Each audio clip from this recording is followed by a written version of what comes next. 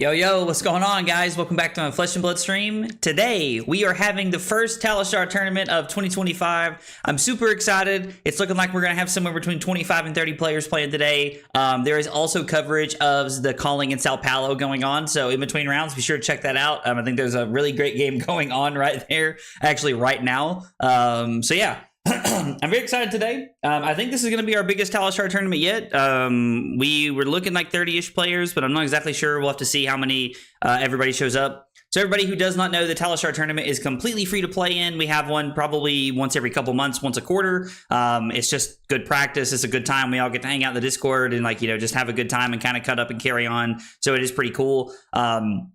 On a side note, I did go to a skirmish last night. It's the only one of the season I'm going to get to go to, so thankfully it went well. I ended up losing in top 4 to the Aurora Mirror, and I ended up getting all 3 of my channels last night, so that was kind of cool. Somebody didn't want theirs, and I traded them for theirs, and then buying one from somebody else. So I've already got 3 of my channels, which is pretty fun. I like having them. I can't wait to play them in Icelander and Living Legend at some point in time. So anyway.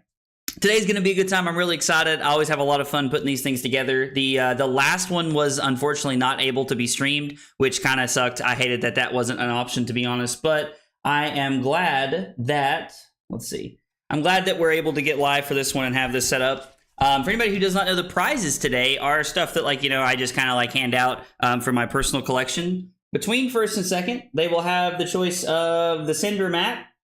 We have the Cinder Mat going on today. And then you pair that Cinder Mat with a couple copies of Scarf for a Scarf. Oh, try to get the glare off of them there. But yeah, a couple copies of Scarf for a Scarf. This will be one of the prizes that we're giving out today for first and second place. So apparently these Scarf for Scarves are pretty expensive. I had no idea. I just kind of enjoy giving them away and being able to, hand them out as a content creator. It's pretty cool.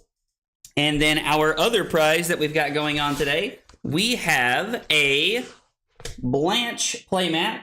Again, another one from RTN season, ProQuest season, I think this was ProQuest season. So we've got a Blanche mat and a Cinder mat, and then we've also got 2 copies of Scarf for second place as well today. So should be a good time. It's going to be some good games. PT London is right around the corner, so I think a lot of people are kind of hoping to get some testing, some reps in today to kind of see how it goes. We normally get a lot of very competitive people in the tournament, so they're always a good time. But what I'm going to do, we're going to take a small break here. I am going to take a small break. We're going to get the tournament set up, and then when we come back, it'll be right at 1 p.m. So here in about 7 or 8 minutes, we will come back, and I will have round 1. So enjoy Sao Paulo for a few minutes, and I'll be right back, guys. Thanks for hanging out today.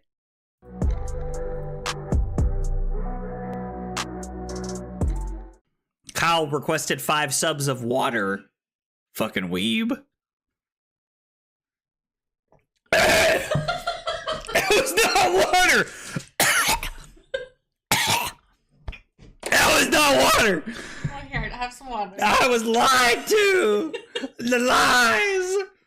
Yo, only 4 cups? Listen at this man. That is 4 full cups, Cusco.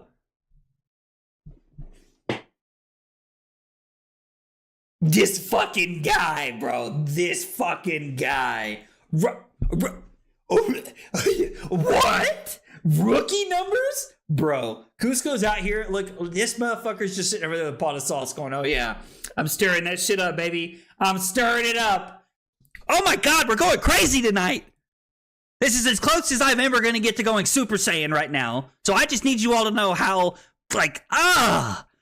back-to-back Command & Conquer pummel turns in back-to-back games. And you know what? Just like Leonardo DiCaprio. I'm not fucking leaving! That's right! This is the kind of content we're looking for right here. The fab tutorials that blow your mind. Blow your mind. The recipe is literally just vodka and Sprite and some Mio. You know, it's the water flavoring things? The little, squirt. You, squirt the little water in. You squirt the little juice in the water, and then it's oh, num, num, num, num, num. This is so good. That's what it is. That's the secret sauce. I just crammed them all in my mouth. My God, this hand is dog water. Absolute dog water. I lied. You definitely did.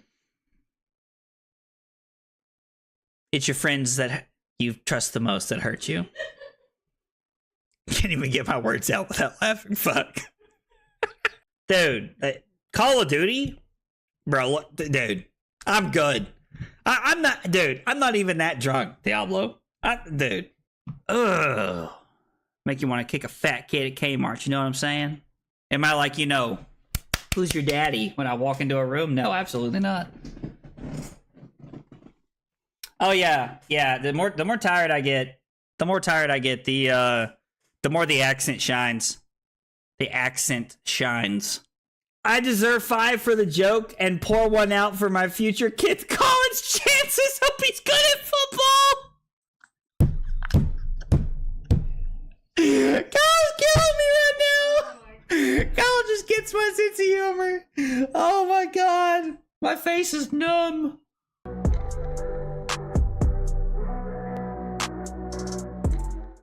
Kyle requested 5 subs of water.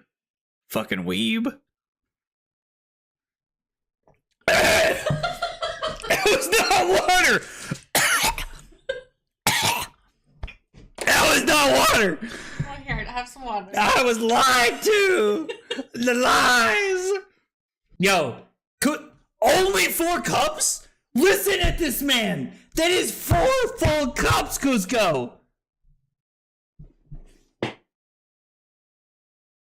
This fucking guy, bro. This fucking guy. What? Rookie numbers? Bro, Cusco's out here. Look, this motherfucker's just sitting over there with a pot of sauce going, oh yeah, I'm stirring that shit up, baby. I'm stirring it up. Oh my god, we're going crazy tonight. This is as close as I'm ever going to get to going Super Saiyan right now. So I just need you all to know how, back-to-back Command & Conquer Pummel turns in back-to-back games! Ah! And you know what? Just like Leonardo DiCaprio. I'm not fucking leaving! That's right! This is the kind of content we're looking for right here. The fab tutorials that blow your mind. Blow your mind. The recipe is literally just vodka and Sprite and some Mio. You know, it's the water flavoring things. You know, like the little squirt. You squirt the little water in. You squirt the little juice in the water, and then it's like, oh, num. This is so good. That's what it is. That's the secret sauce. I just crammed them all in my mouth. My God, this hand is dog water. Absolute dog water. I lied. You definitely did. It's your friends that you trust the most that hurt you. Can't even get my words out without laughing. Fuck. Dude, Call of Duty? Bro, dude, I'm good. I'm not even that drunk, Diablo. Dude. Ugh. Make you want to kick a fat kid at Kmart, you know what I'm saying?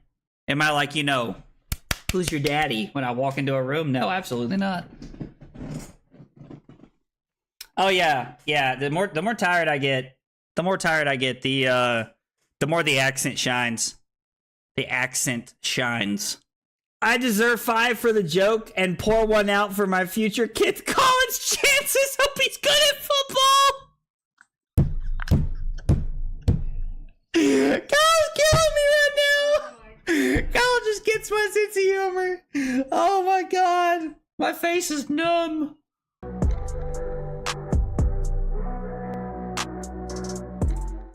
Kyle requested 5 subs of water. Fucking weeb. It was not water. That was not water. Oh, here, have some water. I was lied to. The lies. Yo, only 4 cups? Listen at this man. That is 4 full cups, Cusco.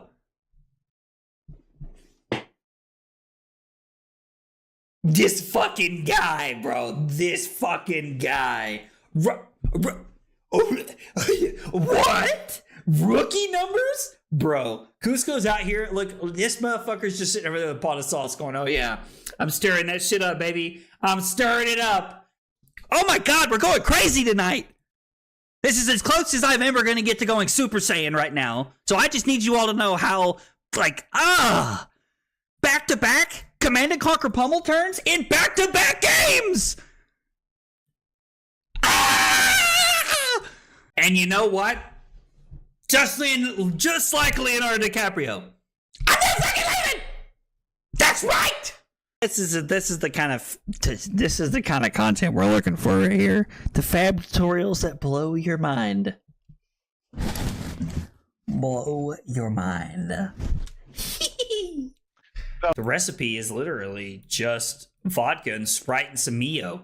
You know, it's the water flavoring things. You know, like the little squirt.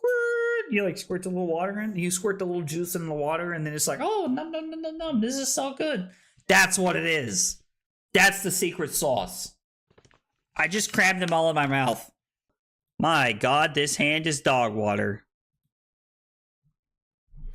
Absolute dog water. I lied. You definitely did. It's your friends that you trust the most that hurt you. Can't even get my words out without laughing. Fuck. Dude, Call of Duty? Bro, look, dude, I'm good. I'm not even that drunk, Diablo. Dude. Ugh. Make you want to kick a fat kid at Kmart, you know what I'm saying? Am I like, who's your daddy when I walk into a room? No, absolutely not. Oh yeah. The more tired I get, the more the accent shines.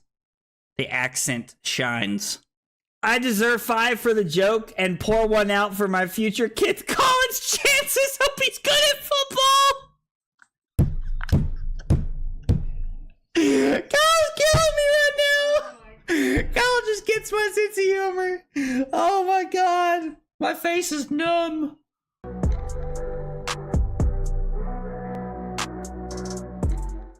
Kyle requested 5 subs of water. Fucking weeb.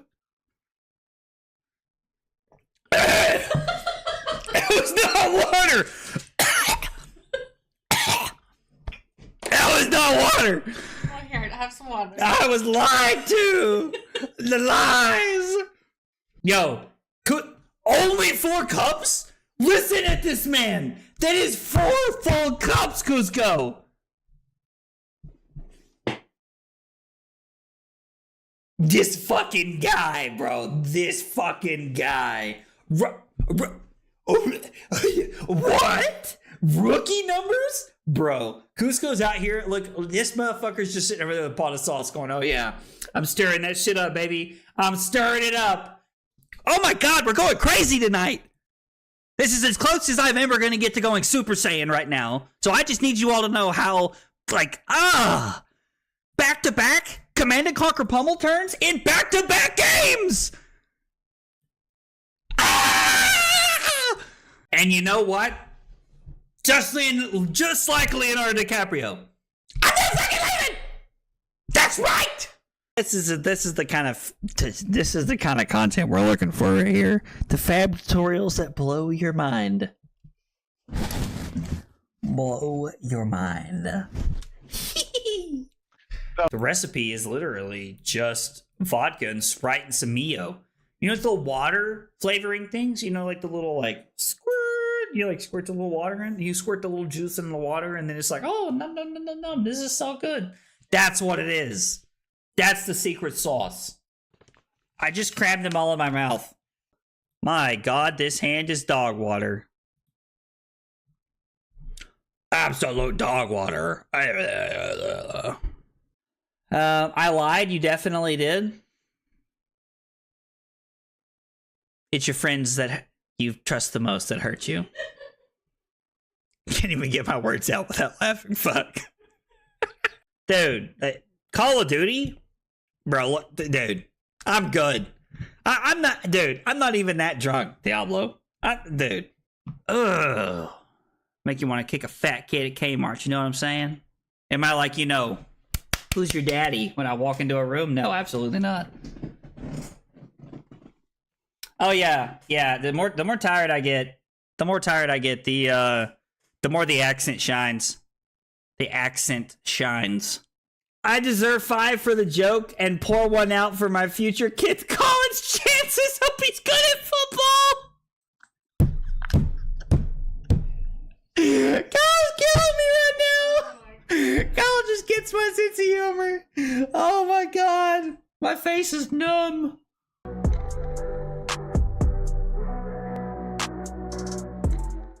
Kyle requested 5 subs of water. Fucking weeb. It was not water. That was not water. Oh, here, have some water. I was lied to. The lies. Yo, only 4 cups? Listen at this man. That is 4 full cups, Cusco.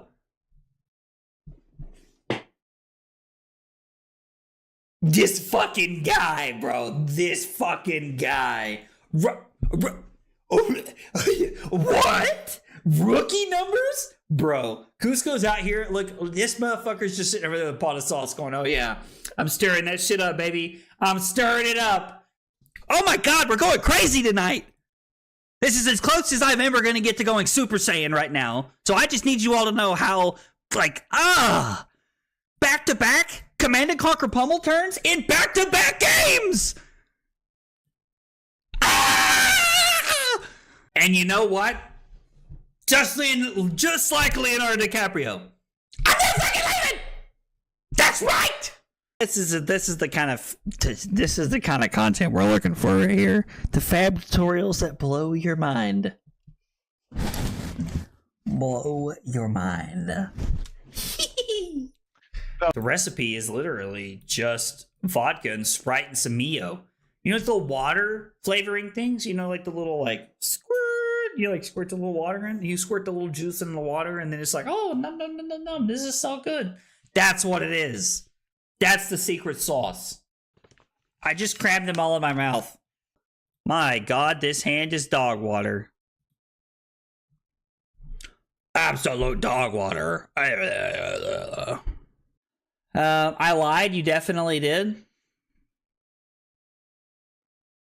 It's your friends that you trust the most that hurt you. Can't even get my words out without laughing. Fuck. Dude, Call of Duty? Bro, dude, I'm good. I'm not even that drunk, Diablo. Dude. Ugh. Make you want to kick a fat kid at Kmart, you know what I'm saying? Am I like, who's your daddy when I walk into a room? No, absolutely not. Oh yeah, the more tired I get, the more the accent shines. The accent shines. I deserve 5 for the joke and pour 1 out for my future kid's college chances. Hope he's good at football. Kyle's killing me right now. Kyle just gets my sense of humor. Oh my god, my face is numb.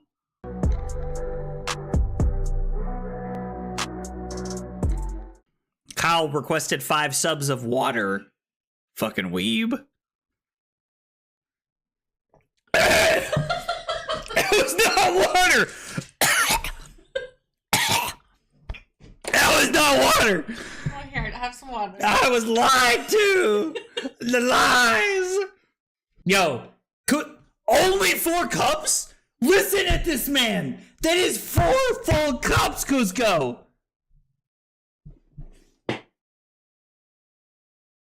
This fucking guy, bro. This fucking guy. What? Rookie numbers? Bro, Cusco's out here. Look, this motherfucker's just sitting over there with a pot of sauce going, oh yeah, I'm stirring that shit up, baby. I'm stirring it up. Oh my god, we're going crazy tonight. This is as close as I'm ever going to get to going Super Saiyan right now. So I just need you all to know how, back-to-back Command & Conquer pummel turns in back-to-back games! And you know what? Just like Leonardo DiCaprio. I'm not fucking leaving! That's right! This is the kind of content we're looking for right here. The fab tutorials that blow your mind. Blow your mind. The recipe is literally just vodka and Sprite and some Mio. You know, it's the water flavoring things. You know, like the little like squirt. You like squirt the little water in. You squirt the little juice in the water, and then it's like, oh, no, this is so good. That's what it is. That's the secret sauce. I just crammed them all in my mouth. My God, this hand is dog water. Absolute dog water. I lied. You definitely did. It's your friends that you trust the most that hurt you. Can't even get my words out without laughing. Fuck. Dude, Call of Duty? Bro, look, dude, I'm good. I'm not even that drunk, Diablo. Dude. Ugh. Make you want to kick a fat kid at Kmart, you know what I'm saying? Am I like, you know, who's your daddy when I walk into a room? No, absolutely not. Oh yeah. The more tired I get, the more the accent shines. The accent shines. I deserve 5 for the joke and pour 1 out for my future kid's college chances. Hope he's good at football. Kyle's killing me right now. Kyle just gets my sense of humor. Oh my God. My face is numb.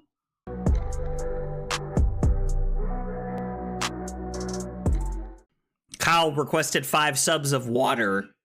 Fucking weeb. That was not water. That was not water. Oh, here, have some water. I was lied to. The lies. Yo, only 4 cups? Listen at this man. That is 4 full cups, Cusco.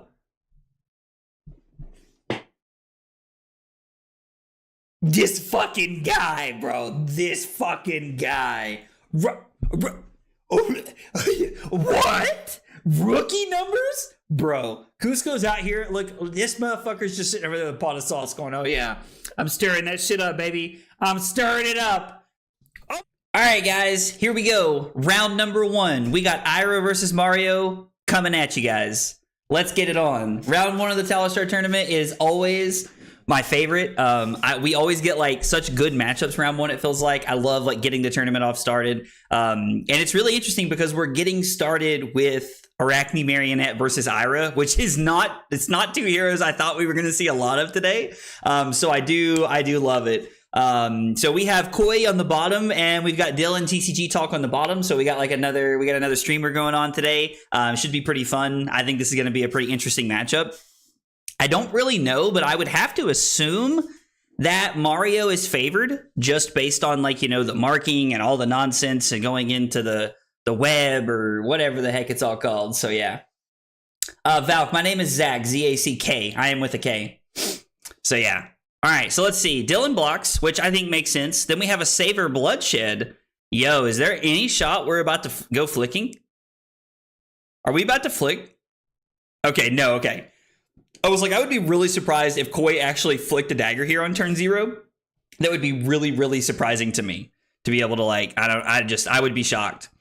All right, so we start off with the Kodachi, which makes sense. Kodachi for 2 because of Ira, which is really cool. I really like to see that, to be honest.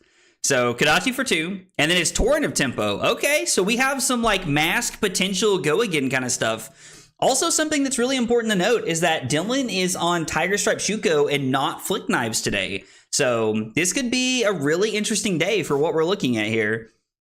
I know that Dylan really likes the, you know, ninjas, Katsu, Ira kind of stuff, so I'm not super surprised that that's what he's playing today. But it should be fun today.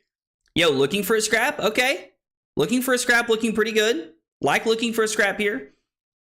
You know, when both players are just as high as they are in life total, you know, these 1-for-5s with Go again are pretty sweet. I don't know what Koi has in their arsenal, but we're probably looking for a scrap into Dagger here to try to be able to mark. Yep, absolutely. So the Dagger here trying to set up that mark, trying to get that void, the web, whatever it's called. So, oh, okay. Yo, Codex to follow it up. I was not expecting. Codex looking pretty good though. Trying to turn off those Kodachis for the turn, looking pretty solid. And still setting up that 5-card hand. Yo, Dylan just throwing a Rushing River for 0 has to feel pretty bad. I feel like that is like the bad beat story of Ira if I've ever seen one for sure. Shuko Invest is interesting. I do agree, Scoop. Yo, Simon, what's up, dude? How are you, buddy? Wants to keep a 5-card hand versus Disruption galore. I mean, yeah, listen, it doesn't work out that way very often, random. All right, so let's see. So, okay. So we've got yellow into Tunic and red. We're really trying to set up the mark here. I was like, Koi's really leaning into trying to get that Dagger turned online. Mark of the Black Widow for 4. Okay, and we're really seeing why right here. Black Widow is from hand, right? Black Widow's from hand? Yeah, that's what I thought. Oh, and we have the Shred? Yo, so we're going to get an extra card out of Dylan's hand. We're not going to be able to, like, transform. We're not going to be rolling any dice today, although it's on Talishar. We're never really rolling dice, are we, I guess? But still, starting off pretty cool here. I really like the yellow Shred there. The yellow Shred looking really good against that Flick Flag. And then it's going to be Kodachi. All right. So Dylan trying to get set up here. Are we going to go Kodachi for 2? We are going to go for Kodachi for 2. I wonder if Dylan's plan today is just Kodachi 1 for 5. Like, if that's his entire game plan today, is just to try to outvalue, like, old school Ira. Man, Ira got hurt so bad by the needle ban. Like, the needle ban was pretty bad, right? I mean, don't get me wrong. Like, I think it was healthy for the game that they got rid of needle when they did. But at the same time, it still feels bad, right? All right, so Kodachi. We got 2 chain links here. Sound the alarm. Yo, Dylan coming in with the rare from the Hunted here. Yo, I'm surprised to see this card's making the cut. I kind of like it, though. All right, let's see. We had a Sink Below, a Looking for a Scrap, a Command and Conquer, and a Reaper's Call is what was in Koi's hand. So we're going to give Sink Below. A card was put on the bottom of the deck. I imagine that Koi kept the Command and Conquer just because I was like he's going to get the mass, so we're going to Arsenal here off Ira, more than likely. So, oh, Dylan chose not to Arsenal. I wonder if Dylan drew a bad blue, or if Dylan is, like, trying to have, like, the, like, foresight here to be like, you know what? No. Like, I know you got the Command and Conquer. I'm not going to give you the free value from it here. Give us another ninja weapon? Already, Valk? Already? So, okay, so you do like Sound the Alarm? I know you've been playing a lot of Ira, Simon, so it's like, as someone who's not played a ton of Ira, I'm going to take your word for it, because I don't know too much about Ira. But, I mean, I've heard a lot of people say really good things about Sound the Alarm. Okay, so we put the Stealth card on the bottom with our Sink, and then it's Reaper's Call into Command and Conquer here. Dylan choosing to take some damage, actually, instead of letting Koi go into, like, the Void or the Web or whatever it's called. I can never remember. I can't remember. The Brood, that's what it's called, right? Yeah, the Brood, I think. That word sounds better to me in my brain as I'm talking about it out loud here. All right, so Dylan doing, Ira stuff. Kodachi. Starting with the Kodachis, just letting him have it. All right, so Koi takes the damage down to 32. Bittering Thorns for 5, looking solid. So now we're starting to see some more of those, like mid-range offensive cards, coming from Dylan, which I really like.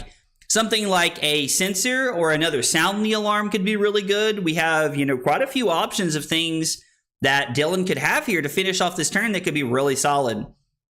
I also think it's really good to mention that, it's really good to force Koi to block here, because Bittering Thorns is a 1 for 5 that basically has an on-hit effect of 1 for 6. Bittering Thorns did a great job in 5 for a long time, and now seeing a lot of play in Ira. Interesting. So no mask here. No mask trigger here. All right. Interesting. I would have assumed that we wanted to throw our last card there, but it's probably more likely that Dylan had like a defense reaction he wants to Arsenal. Kiss of Death. This is a scary, scary way for Koi to be able to start this turn out here.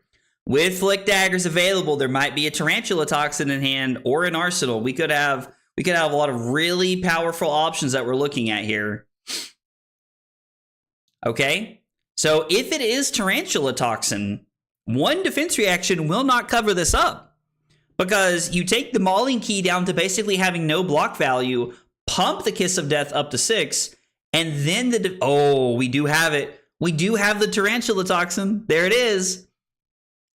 Flick Knives to mark you as well, meaning that we're going to get the Arachne Marionette text of this being for 7 and it being on hit go again. Into the Command and Conquer. Wow. Man, Koi is really putting together some powerful turns here.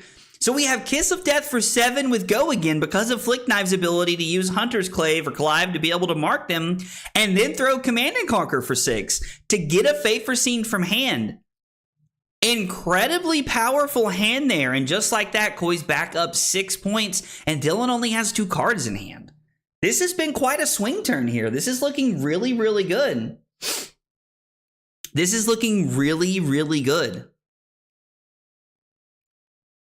Hey, Dennis, good question, buddy. If you guys don't have opponents, you guys can just report it as a win after 10 to 15 minutes, and then we'll make sure we get them dropped after this round. Thanks for asking, though, Dennis. Good question. All right, so Kodachi for 1 into Kodachi for 2. Ira's signature move, it feels like. Although I feel like Ira's signature move is Kodachi for 1 into Needle for 3 is more accurate, but still, this looks pretty good here.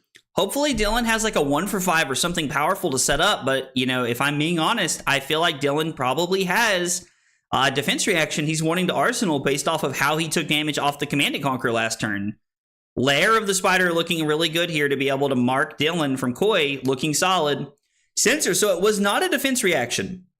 So Dylan did not value the ability to keep Fate Foreseen overthrowing a Censor. Interesting. I would have thought that the defense reaction carried more value in this matchup with all of the disruption that Koi has to offer throughout the course of the game. So I have to say I'm a little surprised here with what we're seeing. A little surprised. We're going to get a 1-card block. Looks like reactions maybe. Just a 1-card block from Koi. I wonder if Koi's willing to go down to 22 here and say, you know what? If you can name it, you can name it. Oh, here we go. All right, so Koi down to 22. Dylan gets to name a card. I'm really intrigued to see what he would name. Codex of Frailty is a very solid choice. You're protecting yourself from the fact that you don't really have an arsenal right now, so it makes a lot of sense. Pick up the point looking really good, being able to get that Hunter's Clave back from the graveyard here, being able to use that re-equip text. Can't remember what's called off the top of my head. What is it? No, it's gone. No! Retrieve. Retrieve is the word I'm looking for. Okay, so Hunter's Clive, after the pick up the point, Dylan down to 16, saying no blocks here, using Tunic very effectively for Koi, and we do see the Codex of Frailty being pitched here, actually. Can't help but wonder what's in Koi's arsenal, and would he have been able to make a really big play here with the Codex of Frailty? Justin said, I'm surprised they didn't snaps to be able to use Flick Knives on the Kiss of Death that one turn. That would have been a really good play to be able to push some extra damage. But I think that Koi might be trying to save the Snapdragon Scalers for a turn when there's a little bit more of a brick effect going on. All right, so again, Kodachi, and there it is, Lair of the Spider, being able to mark Dylan at instant speed. Sound the Alarm, though, looking really good here. No mask trigger, but Sound the Alarm looking really good. Koi has a blue Mark of the Black Widow, a Death Touch, and an Art of Desire body. Interesting hand. I'm curious to see how we play this one out. Is there any chance that it is Hunter's Clave pitching the blue into our arsenal? No. So we must have a reaction here. So Koi is choosing to say that the Mark of the Black Widow, even at blue, with more than likely the reaction that he has in arsenal, is going to be enough to not really want to throw the Hunter's Clive here. That Lair of the Spider really doing work by being able to mark Dylan on Dylan's turn. Just a Nick looking very, very powerful here.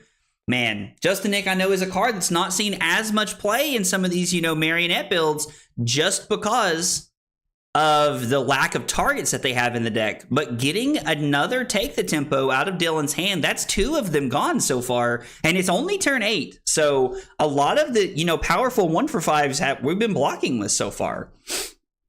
All right, so it's going to be Kodachi. Dylan does use Blood Splattered Vest here to be able to gain a resource. So then it's going to be Kodachi for 2, and you can't help but think that this probably means it's going to be Command & Conquer on the back here. Yep, Command & Conquer on the back makes a lot of sense. Really trying to force that mask trigger and try to, really get a lot of damage going here. Part of me wonders if maybe it would have been better to go Kodachi for 1 into Command & Conquer for 7, maybe. That breakpoint on the, Arsenal Disruption could be really, really good right here. But we'll see how Koi defends and what Koi has going on here. Because without any resources floating, there's not really any tricks or anything that Dylan could use unless we're on like a lunging press or a nip at the heels from the new set, The Hunted here. Could be really, really interesting. Could be something really fun that we could see come off the back here of some of the cards that Dylan might be playing. Nip at the Hills would be really interesting. I doubt it, but it would be really, really interesting. All right, so Koi just kind of having a think here. Just kind of taking a moment to kind of let the turn set in. These players have plenty of time. We're only 16 minutes into our round here. Really just making sure that they're evaluating all their options here, which I think is a smart play. I do enjoy that you get to see the current player is inactive based off of Talishar standards, but since we're playing in the tournament today, there is no claim victory. There is none of that nonsense today. Absolutely not. So we're just having to think here. And if you're Dylan, what do you think, Koi's really thinking about? What are we in the tank about here? There's a lot of 3 blocks in the assassin class. There's a lot of, good mid-rangey effects here. Blocking with Command & Conquer from their hand. I don't know how many Command & Conquers that is that Koi's played now. That's the 3rd one. Have to say I'm a little surprised to see the Command & Conquer come out there.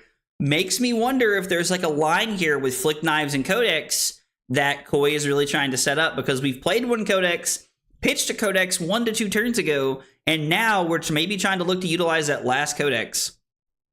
Giving up 2 pieces of Arsenal Disruption. Interesting. Infiltrate coming in for 3. Infiltrate, not exactly the card that I was thinking it was going to be here. I mean, Infiltrate's not a bad card, but it's also not exactly something to write home about here. Getting the cut through does look pretty good, though. And you have had a dagger hit, so this should be for 4. Wow, what a hit off the top of the deck. Just kidding, everybody ignore me. The cut through looking really solid off the top into the Death Touch. So I'm really curious to know if Koi was willing to spin Snapdragon Scalers, if Dylan had a 0 for 4 defense reaction there to be able to cover it all up. Or maybe it was just going to be Stains of the Redback to be able to push over the Infiltrate there. Interesting hand. So Koi's hand was all reds. We see very quickly why Koi was willing to give up the Command & Conquer there. Dylan blocking with a card from hand, his chest, and the arm piece there. Seeing Shuko and the Blood Splattered Vest eat the dust there to be able to try and protect Dylan's life total, because Death Touch, when you're at 6, it is lethal. And on top of that, if for some reason Koi did decide to give a Blood Rot Pox token, we could be looking really close to the end of the game here. This has been a very good back and forth. 9 turns. Koi saying no blocks has to be a pretty frightening thing. That would scare me personally. Pick up the point, pitching a blue. Every time that Koi has flicked a dagger, we have had a pick up the point in the following hand. You're really seeing a lot of value off of this retrieve mechanic here. And Dylan just throwing the farm here over the last 2 turns. But the Tarantula Toxin to come over the double Tarantula Toxin. Oh my gosh. Okay, there is a sink below. I was like, you're telling me that this is how we're going to win. This is how the game ends off the back of double Tarantula Toxin on a Hunter's Clive. Did not see that one coming. Dylan just down to 4. Koi flips into Black Widow. Things are coming up Koi right now. Everything's kind of coming up Koi right now. Being able to flip into Black Widow when you're kind of already winning the mid-range battle is really good here. Plus, it means that Koi is able to save the Mask of Deceit for another turn to be able to put something really good together here. Tarantula Toxin is a very powerful card, and we're seeing the power of Ira here and Cut Through. Cut Through being a 0 for 5 right now when you pair it with the fact that the Kadachi hit and the Ira text box. Being a 0 for 5 is very powerful, especially when your opponent's only at 8. Which leads me to believe that Dylan could very potentially have a solid 1 for 5 here. Dylan could have another Command and Conquer he wants to follow this up with. Maybe there's an Erase Face. I'm not exactly sure on all the 2 for 6s that are played inside of Ira, but we could definitely see a very, very powerful turn right here. Again, Koi realizing that they have plenty of time, taking a breath, making sure they're looking at all their options. It feels like Koi is in the driver's seat right now, and I think Koi's just kind of making sure that, we're not going to lose to something. I am very surprised to see Mask of Deceit here. I wonder if we're going to flip or if this is just a block 2. Since Dylan is marked, they do get to pick. Koi does have the choice here of picking exactly which Arachne, and it's going to be Tarantula. This is when a dagger hits, they lose a life. Okay, so you're going to have to give at least 1 card here, Koi, just to stay alive. Give a card here to go down to 2 and play a 3-card hand with Tarantula here. I am very surprised to see Tarantula here as the pick, and I think this gives target dagger +3. Okay, so we're blocking with a Savor Bloodshed. No, just kidding. We're thinking about our blocks here a little bit. Koi, again, assessing the battlefield, making sure that they have what they want here, as there's a lot of tools that could be very powerful in Koi's hand. So we're blocking with a Shred, and we're going to keep the Savor Bloodshed. I am inclined to agree that the Savor Bloodshed probably has more value here. Flick Knives basically guarantees that Dylan is at 2 this turn. Hunter's Clave for 5 is really, really powerful. We're going to see 2 cards here from Dylan, I imagine. We cannot let this hit. A Tarantula Toxin here probably just ends the game. Would be the 3rd one here. Okay, Tunic into the other's Hunter's Clave is really powerful. If Dylan takes this, he goes to 2, which means he's dead to Flick Knives. So Koi gets to draw a card. Tarantula puts Dylan down to 2. Okay, I think there was some realization there of what happens, the implications of what's going to happen there, I think is really kind of set in there. So now Dylan falls down to 2. Koi draws a card anyway. What does Koi have to follow this up with? Pick up the point, not retrieving here, and the 0 for 3 is going to finish off the game here. And Koi was able to take it there at the end. Let's jump over and see if we can get a quick interview with our players here. They might still be hanging out at the table talking about the game. Ira on Mario. It's a little, I think, like I always say in a fair game, right? Because Mario can just do really dumb stuff. But in a fair game, I think it's slightly Ira favored. But I don't think it's I really don't think it's that crazy. Because Mario's just starting to get smart and realize that you just play around dagger the whole time. And not try to play around 5 attack reactions in your hand. Oh, yeah. So once Mario's have pivoted to more of a dagger focused strategy, which I can tell you're doing with the Orb Weavers, then it becomes a lot more 50-50. Before it was really Ira favored when they were just trying to stack a giant attack, but now it's not. So guys, that was a great match to watch. I really enjoyed it there. I was like, there was a lot of back and forth. I saw the undo there at the end. I assume there at the end, Dylan, you kind of forgot about the tarantula text. The second I said no blocks, and he was like, "Do you want to undo?" I was like, "Yes, please."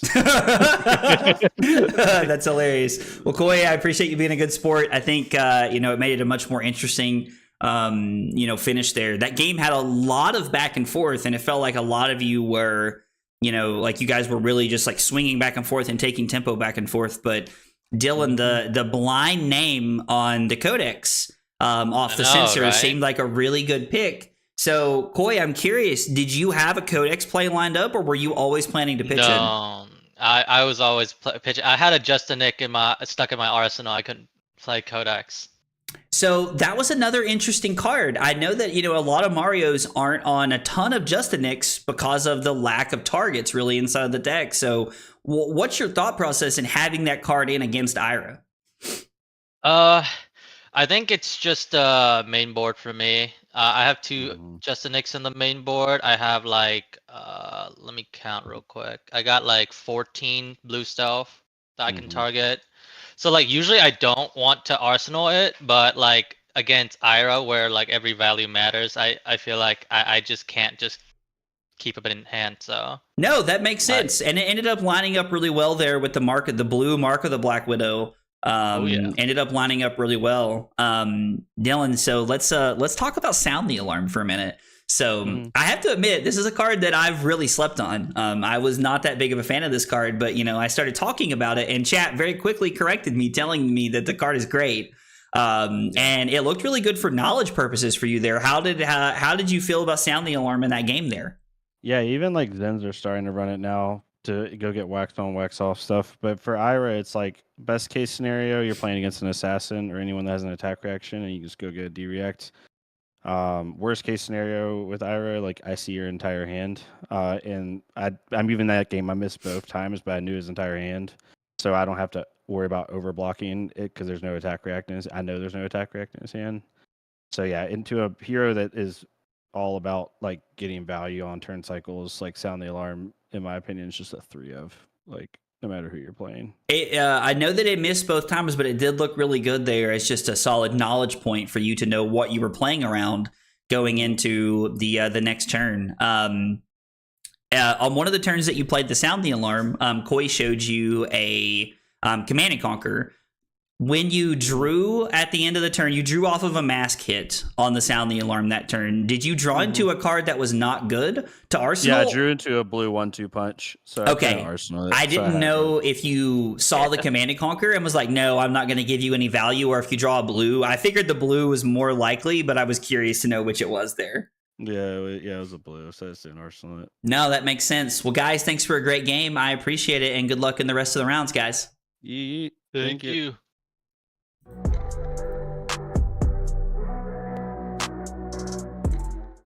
Kyle requested 5 subs of water.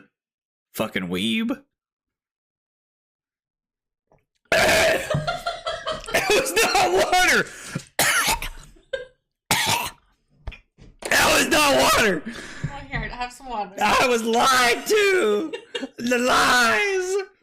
Yo, only 4 cups? Listen at this man. That is 4 full cups, Cusco.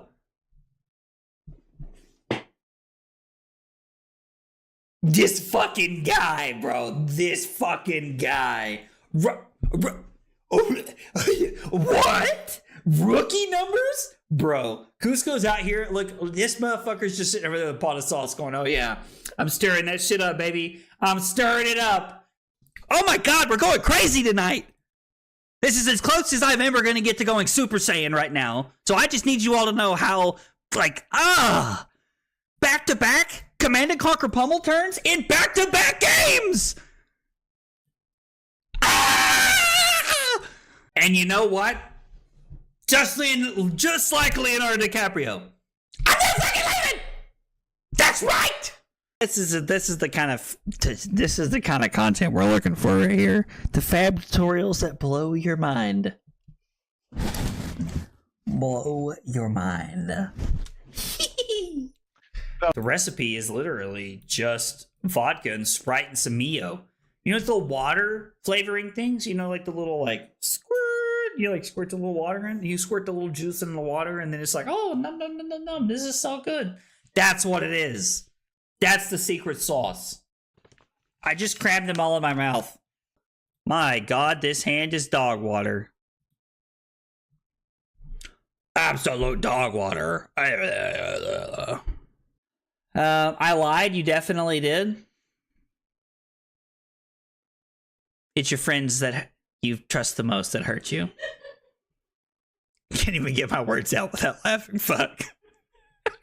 Dude, Call of Duty? Bro, dude, I'm good. I'm not even that drunk, Diablo. Dude. Ugh.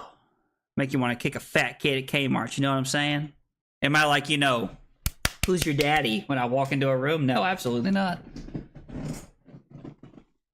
Oh yeah. The more tired I get, the more the accent shines. The accent shines. I deserve 5 for the joke and pour 1 out for my future kid's college chances. Hope he's good at football. Kyle's killing me right now. Kyle just gets my sense of humor. Oh my god. My face is numb.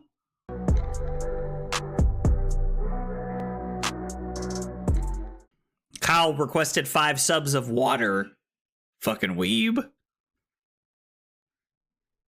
It was not water.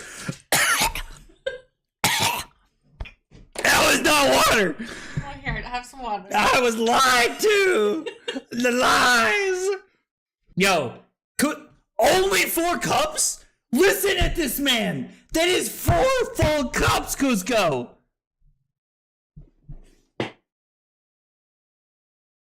This fucking guy, bro. This fucking guy. What? Rookie numbers? Bro, Cusco's out here. Look, this motherfucker's just sitting over there with a pot of sauce going, oh yeah, I'm stirring that shit up, baby. I'm stirring it up. Oh my god, we're going crazy tonight. This is as close as I'm ever going to get to going Super Saiyan right now. So I just need you all to know how, back-to-back Command & Conquer pummel turns in back-to-back games! And okay, guys, we had a small break. We have a backup feature match here for you guys. We have Florian versus Arachne slip through the cracks. We have Aaron playing Slippy on the bottom, and we have Henry up top playing Florian. They are 11 turns in, and they're still both at 20 or better. It is going to be a long haul here. We're going to have a solid minute of this game going on. I do enjoy seeing that, well, I guess I was going to say that, Henry has a channel the Millennium Tree out, but Had is more accurate. And then we're just looking at a Leave No Witnesses here from Aaron. And let's see. Henry almost has the Florian Mordred-tide on a stick ability turned on here. We're just kind of it looks like we're just kind of playing through the mid game. And it is interesting because, Henry's up on cards just a little bit here. So we're seeing that, Henry might be winning some of the fatigue game here as far as what we're looking at, although it's not by a lot. I don't really know that this game will go to fatigue. I mean, with, Henry having a 4-card hand, this could very, very easily be a pummel. There could be a lot of really solid options here, although the fact that Henry is pitching a red to start his turn makes me think this probably isn't going to be a pummel on this turn cycle, but interesting. We are looking at 5 rounds today. There's going to be 5 rounds. All right, so let's see. So we're pitching 2 reds. We have a Channel the Millennium Tree and a Command & Conquer for Plow Under. And this allows Henry to be able to turn on Florian. So now Mordred-tide on a stick is turned on for the rest of the game, which is really, really powerful. And we're going to see, all right, no defense reaction. So Aaron just falls down to 16, choosing to keep a 3-card hand to try and apply pressure. But the other thing of note here is that Aaron does not have a dagger. There is no dagger on the side of Aaron right now, which is really interesting. Could make for a pretty odd game. I wonder if Aaron's on any of the retrieve cards here. Let's see. So we have, up sticks and run makes a lot of sense. Razor Reflex is kind of spicy. Nerve Scalpel was the 1 dagger of choice here. So we're seeing kind of like a lot of the options here. Okay, let's go. Henry gonna block with the Canopy Shelter here. And gonna make 2 mites for his trouble here. So Henry really getting a lot of value out of that Canopy Shelter. Just a Nick incoming. And Spike with Frailty. So 2 really powerful reactions here looking solid. This Art of Desire Mind is now coming in for 9, being blocked 2, and we have a Frailty and a Banish from Justin Nick and Banish from Art of Desire Mind with the on-hit effect there. Do we get a blue? We do get a blue. Aaron does them in the right order, gets the blue, banishes a Plow Under, and still gets an Arsenal, tying it up at 17 all. Really powerful turn for Aaron there. Really seeing the power of some of these attack reactions in the Arachne Slip Through the Cracks deck. Looking really, really strong. Hey, James, how are you, buddy? Event's going well, man. Event's going well. Got smoked by Bonds of Agony for 15 plus flicks. Exact lethal. Ugh, that's tough, Trent. I'm sorry, Trent. Hey, Josh, what's up, man? How are you, buddy? All right, so we're looking at E-Strike for 7 go again because of the 2 Might tokens. And then we're probably going to follow this up with 2 Rune Chants. Oh, no, just kidding. We're following this up with a Felling of the Crown for 7. Oh, my gosh. Henry has taken no prisoners today. Absolutely insane. E-Strike for 7 into Felling for 7. When Aaron's only at 10 is really, really powerful. Henry still has a lot of equipment too. Like, we're still looking at a bark skin with no counters on it, well grounded, ready to be used, and we have a Grasp of the Arcanite that only has 1 counter on it. I think we're seeing, this might be where we're seeing Henry really take tempo. Okay, Aaron fell down to 3. This is wild. Okay, Persuasive Prognosis though. Really good card to start off with here. It's looking pretty solid. Looking pretty solid for Aaron. Persuasive Prognosis can really like start to, gain some life, banish some cards, have some really good effects here. I'm curious to know if we get any equipment from Henry on the Persuasive Prognosis turn. Because this has go again, if Aaron is able to banish some cards, he will be able to gain some life here and really pad his life total and then maybe try to extend his turn with the Arachne Slip Through the Cracks text there of giving go again to the Persuasive Prognosis. Okay, so we block with a Swarming Gloomveil. It is worth noting that Slip Through the Cracks does not get the value off Persuasive Prognosis like New does by banishing attack actions or action cards that you block with. So, okay, so we're blocking with Swarming Gloomveil and Bramble Spark here. Really looking to set this up. Although it's pretty interesting if... Okay, so we're blocking 6 here by blocking with Bark Skin and Bramble Spark. Because of the 2 Embodiment of Earth tokens that Florian and the Bark Skin will make here, it's looking really good. This could be a really, really solid defensive stand here for Henry, especially with that padded life total, really trying to make sure that he stays in the driver's seat here.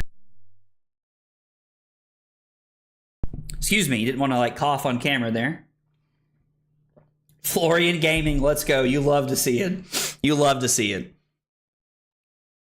Okay. All right, so we end up blocking for 9 here. Interesting. Tarantula Toxin, giving something -3 here. And then Razor's Edge putting this up to 4. And then not being able to come over the top here. Following it up with a Codex, though. Codex looking really good here to be able to go get that Leave No Witnesses. Codex of Frailty still being such a powerhouse of a card. Felling of the Crown going into Arsenal, discarding a Felling of the Crown. I assume we have a non-attack action here to be able to block and cover this up with. No, we do not. Okay. So, still blocking 4 by giving Grasp and the Swarming Gloomveil here. Henry able to protect the Felling of the Crown that's in his arsenal here. If Henry weren't up all the way at 17 right now, I would say this is not looking very good. Aaron did a good job of taking a lot of tempo there, but still, 17 points is a long way to go here for Aaron to win this game. We're also kind of noticing now that Aaron is winning the card advantage battle. Up just a little bit here on cards after, stripping some cards, banishing some cards, doing the whole thing here. All right, so we block 6. Kind of feels like this might have been a bait and switch from Aaron. Yep.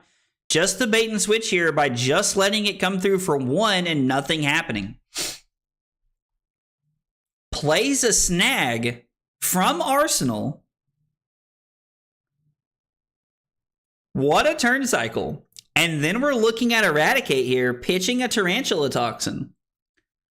So it feels like Aaron probably had some pumps there and might have been able to push the Bonds over the top, but I imagine Henry had a defense reaction. Yep, there's the Shelter. Shelter looking pretty good here. And now Henry, as long as we have a blue in hand, going to be able to throw Felling of the Crown for 8 here, taking a card out of Aaron's hand and then just coming in for 8 when your opponent's at 3. It's over twice the life total here. So Felling of the Crown looking really powerful.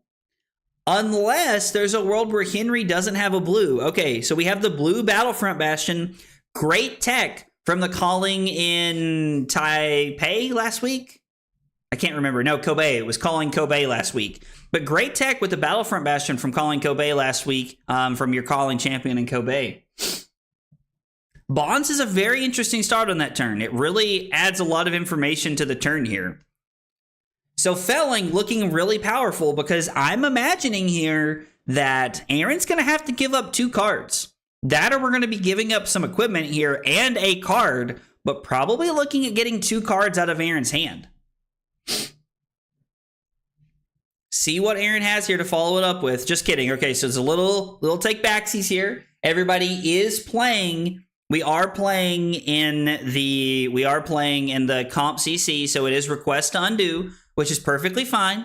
That is perfectly okay. If both of our players agree on that, then it's absolutely fine. We want it to be able to set up this way. We want good games of Flesh and Blood here, so that's what we're looking to see with what we're going to be doing.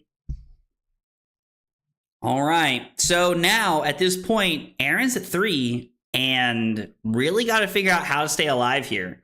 I honestly would not be surprised to see a 3-card block here just to be able to stay at 3. Would not surprise me in the least, but it also kind of depends on what Henry has in his deck, and maybe Aaron's calculating, can I go to 1 here and try to offer up a 2-card hand? I mean, a 1-card hand in an arsenal here. Frailty Trap? Okay, so still blocking 9. Not exactly how we pictured it happening, but blocking 9, keeping a healthy life total, and then maybe just going to Arsenal here. Yep, Aaron just going to Arsenal, set up for next turn, continue to play the patient game here. We are now flipping the game a little bit here where Henry is up on cards. Uh-oh. Uh-oh. Uh-oh. This is not looking good, boys. We're making what, 8 rune chants and a couple of embodiments, I assume? Oh no, it's just the embodiment. It's just the rune chants. So 8 rune chants with anything's probably enough to close the door here on Aaron, I imagine. Bonds of Attraction, a pretty good start here, trying to, get some cards, gain a little bit of life, kind of doing the whole thing here. I agree that going to 1 would be incorrect. I agree that going to 1 would be incorrect, Random, but players make choices sometimes that I question, so it happens all the time. All right, so we have probably both modes from Justinic. Yep, both modes. So we're looking at getting a card off Justinic, and then we're looking at getting a card from Bonds off the top of the deck and out of the graveyard to be able to kind of make that happen a little bit. It is worth noting that at this point in the game, Aaron does not have to be worried about turning on Florian's hero ability because we're way past that point with 14 cards in our Banished Zone, 14 Earth cards in our Banished Zone. Aaron's pretty safe to just kind of let this happen and get whatever he can. Okay, so we get a Bramble Spark. I imagine we'll be getting another red card here, going back up to 4. So Aaron able to pad his life total a little bit here and really try to keep pushing because of Arachne's text. Art of Desire Body. Okay. I am a little surprised we have not seen a retrieve card yet from Aaron, if you want the truth. I kind of figured that we would see an Upstiction run here at some point. No blocks from Henry. Aaron activates Black Tech Whispers, but Henry does have the Rootbound Carapace here. So Rootbound Carapace could really cover this up, looking pretty solid right here. And we are going to decompose to be able to cover this up by 4. Okay, Aaron has no reactions, so this is going to be the end of his turn. So Aaron's now stuck arsenaling a card, and now Henry has 3 cards in an arsenal and 8 rune chants when Aaron's only at 4. It is not looking very good here, boys. That was Tuesday I questioned you, Josh, but yes, I question you all the time. So gonna throw Fruits of the Forest. So at 4, unless there's just multiple reds in hand, it is very feasible that Aaron is gonna survive here. Probably not having many cards in hand, if any, moving into his turn, but still being able to play this out a Poison the Well, and a Snag. 2 no blocks, lining up pretty well there for Aaron, having the blues that don't really, you know, have a lot of value. And a Remembrance to cover up all 8 of the rune chants. Now the question is, do you have another no block in hand? Oh, the Bramble Spark up front. So this is for 8. Wow. So we would have to have a defense reaction in the arsenal here. And now, okay, so they're going back. I think Aaron realized that it's 3 rune chants. It's 3 rune chants, or it's 3 value from the snag. And I think Aaron's deciding that he's going to give the snag to try and stop some of the value there from Fruits of the Forest. No?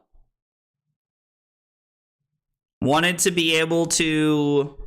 I guess Aaron wanted to be able to... take 1 rune chant here is my thought process. Take 1 rune chant, go down to 3. And then you have to deal with the 8. But with the Remembrance in hand, it doesn't really matter. I'm not really seeing... Oh, okay, the 1 damage from the Bramble Spark being negated by the Tunic counter here, really lining up. And then it is going to be Tunic, Flick Knives, defense reaction from Arsenal, or from hand here, or the game's just over. Okay, Shelter from hand. Okay, so we're looking at blocking 6, take 2, go to 2. Henry has done a really good job of getting the tempo back in his favor. Now, Aaron is winning the card advantage battle a little bit, but this is still looking pretty good for Henry, I think. Even though Aaron's able to get Leave No Witnesses, if Henry does not have a defense reaction, we're still in a world where well grounded, and 1 card covers this up pretty effectively here. I mean, I think that they're letting them take it back because they would like to play the best game here.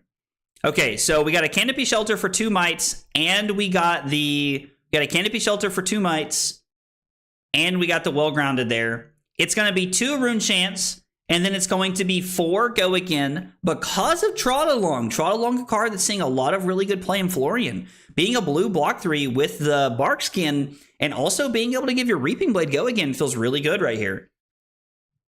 So Aaron pitches a blue to be able to block both the rune chants here. And then we have 4 go again. I assume there's a defense reaction when we say no blocks here. Shelter from Arsenal.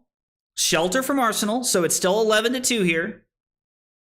Yellow Autumn's Touch, taking 2 cards out of Aaron's hand here, looking pretty good. Okay. So again, if Henry has a hand that can continue to pressure Aaron, he's probably just going to say no blocks to whatever he does. But it doesn't matter because Aaron just passes. Felling of the Crown, looking really powerful. I'm a little surprised here that Henry did not activate Grasp of the Arknight. That is probably because Henry would like to Arsenal here, but still, Grasp of the Arknight, I think just ends the game. I think I really would have liked to have seen a Grasp activation because it probably ends the game, right? I think it would have just ended the game. This also ends the game. Holy cow. Double channel the Millennium Tree to end the game, folks. Talk about it right there. Talk about a way to win right there. Talk about a way to win. Let's see if we can catch up with our players here for just a moment before we roll into our next round. Guys, what an ending to a game there. I have to admit, the double channel the Millennium Tree was not something I saw coming there at the end of the game. Florian's literally my worst matchup. Is it really? And I was like, oh, great. Of course, that's always how it goes. So, yeah. Henry, let me ask you, there at the end, when you threw that last Felling of the Crown, if you had activated Grasp the turn before that, you probably just win the game right there on the spot. Was there a reason you didn't activate Grasp, or was it because you had the tree and you were trying to set up for the kill shot on the following turn? I had tree, so I want to be sure I would kill him with the tree. Okay, yeah, saving it for Arsenal. Yeah. Makes sense. That makes sense. So, Aaron, from your point of view, you said this is like a really bad matchup for you. You know, can you talk me through that a little bit? Like, I don't know enough really about Slip Through the Cracks, so tell me why that's not maybe a great matchup for you. It's just because of the trees mostly, and it's like scoring split damage and everything. A lot of times I have to play I kind of win this matchup, and I have to play very defensively, and I have to time things out a little better. I also drew horribly awkwardly in the beginning of the game. You guys didn't see the beginning. The beginning was very bad for both of us, but it was even worse for me. I had one hand that was, I think was 4 out of 5 was just reactions. So I was just like, oh, okay. So this is the way the game's gonna go. I'm probably gonna lose in the spot right now. the old classic room blade hand. It sounds like. Well, I hate to hear that the game started out rough for you guys, but guys, I really enjoyed the conclusion there. I really appreciate the good game to watch, and good luck to you all in the rest of your rounds. Thank you very much. Guys, we're going to take a small break right here. We're going to get the next round set up. We're going to get a meta breakdown for round 2. And when we come back, we're going to have more Flesh and Blood coming your way. Thanks for hanging out. Stick around, guys.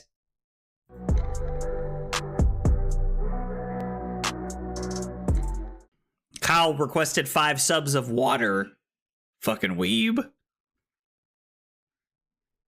It was not water. That was not water. Oh, here, have some water. I was lied to. The lies. Yo, only 4 cups? Listen at this man. That is 4 full cups, Cusco. This fucking guy, bro. This fucking guy. What? Rookie numbers? Bro, Cusco's out here. Look, this motherfucker's just sitting over there with a pot of sauce going, oh yeah, I'm stirring that shit up, baby. I'm stirring it up. Oh my God, we're going crazy tonight. This is as close as I'm ever going to get to going Super Saiyan right now. So I just need you all to know how, back-to-back Command & Conquer Pummel turns in back-to-back games. And you know what? Just like Leonardo DiCaprio. I'm not fucking leaving. That's right. This is the kind of content we're looking for right here. The fab tutorials that blow your mind. Blow your mind. The recipe is literally just vodka and Sprite and some Mio. You know, it's the water flavoring things. You know, like the little squirt. You squirt the little water in. You squirt the little juice in the water, and then it's like, oh, no, this is so good. That's what it is. That's the secret sauce. I just crammed them all in my mouth. My God, this hand is dog water. Absolute dog water. I lied. You definitely did.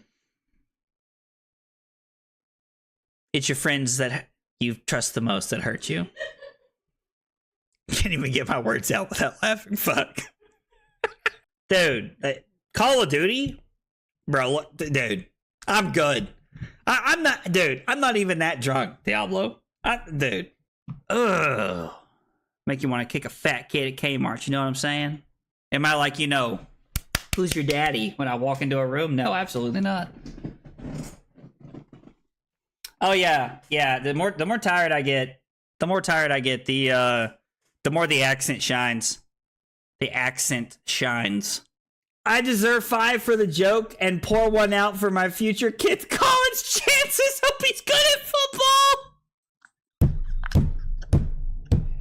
Kyle's killing me right now. Kyle just gets my sense of humor. Oh my God. My face is numb.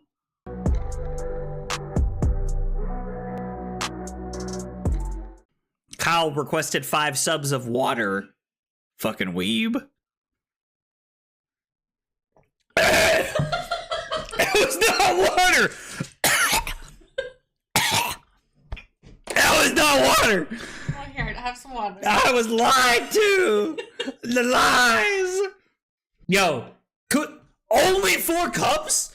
Listen at this man. That is 4 full cups, Cusco.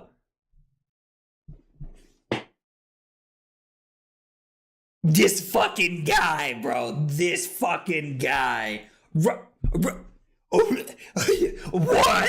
Rookie numbers? Bro, Cusco's out here. Look, this motherfucker's just sitting over there with a pot of sauce going, oh yeah, I'm stirring that shit up, baby. I'm stirring it up. Oh my God, we're going crazy tonight. This is as close as I'm ever going to get to going Super Saiyan right now. So I just need you all to know how, back-to-back Command and Conquer pummel turns in back-to-back games. And you know what? Just like Leonardo DiCaprio. I'm not fucking leaving! That's right! This is the kind of content we're looking for right here. The fab tutorials that blow your mind. Blow your mind. The recipe is literally just vodka and Sprite and some Mio. You know, the water flavoring things? You know, like the little, squirt. You, squirt the little water in. You squirt the little juice in the water, and then it's like, oh, num. This is so good. That's what it is. That's the secret sauce. I just crammed them all in my mouth. My God, this hand is dog water. Absolute dog water. I lied. You definitely did. It's your friends that you trust the most that hurt you. Can't even get my words out without laughing. Fuck. Dude, Call of Duty? Bro, look, dude, I'm good.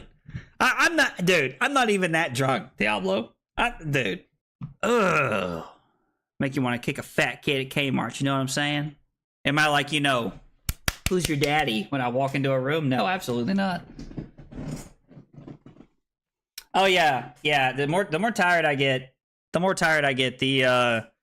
the accent shines. The accent shines. I deserve 5 for the joke and pour 1 out for my future kid's college chances. Hope he's good at football. Kyle's killing me right now. Kyle just gets my sense of humor. Oh my God. My face is numb.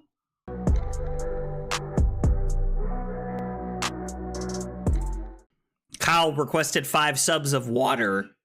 Fucking weeb.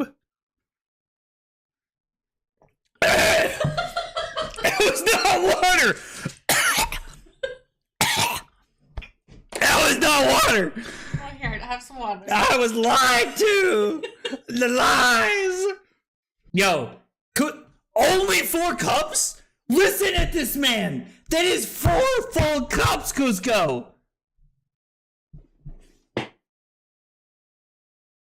This fucking guy, bro. This fucking guy. What? Rookie numbers? Bro, Cusco's out here. Look, this motherfucker's just sitting over there with a pot of sauce going, oh yeah, I'm stirring that shit up, baby. I'm stirring it up. Oh my God, we're going crazy tonight. This is as close as I'm ever going to get to going Super Saiyan right now. So I just need you all to know how, back-to-back Command and Conquer pummel turns in back-to-back games. And you know what? Just like Leonardo DiCaprio. I'm not fucking leaving! That's right! This is the kind of content we're looking for right here. The fab tutorials that blow your mind. Blow your mind. The recipe is literally just vodka and Sprite and some Mio. You know, the water flavoring things? You know, like the little, squirt. You, squirt the little water in. You squirt the little juice in the water, and then it's like, oh, num. This is so good. That's what it is. That's the secret sauce. I just crammed them all in my mouth. My God, this hand is dog water. Absolute dog water. I lied. You definitely did. It's your friends that you trust the most that hurt you. Can't even get my words out without laughing. Fuck. Dude, Call of Duty? Bro, look, dude, I'm good. I'm not even that drunk, Diablo. Dude. Ugh. Make you want to kick a fat kid at Kmart, you know what I'm saying? Am I like, Who's your daddy when I walk into a room? No, absolutely not. Oh yeah, yeah. The more tired I get, the more the accent shines. The accent shines. I deserve 5 for the joke and pour 1 out for my future kid's college chances. Hope he's good at football. Kyle's killing me right now. Kyle just gets my sense of humor. Oh my god. My face is numb.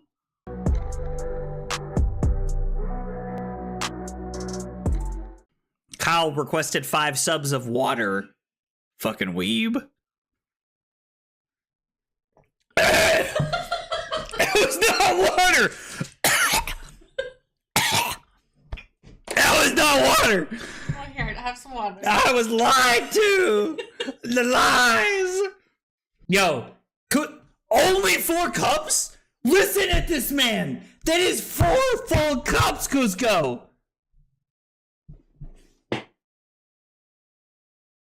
This fucking guy, bro. This fucking guy. What? Rookie numbers? Bro, Cusco's out here. Look, this motherfucker's just sitting over there with a pot of sauce going, oh yeah, I'm stirring that shit up, baby. I'm stirring it up. Oh my god, we're going crazy tonight. This is as close as I'm ever going to get to going Super Saiyan right now. So I just need you all to know how, back-to-back Command and Conquer pummel turns in back-to-back games! Ah! And you know what? Just like Leonardo DiCaprio. I'm not fucking leaving! That's right! This is the kind of content we're looking for right here. The fab tutorials that blow your mind. Blow your mind. The recipe is literally just vodka and Sprite and some Mio. You know, it's the water flavoring things. You know, like the little squirt. You squirt the little water in. You squirt the little juice in the water, and then it's like, oh, no, this is so good. That's what it is. That's the secret sauce. I just crammed them all in my mouth. My God, this hand is dog water. Absolute dog water. I lied. You definitely did. It's your friends that you trust the most that hurt you. Can't even get my words out without laughing. Fuck. Dude, Call of Duty? Bro, look, dude, I'm good. I'm not even that drunk, Diablo. Dude. Ugh. Make you want to kick a fat kid at Kmart, you know what I'm saying? Am I like, who's your daddy when I walk into a room? No, absolutely not. Oh yeah, yeah. The more tired I get, the more the accent shines. The accent shines. I deserve 5 for the joke and pour 1 out for my future kid's college chances. Hope he's good at football. Kyle's killing me right now. Kyle just gets my sense of humor. Oh my god, my face is numb.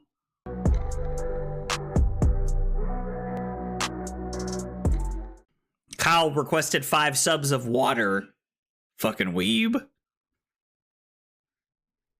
That was not water.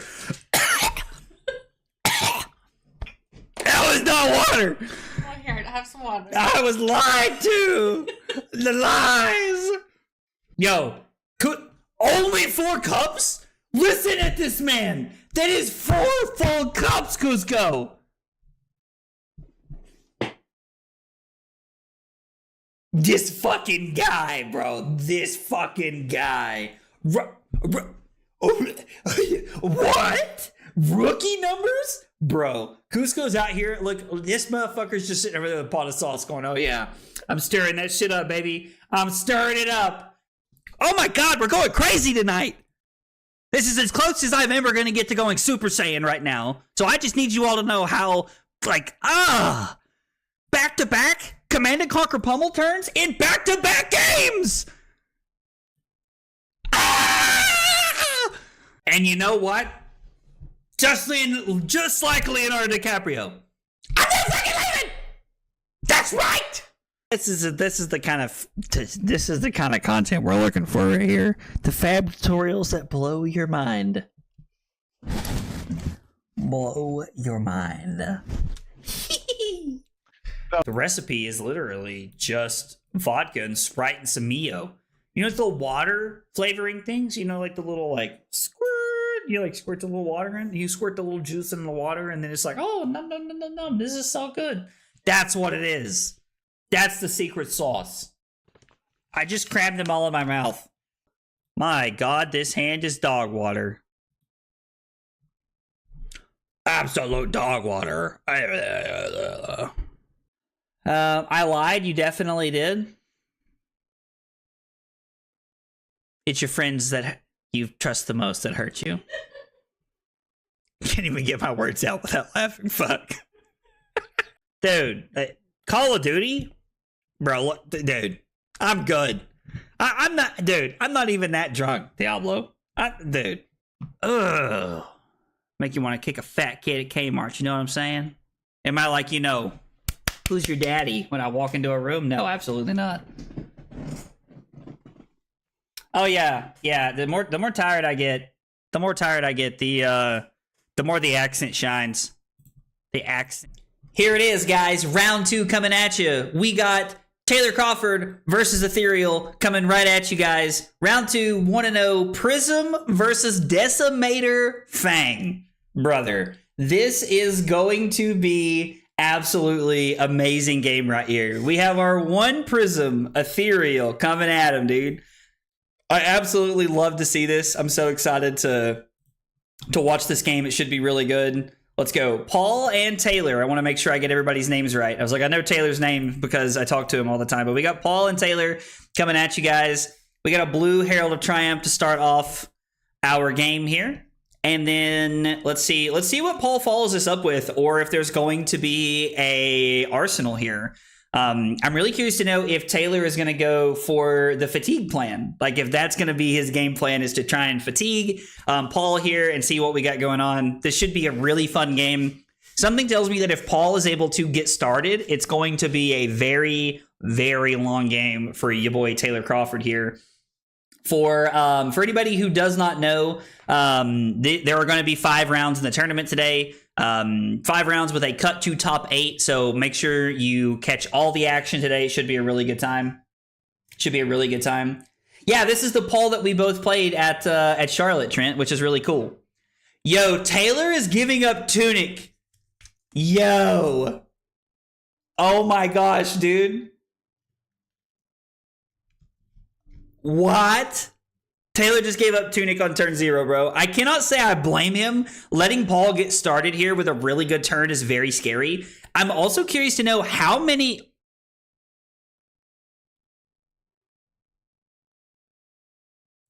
poppers does Taylor have is going to be my play. Oath of Loyalty. Dude, I love these tournaments so much. This is amazing. Oath of Loyalty into Decimator Great Axe here. Paul probably just willing to take 8 to try to be able to like really pressure Taylor, I imagine. So Why said, yeah, crazy game, as I said. Not surprised at all, my man said. Oh, that's hilarious. All right, so we're seeing that Taylor's just going to crash the boards here for 8. Yo.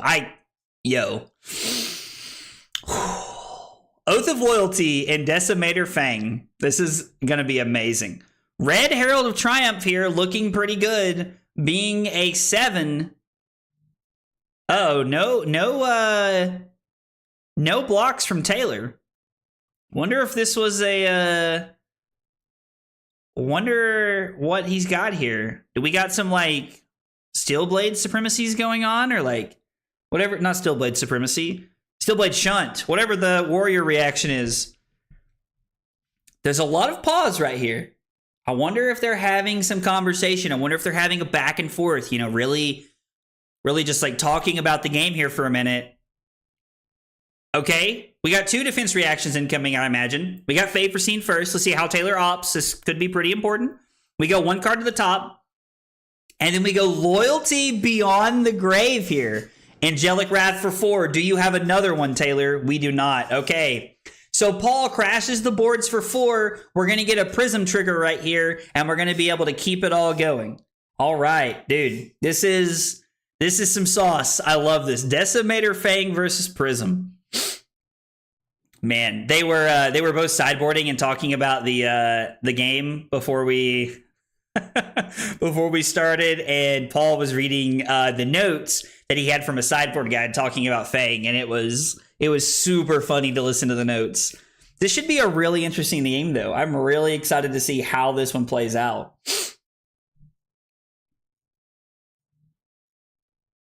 All right, let's see. Which angel was this? Was this Judgment?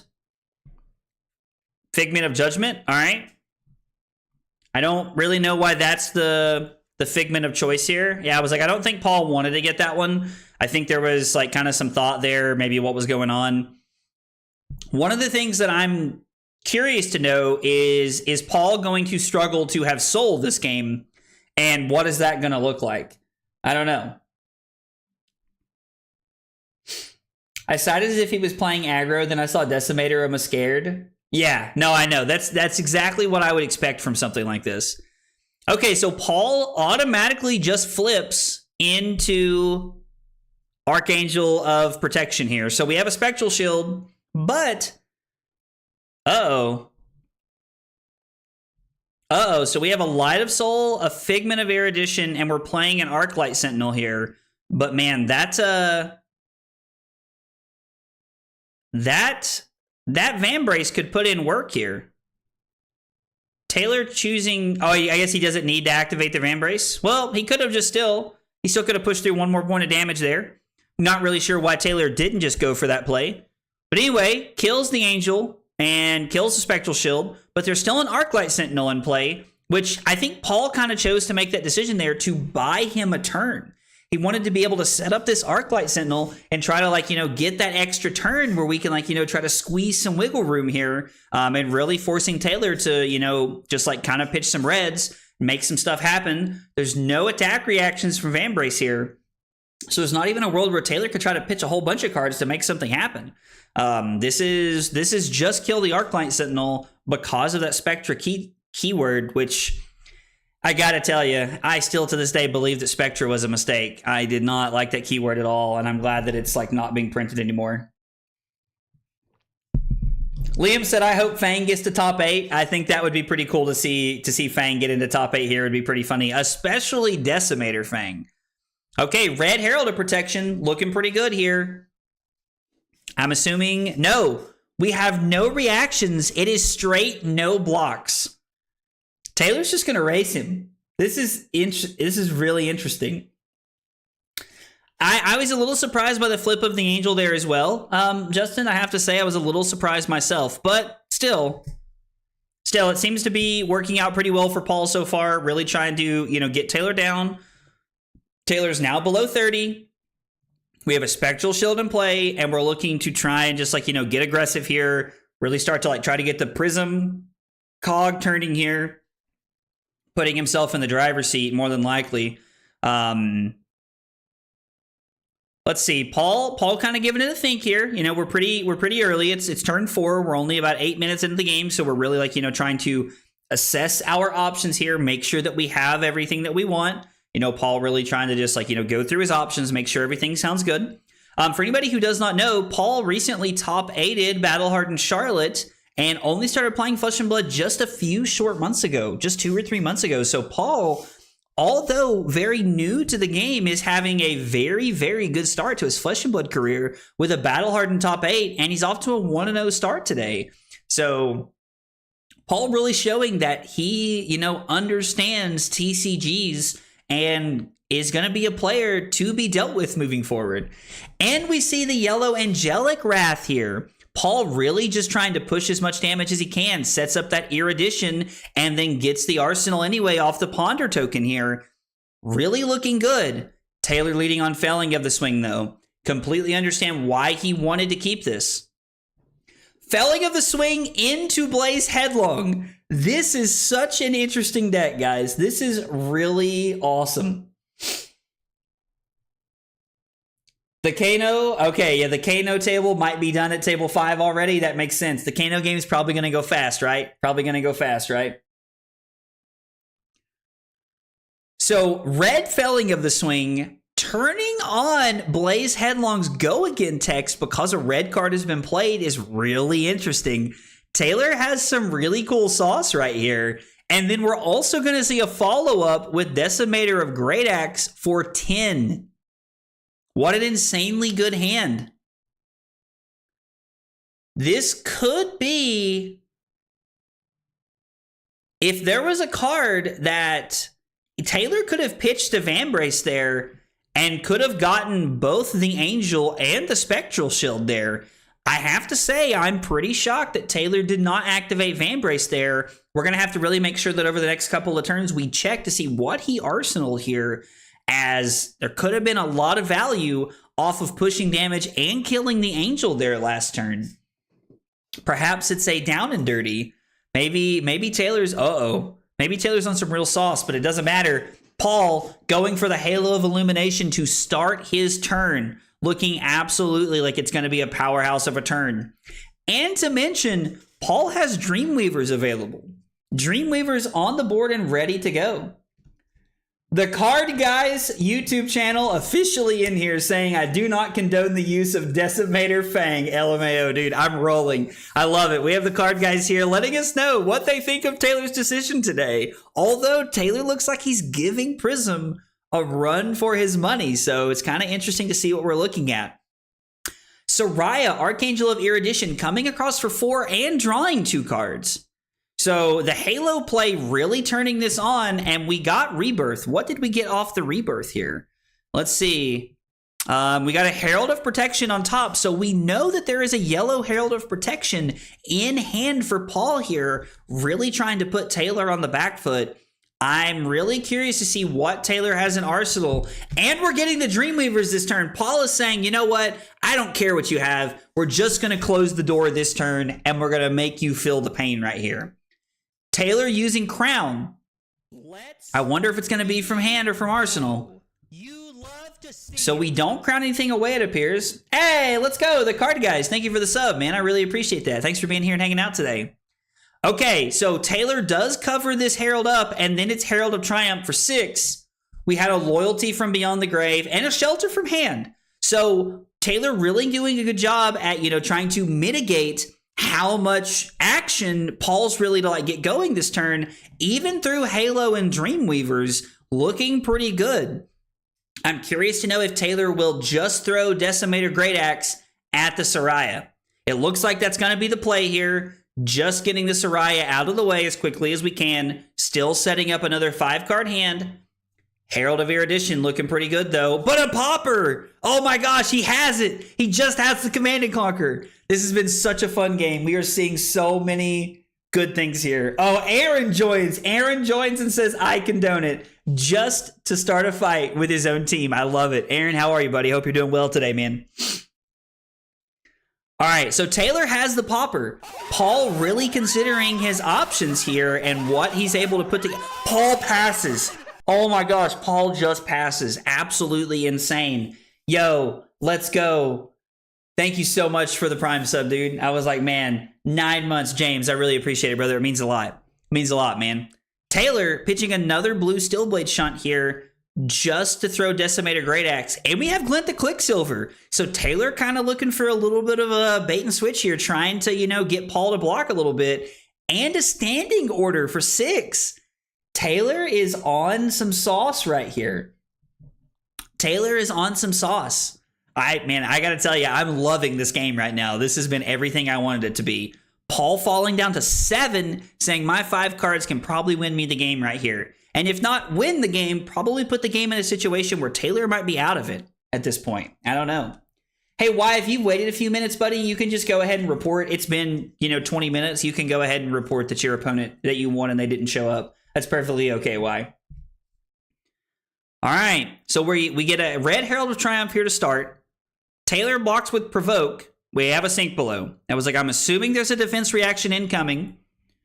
Red Angelic Wrath. Okay, Taylor does not have another 0 for 4. So we are seeing the Prism ability come over the top right here. Herald of Ravages deals an arcane when it comes in. Paul flips into Rebirth. I don't think we're necessarily trying to set up the combo. I know Erudition's gone, but it doesn't really feel like where we're looking at right now. Feels like Paul is just trying to close the door here. And a blue Herald of Triumph, kind of forcing Taylor into a spot to say, if you want to keep your hand, you're gonna have to take some more damage here. So now Paul has tied the life totals up 7-7, has an Angel in play, and Taylor is just forced to pass. This might be the beginning of the end unless Taylor hits a couple of poppers here or is really, really able to slow down Paul in some way here this turn. This has been a really good start to this game. I say start, it's turn 8, obviously, but this has been a really good game so far. I've really enjoyed this. Hey, Omega, this is the Talishar Tourney that we run about once every 2 or 3 months. It's completely free to play in, and you can find all the info about it in my Discord, ! Discord of the chat, man. We'd love to have you if you're not already in there, but it's something we put on every 2 to 3 months just as like a way for everybody to get to hang out, and my way of saying thanks to the community for being so awesome. Okay, so Taylor covering up both the Angels here. Still, we're just playing that parity game here. Taylor is trying to buy as much time as he can to be able to, try and find that window where that he can get it back into the game. He's probably looking for a popper. He's probably looking for something really powerful here. Uh-oh, Herald of Erudition could be bad news bears, especially if there's no popper and if there's an Angelic Wrath to follow it up here. Yeah, Omega, this one's already started. We started this one a couple of hours ago, buddy. You'd have to catch the next one here that we'll probably do sometime before Nationals. But we'll be live all day, and you're more than welcome to hang out and catch the coverage and stuff like that for sure. So Taylor gives quick dodge flexors there. Gives a card and flexors to try and stay in this. Taylor going to give flexors on the Angel to just kind of stay alive. And then we have the Herald.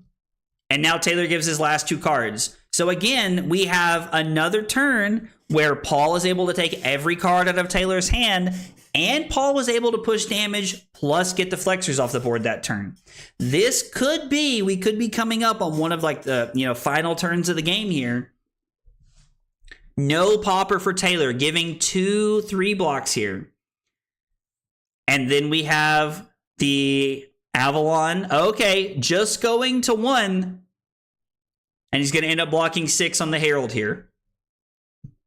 Okay, so Taylor now at 1, which means if Paul is ever able to get Soul, there's going to be that Figment of Ravages that just has the arcane damage text on it, and it's just going to be kind of sitting there. So Taylor's really going to have to be aware of how he can keep Paul off of Soul, starting with a red Herald of Protection. Not going to make it easy. Red 7 coming into the big... Oh, just kidding. We undo our play here. We undo our play. We're getting a little bit of thought process going here. Defense reaction incoming. Okay, Shelter from the Storm from Taylor. Now, the last time Taylor had a defense reaction, Paul had that red Angelic Wrath, but we do not see it this turn. Okay, so no Angelic Wrath coming in here. And now we're going to be coming in with this Avalon Archangel of Rebirth here. Again, no Soul, but Taylor is at 1, so he has to block this out. I'm not sure how many poppers Taylor has left in the deck, but it's not looking good. I do agree with Aaron in the chat. He just said that having the blue and having the Wartune Herald there to be able to make it happen, to be able to go 3 wide back-to-back turns was really, really powerful for Paul, and he's right. It was very, very good. Standing Order giving up a popper ability here. It's also worth noting that we could have just blocked with 1 card on the standing order. We had back-to-back standing orders here, so we do have 2 poppers here trying to buy Taylor some room here. Now, Paul does have a card in hand and a card in arsenal, so if there's a blue or a yellow, we could be throwing a Wartune Herald. Oh my gosh. Man, Paul just putting the whole thing together there. Paul just really putting it all together there and making it look really good. Now, to be fair, Warrior and Illusionist has never been a great matchup. But let's see if we can catch them in the table here, kind of hanging out. We'll ask them about their game. Yeah. Hello, hello, everybody. What a game to watch there. What a game. Yeah, that's cool. So, Paul, kind of let's talk about a couple turns there, because I think there is some disguised, like real power in the turns that you had, because there towards the end of the game you weren't really able to get any soul going because Taylor was blocking so effectively, but you were able to go Herald and then had the blue to swing the Angel and a War Tune Herald on back-to-back turns. Being able to go 3 wide was really powerful, man. So how did that feel right there in that spot? Walk me through the end of the game there for you. Yeah, so I felt like one of the turns I felt like there was a few awkward hands where I had to swing with my whole hand because I wasn't getting any War Tunes. Mm-hmm. But as soon as I started getting the War Tunes, my game plan completely changed to like switching to swinging 3 times instead of twice. Mm-hmm. And then one of the turns I remember swinging with the Angel first to be able to bait out 2 cards because he had to block with 1 card and then either Vambrace for 1 more or block with the second card.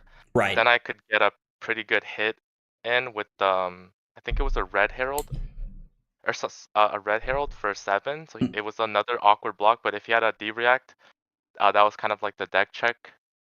But yeah, I think being able to we were at 7-7 at some point, and I was able to kind of chip away at his HP until he got to 1, and then I thought it was just about drawing the War Tunes to be able to swing for more than 2 attacks a turn. Sure, yeah. So you guys were at 7-7 for a couple turns, and I have to admit, Taylor was doing a very, very effective job of blocking.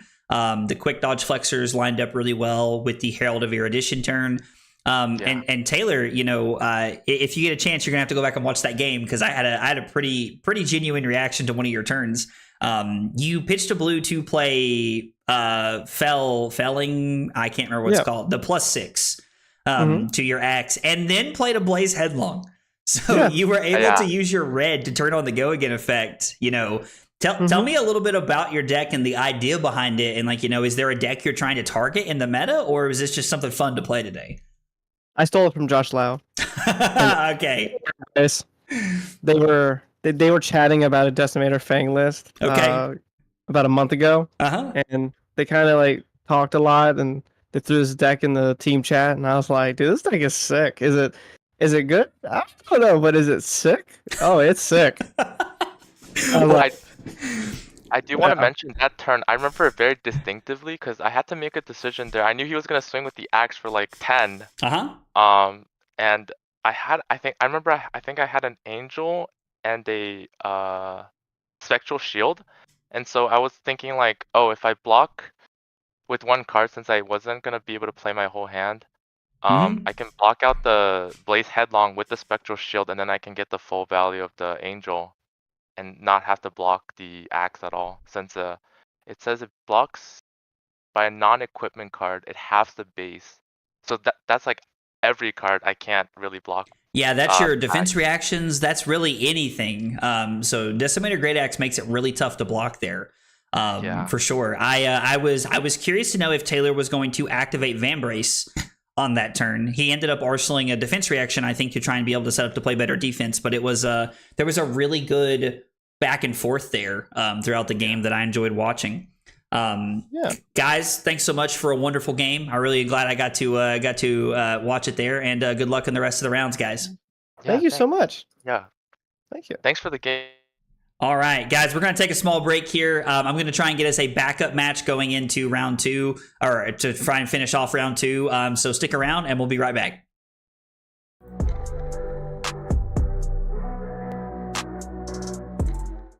Kyle requested 5 subs of water. Fucking weeb. It was not water. That was not water. Oh, here, have some water. I was lied to. The lies. Yo, only 4 cups? Listen at this man. That is 4 full cups, Cusco. This fucking guy, bro. This fucking guy. What? Rookie numbers? Bro, Cusco's out here. Look, this motherfucker's just sitting over there with a pot of sauce going, oh yeah, I'm stirring that shit up, baby. I'm stirring it up. Oh my God, we're going crazy tonight. This is as close as I'm ever going to get to going Super Saiyan right now. So I just need you all to know how, back-to-back Command & Conquer pummel turns in back-to-back games. And you know what? Just like Leonardo DiCaprio. I'm never fucking leaving! That's right! This is the kind of content we're looking for right here. The fab tutorials that blow your mind. Blow your mind. The recipe is literally just vodka and Sprite and some meat. Okay, guys, we got a backup match here for round 2. We got New versus Florian coming at you guys. Let's get it. We are looking at 2 more 1-0 players right here, and we're going to be able to see what's going on. All right, so we got Annabelle on the bottom, and let's make sure. I don't want to miss any names here. I always feel so bad when I get it wrong. So let's see here. We're looking at table 4. We got Dennis. We got Dennis and Annabelle. Want to make sure I'm getting everybody's names right as we go through the stream today. A lot of great people here. A lot of really good players that we're watching today. So, all right. So looking at it here, we have New. We have Annabelle playing New at the bottom, and we have Florian up top. Dennis, and the one thing that I will notice is that Dennis is at a pretty healthy 27 life total here for it to be turn 14, but Dennis only has 20 cards left in his deck, which is pretty important thing to pick up here. I'm really curious to know how good has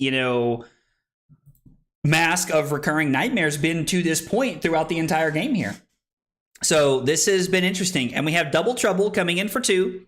There is no attack reaction, it looks like. So it's just Double Trouble for 2 here. I'm a little surprised to see that. I was expecting Mask. Okay. Sacred Art. Sacred Art looking pretty good. So we have a Fang Strike, and we have a Fang Strike, a Slither, and we have a Chi in our hand now.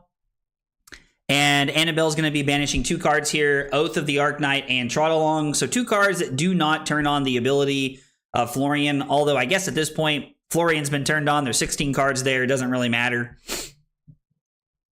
Let's see. We are pitching an Inner Chi here to activate New. So this is going to be a turn. Annabelle's looking to probably try and put this game away right here. I don't know. This is absolutely crazy.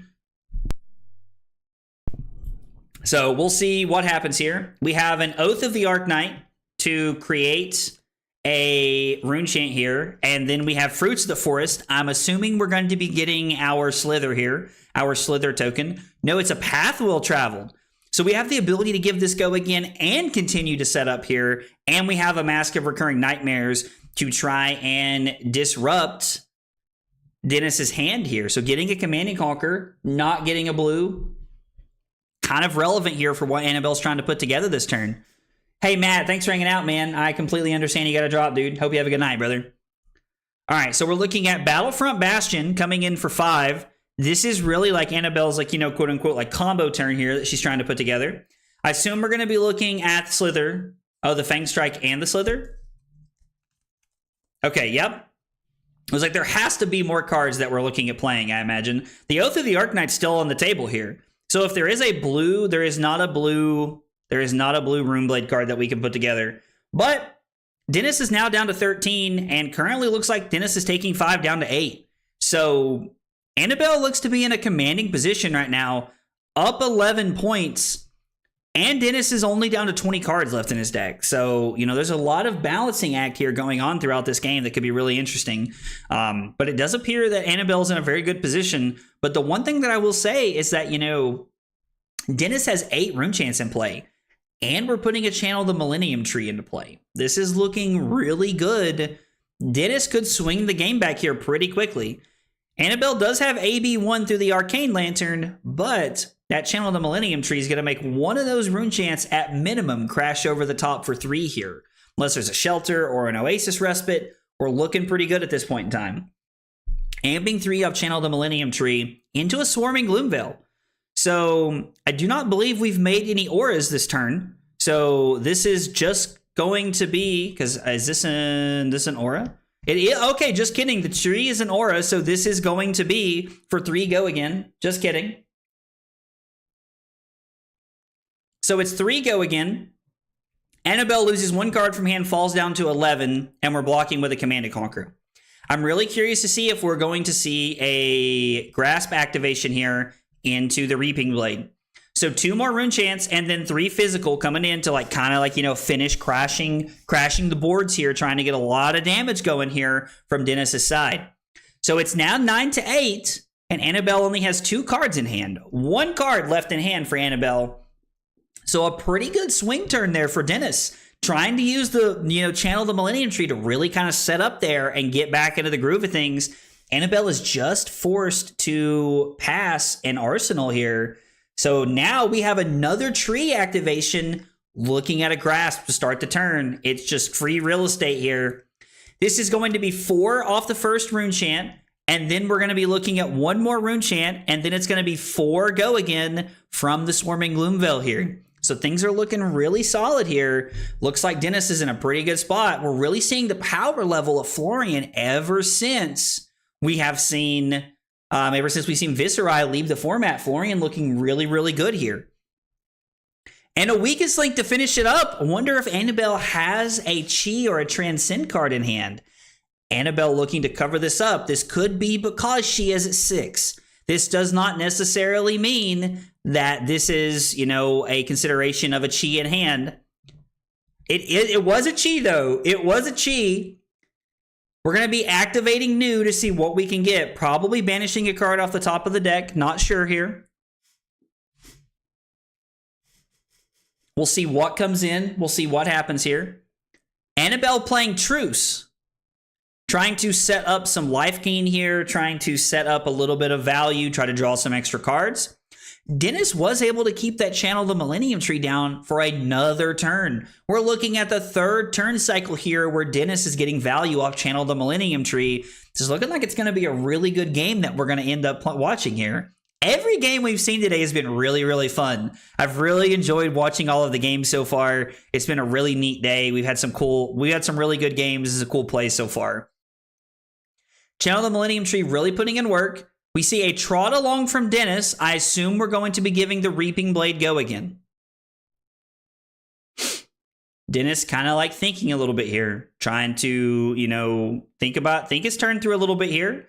After playing the trot along, I have to imagine we're looking at least a Reaping Blade here, though. You know, giving the Reaping Blade go again, you know, look like trot along's going to get a lot of value here. But with 3 cards in hand, it's very, very possible that, okay, Dennis might have miscounted, but we're just going for the plume here. We are just going for the plume. Wonder what we're going to be searching up here. I don't even know what Dennis has in his graveyard at this point. We haven't really been looking too much. Got a few Earth cards here. You know, there's a Plow Under we could get. Gets an Arcane Seed's Life. Okay, so that's a pretty good card. So we're going to activate Grasp to make 2 Rune Chants, play Arcane Seed's Life to make 4 more Rune Chants go to 6, swing the Reaping Blade with go again. Now, the Rune Chants happen first because that is how this works. It's 4 Arcane off the first Rune Chant by itself. Annabelle probably pitches a blue here. Since there is 6 Rune Chants, we'll probably see 2 blues pitch this turn. Probably looking at 2 blues. No, Annabelle falling down to 2. Gonna block one of the other Rune Chants and go to 1, it looks like. Maybe going to 1. Yep, so Annabelle falls down to 1 here, gets a card back off of Truce, and is now going to block. It is possible that Dennis has a 0-cost attack here. Not likely, but it is possible and could really pressure Annabelle there with something that we're looking at. So Annabelle having 2 Chi in hand, doing everything she can to stay alive here to try and make this work. And now we're looking at trying to set up and trying to apply a lot of pressure. Although Annabelle is at 1, Dennis only has 14 cards in his deck. So, you know, the fatigue plan of new really setting in here. as, you know, New is up quite a few cards in deck here, and we're getting a Germinate. We're getting a Germinate, and we're attacking with Autumn's Touch. Have to imagine there's another Chi in hand. You know, later in the game, these Transcend decks, they start to have a lot of Chi left in their deck, so it's very possible we're going to see Mask of Recurring Nightmares right here. Yep, absolutely. Mask of Recurring Nightmares gets a card out of Dennis's hand, and then from there, it's going to be looking like 5 damage is coming across here, really trying to, you know, put Dennis down here, you know, below sub 5, making it easier for New to try and, like, you know, maybe win the game with a reaction, you know, a Venomous Bite, a Just a Nick, a Hiss. There could be anything there that we could be looking to end the game with. Double Troubles would probably also be looking pretty good here. Okay, so Dennis falls to 3, banishes a Canopy Shelter, which is relevant because it's not really able to be played. I don't think it's able to be played off of New's ability. Okay, Bramble Spark looking really good. Fusing with the Fruits of the Forest. And so this is going to be 1 Arcane and 8 Physical. Annabelle being at 1, this could be a lot to ask for her to stay alive here. We pitch a Bonds of Attraction, which more than likely means we do not have a bunch of Chi in hand. We have 2 defense reactions incoming here. Okay. So Annabelle gives double Shelter from the Storm and a Bonds of Attraction. So Dennis now down to 3, and Annabelle has 2 cards in hand. We could really see some solid disruption here where Annabelle's trying to, like, really take over the game here. This could be Just a Nick. There's 1 Just a Nick right here. Okay, just kidding. This is not Just a Nick. There is no fear of Just a Nick. But Tunic's not available, so there is no real fear of any major attack reaction that could put Dennis in a bad spot. So it looks like Annabelle might, like, there could be a Chi here. A Chi could be a very valid consideration from here to activate Mask of Recurring Nightmares to just kind of continue to keep that train rolling, disrupting from hand so that Annabelle can continue to try and keep Dennis on the back foot. And after Dennis blocks with a card, okay, Grain that tips the scale serves the same role here. So we're really stripping 2 cards here from Dennis's hand and getting another Germinate. It's 2 Germinates gone, which I know is really like one of Florian's big late game plays that they try to push here to try and clear up the game. Spoke a little too soon. Felling of the Crown, absolutely insane right here. With Annabelle being at 1, this is going to be very, very good, very powerful. Card goes to the bottom of the deck. If Annabelle has multiple Chi in hand, we could be looking at a pretty awkward turn cycle here, and Annabelle might be on the back foot in a really bad way here. Mask of Recurring Nightmares and 2 cards, so I think that last card is going to be a Chi. I think that's what we're looking at here. No, just kidding. She was willing to give up the mask here to throw Art of Desire Mind, saying that I need to keep taking cards out of your hand. Oh, the Canopy Shelter is absolutely backbreaking there. Absolutely backbreaking. The Canopy Shelter looking super, super powerful. Man, what a good card to block with here. No, just kidding. Just kidding. Dennis decided to keep the card, and then Annabelle gets to activate New. If Dennis isn't able to, like, you know, close this out, this could be looking pretty bad here. Yo, Radovan Bosnick, hope I said that right. Thank you for the sub on YouTube. Appreciate you being here and hanging out with us. Shadow Mount Heroic is looking pretty good, though. 8 go again. 8 go again is looking really, really powerful. If there's another blue in hand, this could be the end of the rope here. I would make sure that we activate Tunic here. If we had activated Tunic, we might still be okay, but if we had activated Tunic, if we had a red, we could keep this. What's better than +2? +3. Exactly. Tell him, Trent. Tell him, Trent. All right, so the Grasp, I'm going to assume that the pause here is that they're probably debating if Annabelle can go back and take up the Tunic counter here. Does Annabelle have another Chi is the question. No, Command & Conquer. Okay, so Annabelle, we continue to fight on. This has been a phenomenal game. This has been an absolutely phenomenal game. But that Channel Mount Heroic, when Annabelle is at 1, is probably going to end the game here. Even a yellow Autumn's Touch. We saw Dennis pitch a yellow Autumn's Touch earlier to double channel the Millennium Tree. I think this is that hand. Trot along looking really good. This takes 2 cards from hand. That yellow Autumn's Touch. If there is a blue in hand to go along with it, this could be for 9. Which means that probably ends the game here almost immediately. I think this is the yellow Autumn's Touch hand. It absolutely is. With the Battlefront Bastion, this is going to end the game. Even if Annabelle had 2 0-for-4 defense reactions, it wouldn't be enough. Man, talk about coming down to the wire. Dennis, at the very end of the game there, is able to absolutely pull it out. It was a close one, though. It was a very close one. That looked like it was a great game. Let's see if we can catch our players here and try to catch up about their game a little bit there.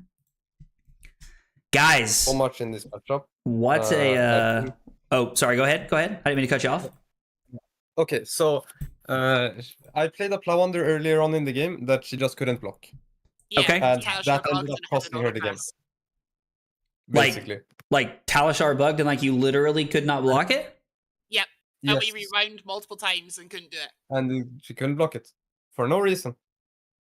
Well, that's really It weird. just- Yeah, it and just- it literally it- mattered. I was like, if Yeah. I had the extra free life, I would probably could have won this game. Because you can play a little bit more aggressive. And so, yeah. Wow. That's crazy. Like- Well, guys, I'm sorry to hear that. No, but like for me, I'm even down marking this as a loss for me because I would have lost the game if that free life mattered. I mean, we can talk about how you guys want to report it here in a minute. Like, that's up to you guys. We can talk about that here in a minute. But, I really want to talk about the game there, the portion that I saw. Dennis, you had to channel the Millennium Tree for 3 turns in a row there at the end of the game. Yeah. It was looking really, really good. And that tree put in a lot of work. Do you feel like Channel the Millennium Tree is one of the, defining factors in winning this matchup? Yes, and I even played it wrong because I miscalculated my resources. So like Okay. when I played the trot, I used to go again. What I should have done is just not play the trot along, and then the next turn I can just tree again with Plume. Oh, So okay, I think yeah. I think tree is for Florian the most important card in this matchup. Okay. Because it just gives you so much value. It gives you confirmed damage, which will force the new to block with more cards earlier, which is what you need.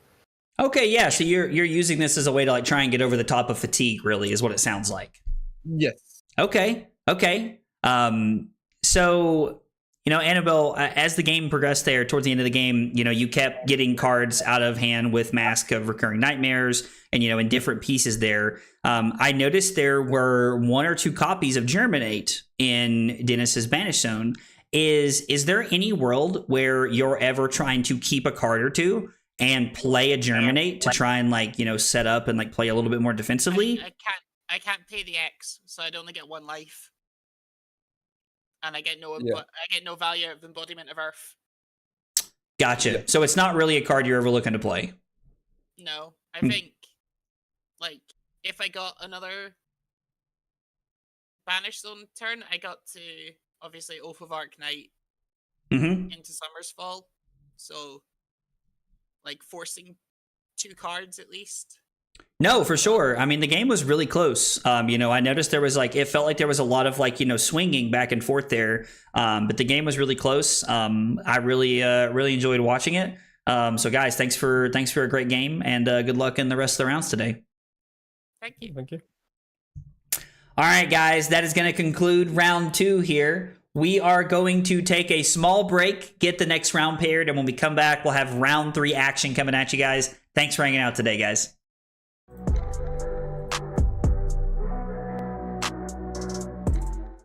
Kyle requested 5 subs of water. Fucking weeb. It was not water. That was not water. Oh, here, have some water. I was lied to. The lies. Yo, only 4 cups? Listen at this man. That is 4 full cups, Cusco. This fucking guy, bro. This fucking guy. What? Rookie numbers? Bro, Cusco's out here. Look, this motherfucker's just sitting over there with a pot of sauce going, oh yeah, I'm stirring that shit up, baby. I'm stirring it up. Oh my God, we're going crazy tonight. This is as close as I'm ever going to get to going Super Saiyan right now. So I just need you all to know how, like, back-to-back Command and Conquer pummel turns in back-to-back games. And you know what? Just like Leonardo DiCaprio. I'm not fucking leaving. That's right. This is the kind of content we're looking for right here. The fab tutorials that blow your mind. Blow your mind. The recipe is literally just vodka and Sprite and some Mio. You know, the water flavoring things. You know, like the little like squirt. You like squirt the little water in. You squirt the little juice in the water, and then it's like, oh, num. This is so good. That's what it is. That's the secret sauce. I just crammed them all in my mouth. My God, this hand is dog water. Absolute dog water. I lied. You definitely did. It's your friends that you trust the most that hurt you. Can't even get my words out without laughing. Fuck. Dude, Call of Duty? Bro, look, dude, I'm good. I'm not even that drunk, Diablo. Dude. Ugh. Make you want to kick a fat kid at Kmart, you know what I'm saying? Am I like, who's your daddy when I walk into a room? No, absolutely not. Oh yeah. The more tired I get, the more the accent shines. The accent shines. I deserve 5 for the joke and pour 1 out for my future kid's college chances. Hope he's good at football. Kyle's killing me right now. Kyle just gets my sense of humor. Oh my God. My face is numb.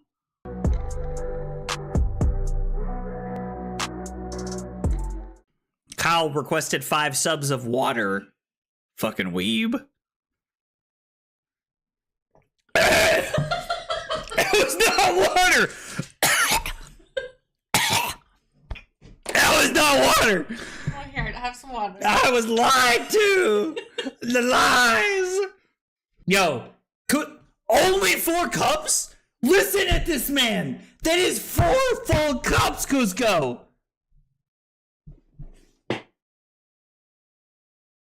This fucking guy, bro. This fucking guy. What?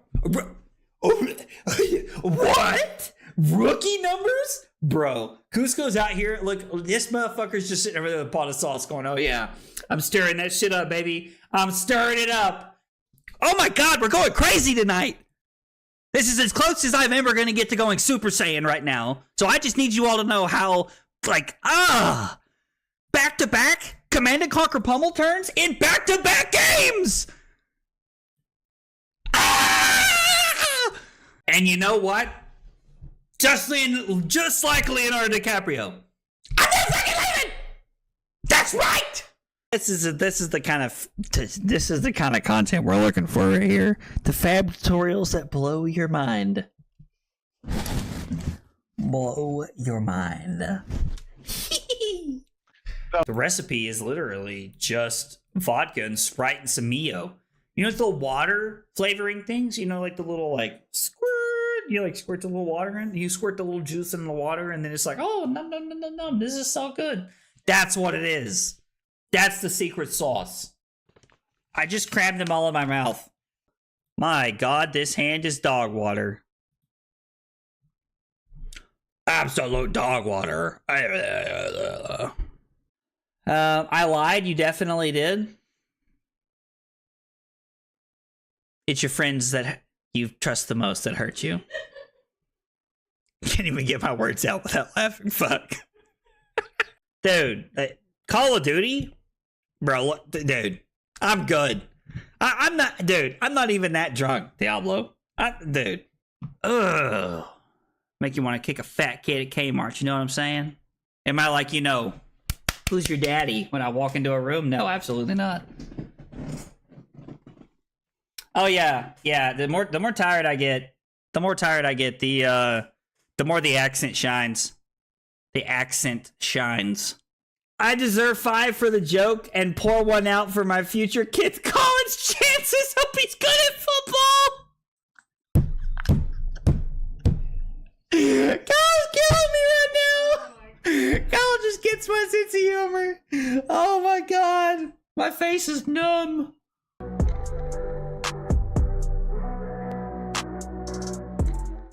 Kyle requested 5 subs of water.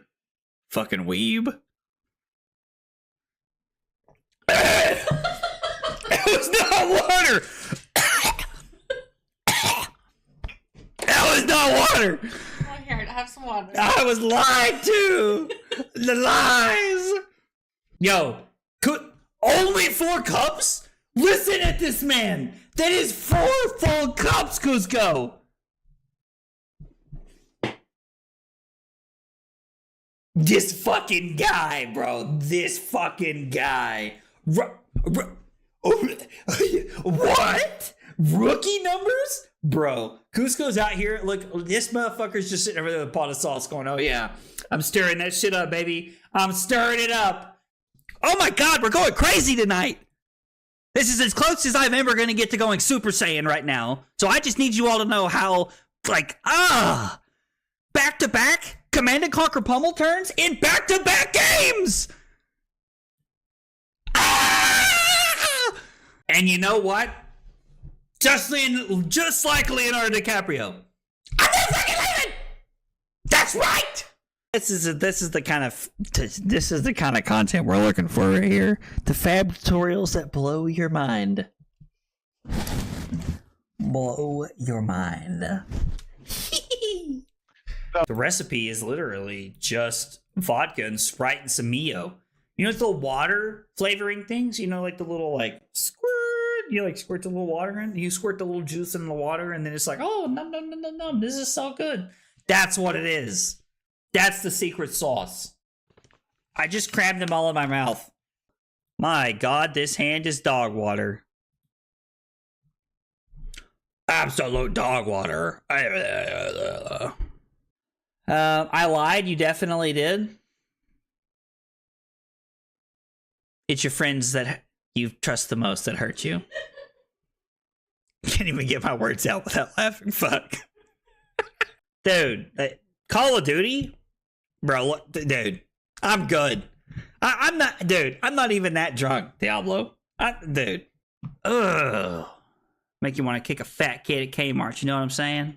Am I like, who's your daddy when I walk into a room? No, absolutely not. Oh yeah. The more tired I get, the more the accent shines. The accent shines. I deserve 5 for the joke and pour 1 out for my future kid's college chances. Hope he's good at football. Kyle's killing me right now. Kyle just gets my sense of humor. Oh my god. My face is numb.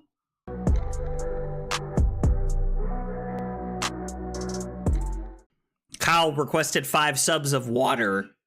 Fucking weeb. It was not water. That was not water. Round 3. Here we go, guys. We got Sam Dando playing 5 versus Dennis playing Florian. We got Fi and we got Florian in the 2-0 bracket right now. This is going to be a great game. I am so excited to see this. It's going to be a lot of fun. Dando has really been hyping up this Fi list. And, I streamed it a couple weeks ago and it's been a lot of fun. I have to admit, the Fi deck is pretty good. It's not bad. It's not too shabby. So, I'm really interested to see how this matchup plays out. I will say, Dennis did mention before the game that he is not excited about this matchup. So I don't know. We'll see what happens. We've got some really good games going on so far and some really good plays here. So I am really, really excited to see how this shakes out here.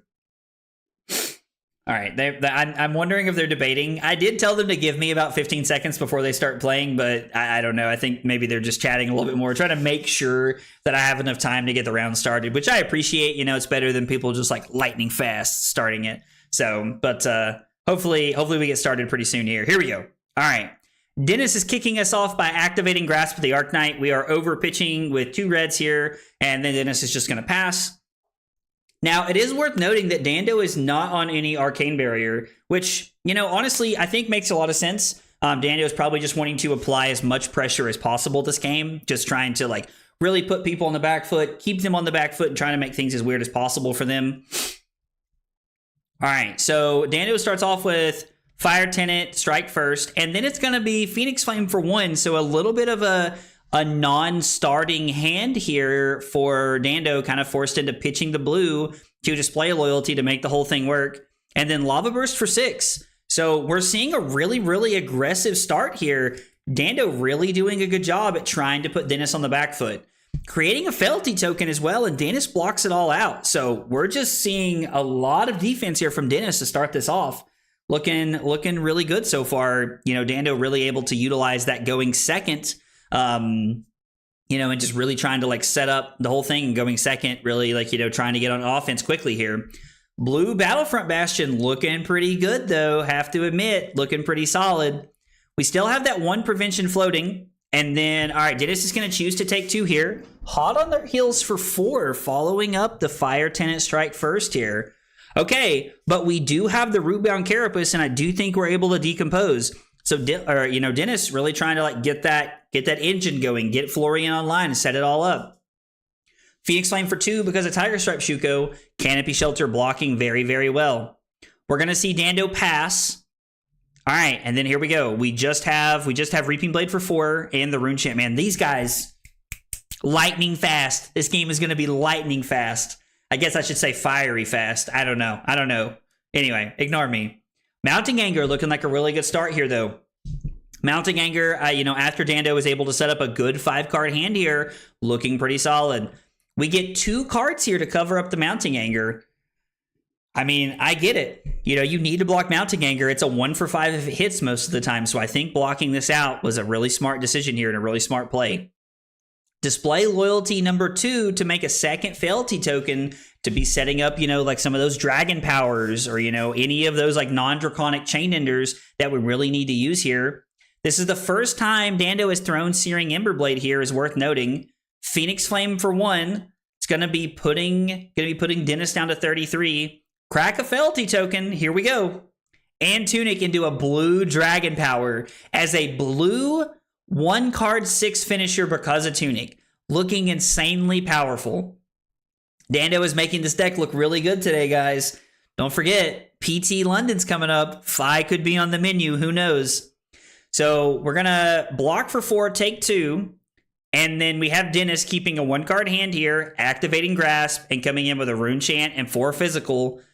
Dando probably thinking he's going to take 5 here, if I had to guess, depending on what his hand looks like. And maybe just, you know, trying to play another 5-card hand. Dando's done a very good job of getting early tempo, really putting Dennis on the back foot and forcing a lot of cards out of his hand. We do see Dando block with the Warmonger's Diplomacy, probably letting us know that he either did not need the blue or he has a secondary blue to be able to utilize for the Searing Emberblade this turn. We start off with a red Brandless Cinderclaw, looking pretty good here as a Draconic starter. And then we're following it up into the Searing Emberblade with our other blue here that we kind of talked about a moment ago. Yellow Rootbound Carapace is going to be able to decompose. We're now going to have 6 Earth cards in our Banish Zone. So Dennis is not far from having that Mordred Tide on a stick ability turned on to be able to keep it all going here. Phoenix Flame for 1. Down to 27, Dennis goes. Hot on their heels is going to be for 3. Marking Florian does not really matter in this deck. This is a 0 for 3 that blocks 3 is exactly the reason that you're playing this card here. So there's not really much of a reason here to, you know, like marking them doesn't really matter. Lava Burst for 6, though, looking really solid. Dando saying if you want to keep that many cards after taking damage, you're down 9. If you want to take 6 more, I'll be up 15 points. Your 3 cards can't be that scary, I would imagine. But it's also very possible that even if Dennis is willing to block with 1 card here, that he could still have a Felling of the Crown. Being able to come in for 8, turning on the, Florian hero text could be really powerful. But just kidding. We see 2 cards from Dennis here, just trying to save some life. Dennis is going to activate Grasp and just come in for 3 and 1 here, just trying to play the value game here. The one thing I will say is that we've not really seen a world where, Dennis has been able to set up a big turn and really get anything going. Dando blocking with the Dragon Scalar Flight Path here kind of lets us know that he might be looking for a pop-off turn coming up soon. Maybe this hand, depending on what it looks like. That's what it would signify to me, that we're probably looking for like a bigger pop-off turn right here to make something happen. The Ignite could be really, really powerful depending on what we have. We're looking at double Searing Emberblade, folks. Double Searing Emberblade looking to be really, really powerful this turn. If we're going to use the Dragon Scalar Flight Path, we are not. So there is no double Searing Emberblade here to make this work, because I think you have to use this as a reaction on the actual Searing Emberblade to make that work. No, you don't. Okay, so they've updated this on Talishar. All right, so we're seeing another Searing Emberblade look really clean right here, getting a lot of value out of this. Burning Blade Dance is an interesting one. Maybe this would just be red Lava Vein loyalty, or maybe they're on red. Maybe Dando's on red Lava Vein loyalty, and this is just another 0 for 3. Because there's not really an effect that this can have that would benefit Dando here. Oath of Loyalty looking like a good 0 for 4 to kind of start our turn here, looking solid. So Oath of Loyalty being a 0 for 4 with Go Again is looking pretty clean. Rake over the coals. Okay. I once heard Dando refer to this as "we have Art of War at home," is exactly what he called this. Rake over the coals pushes this up to 5. We could be looking at Pouncing Links this turn to try and get the value we want here. So Searing Emberblade coming in for 4. We've turned our red Rake over the coals into a 0 for 2 so far. Phoenix Flame could be coming next, depending on what Dando's turn looks like here. Activate Phi, have none floating. This will be for 2. Coming in for 2 is very relevant here. Giving up the Grasp makes a lot of sense to me. We really want to be trying to deny our opponent the Mask of the Pouncing Links. So Rake over the coals was just a 0 for 4 right here this turn. But if there's not a defense reaction from Dennis after he specifically only blocked with 1 card, we could really be looking at Pouncing Links, and there it is. You absolutely see it. Dando turns it on. He turns on the Mask of the Pouncing Links, and we're going to go get something. Probably that last Lava Burst, if I had to guess. Tenacity. So we've seen multiple cards. We're going to crack the Felty, and we're going to come in with Tenacity for 6 or 7. 8. Oh my gosh, because of the Shuko, this is absolutely insane. And we're getting the buff from Rake over the coals. This is looking so powerful this turn. Dando really showing the power of this Phi deck. Up 19 points, and Dennis has no cards in hand. Dando's looking like he's going to be in a really solid spot here. I mean, up 19 points is looking really clean. Looking really, really clean here. We'll see how Dando plays out this turn. He does have Tunic available, but the Dragon Scalar Flight Path and that Mask of the Pouncing Links, those bigger equipment pieces that, Dando's really looking to utilize, no longer available to him after the couple of pop-off turns that he's had. All right. So Dennis blocks. We have Rising Resentment for 4, which could be okay. Okay, and then we have a yellow defense reaction.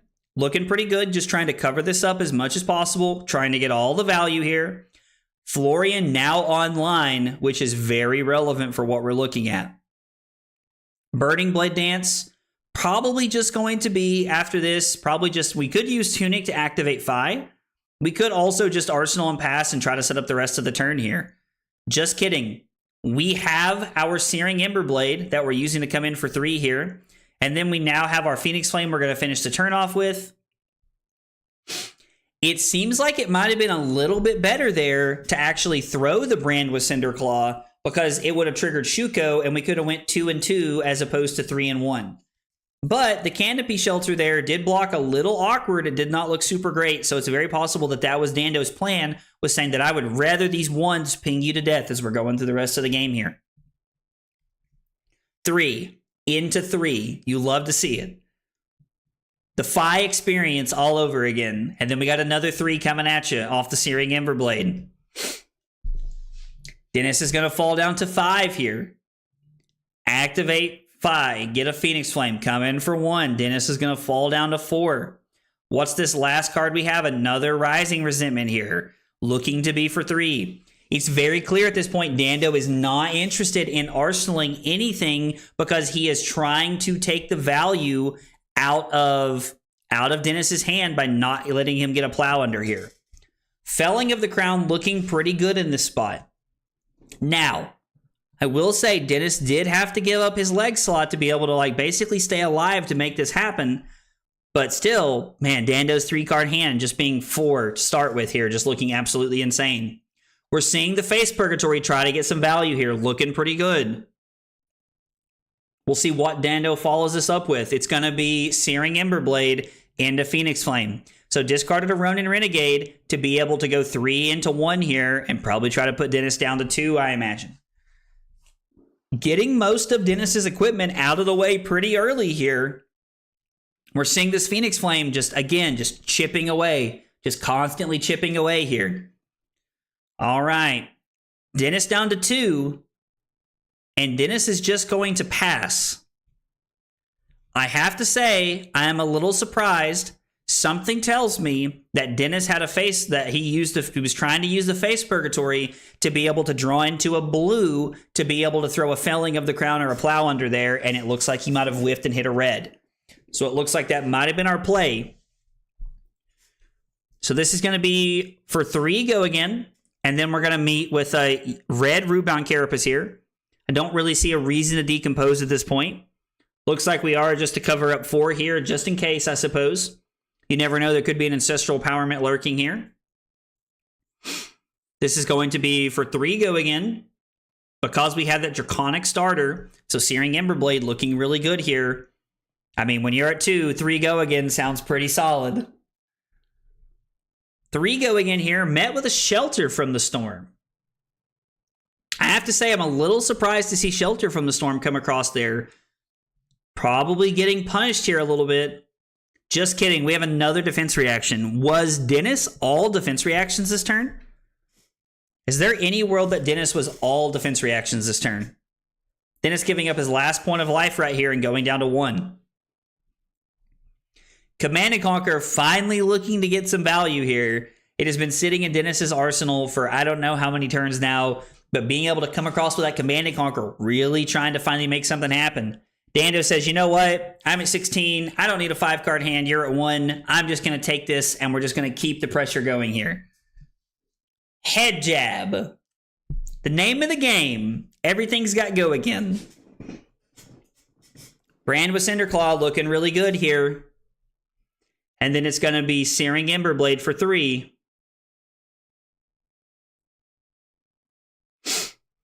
Okay.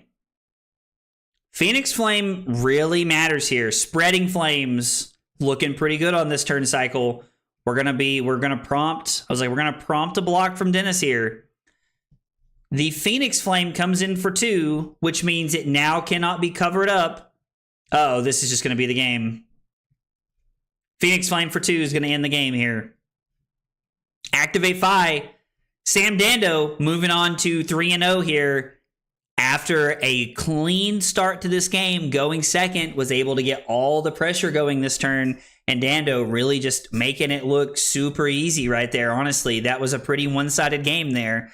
Let's see if we can catch our players here really quick before they jump out, and we'll catch an interview with them. Yeah, but like...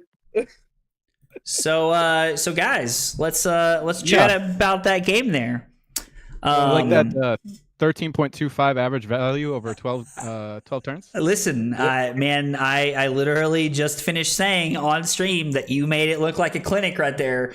Fi was looking really good in that on that whole game there. Hey, I actually had 14.09 value, so I want to say I won the value game. Dude, the real victory. You might have won the battle, but I think you lost the war there, Dennis. Oh, that's hilarious. So Dando, walk me through a couple of turns there. I noticed that you had, Rake over the coals in the deck. And I assumed that was probably going to be one of your more defensive games, maybe trying not to, overextend into fatigue there. So talk me through Rake over the coals and why you liked being all in aggressive there.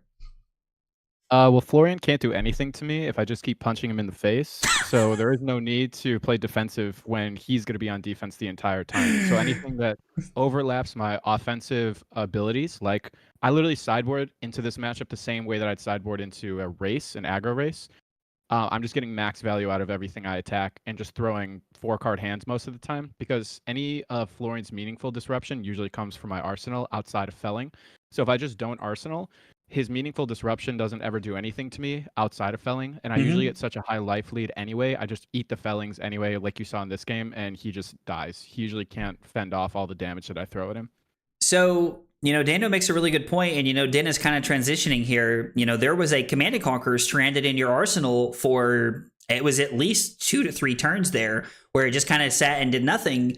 Did it feel like that having it in arsenal was almost like more of a hindrance than anything, because Dando just kept throwing, these same 3-ofs at you, just like being like 3, 4? Like, did it feel like the Command & Conquer, that you arsenal maybe hurts you a little bit in the long run of the game there?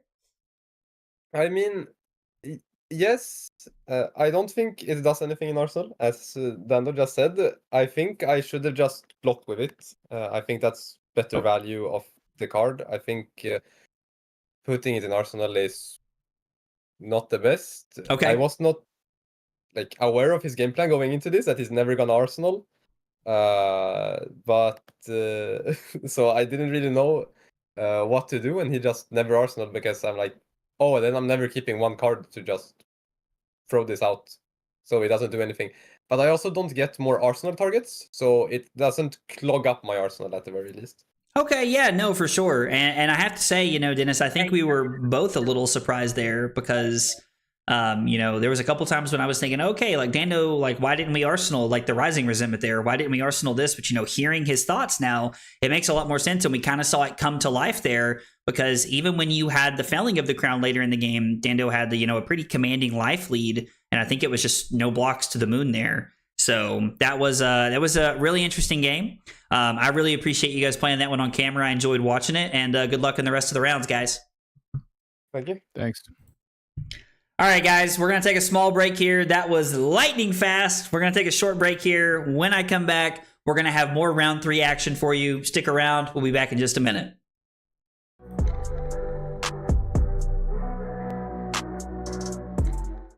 Kyle requested 5 subs of water. Fucking weeb. That was not water. That was not water. Oh, here, have some water. I was lied to. The lies. Yo, only 4 cups? Listen at this man. That is 4 full cups, Cusco.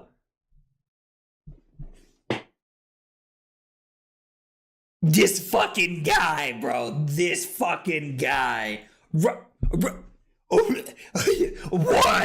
Rookie numbers? Bro, Cusco's out here. Look, this motherfucker's just sitting over there with a pot of sauce going, oh yeah, I'm stirring that shit up, baby. I'm stirring it up. Oh my God, we're going crazy tonight. This is as close as I'm ever going to get to going Super Saiyan right now. So I just need you all to know how, back-to-back Command & Conquer pummel turns in back-to-back games.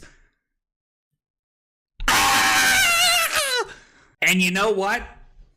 Just like Leonardo DiCaprio, I'm not fucking leaving. That's right.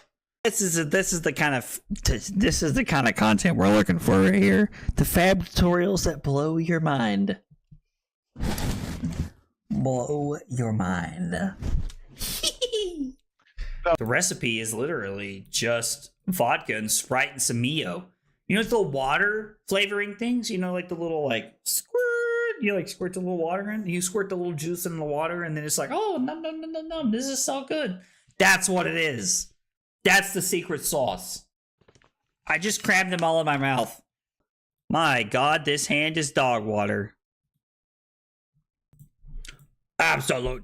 Okay, we're back. We got a backup match coming out here for you. We got another 2-0 game. We got Mario and we got Florian. You know, there's been a lot of Florian so far today on camera. It's been a really interesting day.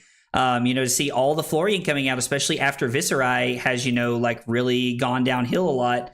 So we're definitely seeing more Florian in the meta. We have Koi versus Henry here, really trying to see how this matchup plays out. I'm going to be honest, I'm not entirely sure who is favored in this game here that we're looking at. You know, Mario is down a dagger right now, but it looks like that, you know, our Florian player here has really, you know, had to use some of their equipment here to try and stay in the game, and they're now at a losing life total. Although Plowlander is a pretty good swing card here, trying to get the Florian ability set up here. I imagine that turned on Florian here. I think we probably have 8 Earth cards now. Let's see, 1, 2, 3, 4, 5. We have 7. We only have 7 Earth cards. Ooh, interesting. So we're actually 1 short. Wow, I did not say I could see that coming. But Koi here playing Mario. Both of our players at 2-0 right now, probably trying to figure out a way to navigate through this turn, figuring out how they can set up and how they can keep this going here, really trying to make it work here. All right, so the Plowlander coming in for 6, and we've got just a minute here where Koi is trying to decide how they want to block, how their turn looks, and how they want to be playing it out. A lot of Florian, a lot of Mario today. I've noticed there's multiples of each deck here. We are not getting a Zen in top 8 today. Uh-oh, Trent must have not had a good one. Trent must have had a rough game that round. I think if Trent lost that one, I think that makes him 1-2. I think that makes him 1-2 right now. We'll have to catch up with everybody here after this.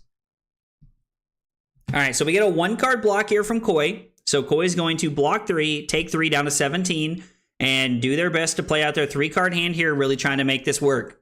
I'm assuming that there's going to be a Hunter's Clave involved in some fashion here on this turn cycle. So we have a Tarantula Toxin and the Tunic as our pitch here to be able to lead with the Hunter's Clave. Now, I have to say, you know, if you're Henry here, you're probably sitting and thinking this is going to be like probably a good situation to block in, you know, like considering that, you know, I was like, it really looks like Koi's really looking to push that and did not give up 2 cards there. I think that blocking here seems like a really good play. All right, and then we have our Art of Desire body here that we're looking at. So we're looking to come across for 3, maybe try to gain some life, banish some cards here. It is possible that Koi uses Flick Knives to be able to turn on Mario's text box, but it does not look like that's the play, considering that they only have 1 dagger left. It's probably a pretty safe play here to just play with some patience and just kind of slow it down a little bit. Felling of the Crown, though. Henry does not know what defense is. We're all offense today, baby. 8. And we're going to take a card out of your hand. Florian's hero text is now turned on. We now have Mordredtide on our hero text, just working at all times now. So 8, when you're at 17, you know, you probably feel the need to block a little bit here. Just kidding. Just kidding. I don't know what I'm talking about. It's absolutely insane. No blocks to the moon. Okay, so we had a lot of reds last turn for Koi here. So really coming in with the Hunter's Clave for 5 here. It is worth mentioning that Henry is not currently marked, so this would need to connect in some way to be able to make that mark text matter here. Although it was like, even if Henry says no blocks, would only mark him, would not set up the draw effect unless we were looking to use Flick Knives here. Feels like this would be a really good time for a pick up the point to be able to utilize the Flick Knives after this so that we could mark and try to get our whole value engine set up here and going. Mark of the Black Widow just going to be for 3. Just going to be for 3. Unless there is a Flick Knives activation waiting in the wings here. Could be a good one here. I mean, you know, Koi's really going to have to start trying to find some offense here. Down 9 points against, you know, Florian, like mid-range the deck, really. It feels like there's going to have to be like a pretty big swing turn going on here where, you know, Koi's going to have to make this happen here because it's not looking great so far. Reaper's Call looking very, very powerful. Really liking this a lot. So we're going to go ahead and have the Mark of the Black Widow take a card from Henry's hand, and we're going to push 4 points of damage right here. So this is looking really, really solid. That blue Reaper's Call really putting in work there to try and make sure that we're continuing to keep Koi's turn going and really applying pressure.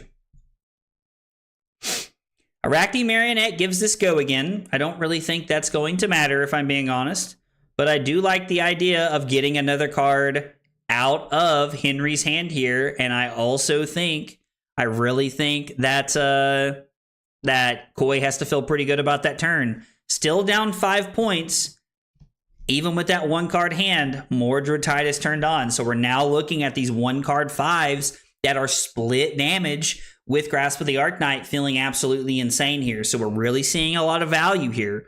We're really seeing Henry, even though it's only 1-card hands, still applying a lot of pressure. Plus, it's worth noting, Seeds of Tomorrow is not a good card to Arsenal. So pitching it always makes sense here.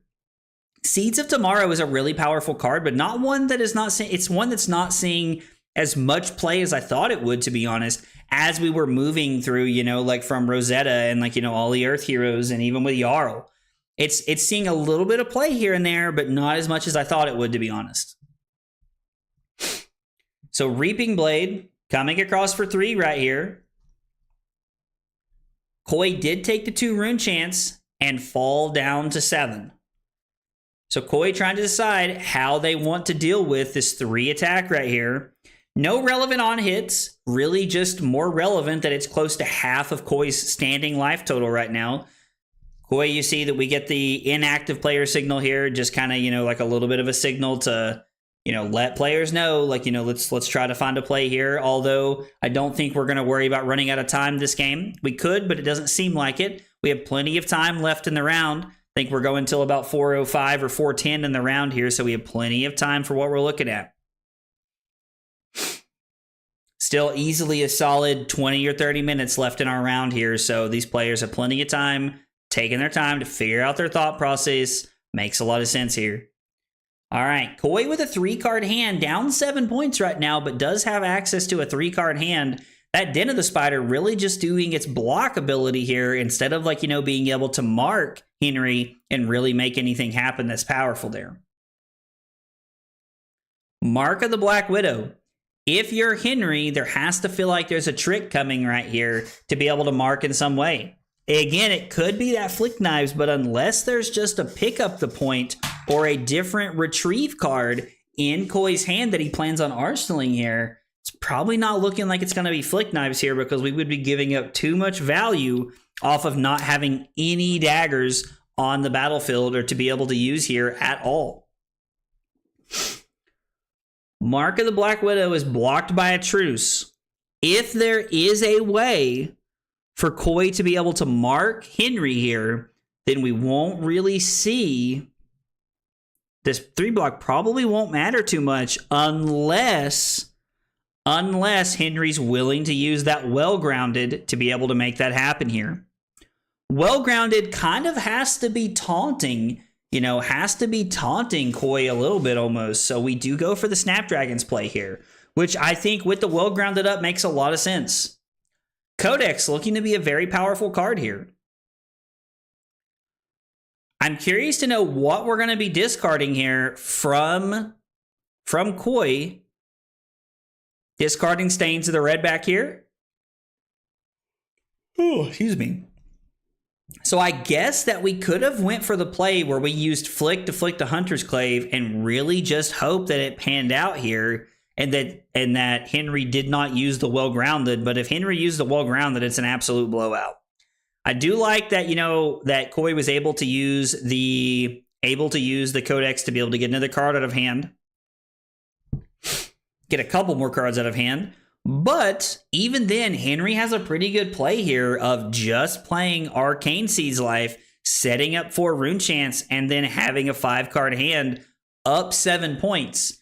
Okay, here we go. It's pick up the point time. So we're finally going to see that other dagger coming back to life here, which I think is really going to enable Koi to be able to make some really good plays here and really try to use flick knives just a little bit more. Block with a yellow Autumn's Touch. We do see the well-grounded here. So we do see the well-grounded with what we're looking at. So there's one prevention left blocking the flick knives damage here, which is really, really powerful. We do see Savor Bloodshed coming in, and now we're going to be coming in for 5, and there's one prevention floating, which means a defense reaction would cover this up very, very well, and it would look really clean here for our Florian player, Henry. No blocks. Sink below from hand.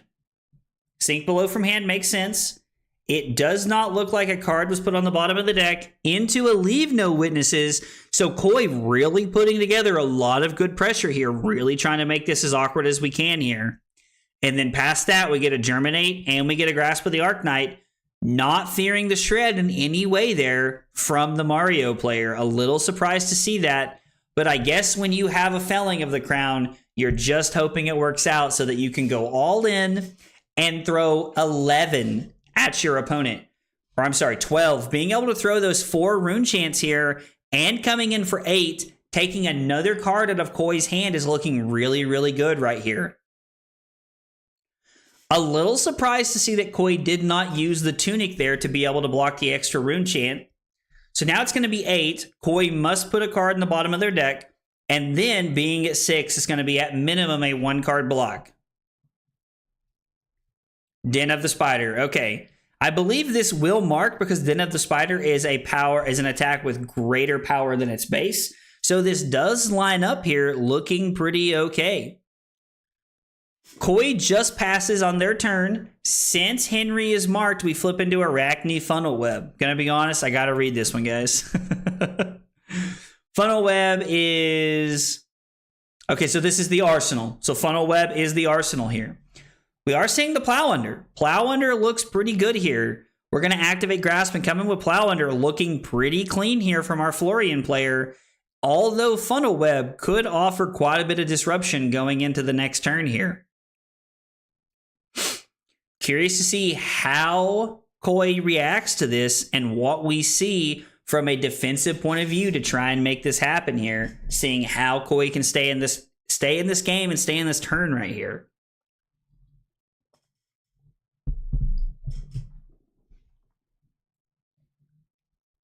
Takes 1 rune chant, falls down to 3, uses Tunic to block the other rune chant to stay at 3, and now we have 6, and we're going to be clearing out the arsenal there, so taking away some of the potential value that Koi did have on their turn. Blocks with 3 cards and simply passes back.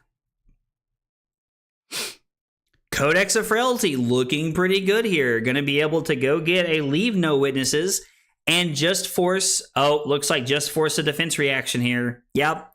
Forcing that Rootbound Carapace looking pretty good there. Really keeping Henry in a good spot from where we're sitting right there.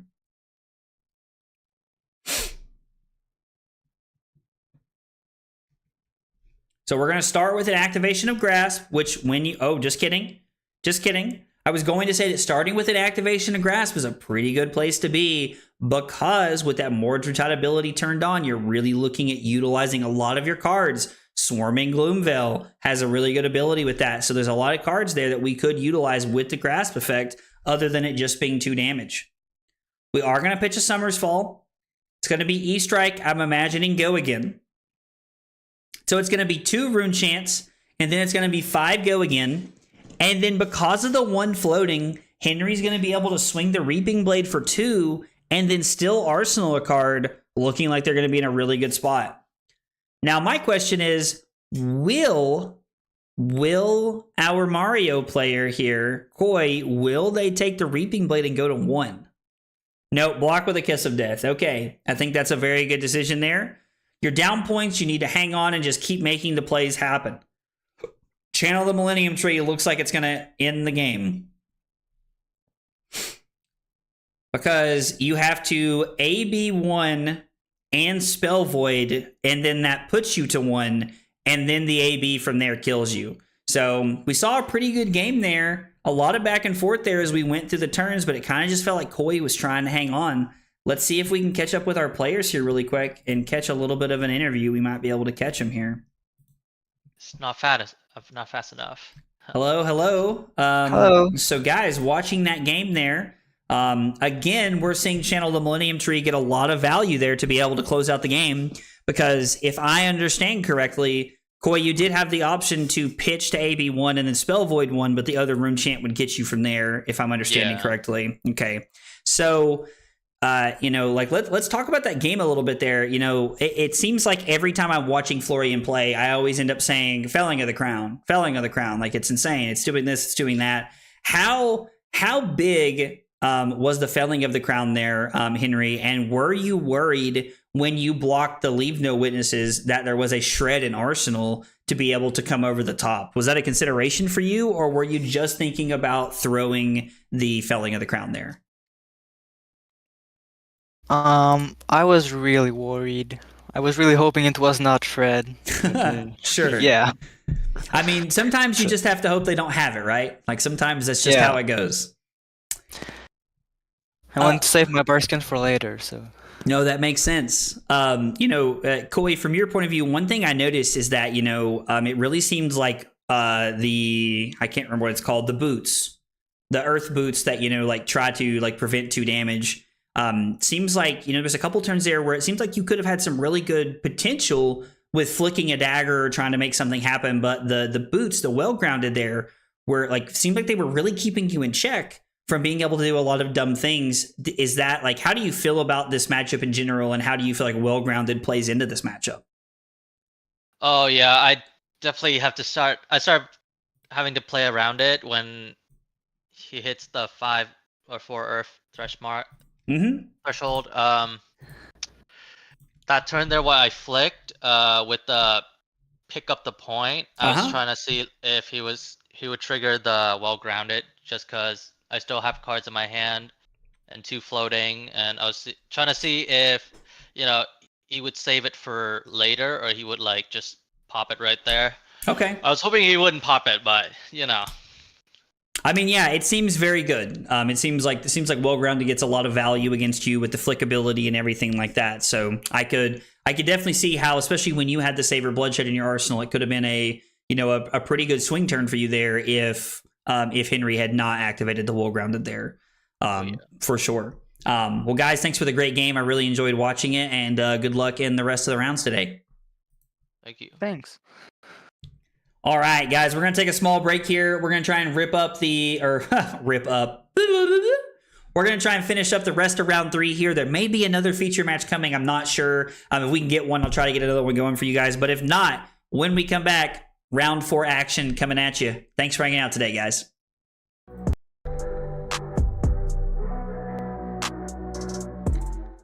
Kyle requested 5 subs of water.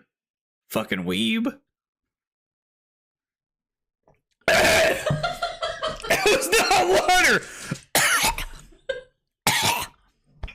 That was not water. Oh, here, have some water. I was lied to. The lies. Yo, only 4 cups? Listen at this man. That is 4 full cups, Cusco. This fucking guy, bro. This fucking guy. What? Rookie numbers? Bro, Cusco's out here. Look, this motherfucker's just sitting over there with a pot of sauce going, oh yeah, I'm stirring that shit up, baby. I'm stirring it up. Oh my God, we're going crazy tonight. This is as close as I'm ever going to get to going Super Saiyan right now. So I just need you all to know how, back-to-back Command and Conquer Pummel turns in back-to-back games. And you know what? Just like Leonardo DiCaprio. I'm not fucking leaving! That's right! This is the kind of content we're looking for right here. The fab tutorials that blow your mind. Blow your mind. The recipe is literally just vodka and Sprite and some Mio. You know, the water flavoring things? You know, like the little, like, squirt. You, like, squirt the little water in. You squirt the little juice in the water, and then it's like, oh, num, num, num, num, num. This is so good. That's what it is. That's the secret sauce. I just crammed them all in my mouth.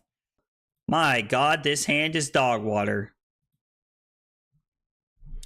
Absolute dog water. I lied. You definitely did. It's your friends that you trust the most that hurt you. Can't even get my words out without laughing. Fuck. Dude, Call of Duty? Bro, dude, I'm good. I'm not, dude, I'm not even that drunk, Diablo. Dude. Ugh. Make you want to kick a fat kid at Kmart, you know what I'm saying? Am I like, you know, who's your daddy when I walk into a room? No, absolutely not. Oh yeah, yeah. The more tired I get, the more the accent shines. The accent shines. I deserve 5 for the joke and pour 1 out for my future kid's college chances. Hope he's good at football. Kyle's killing me right now. Kyle just gets my sense of humor. Oh my God. My face is numb.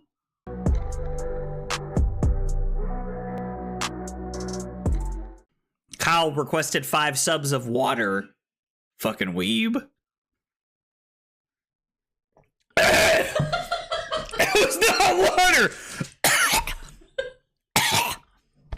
That was not water. Oh, here, have some water. I was lied to. The lies.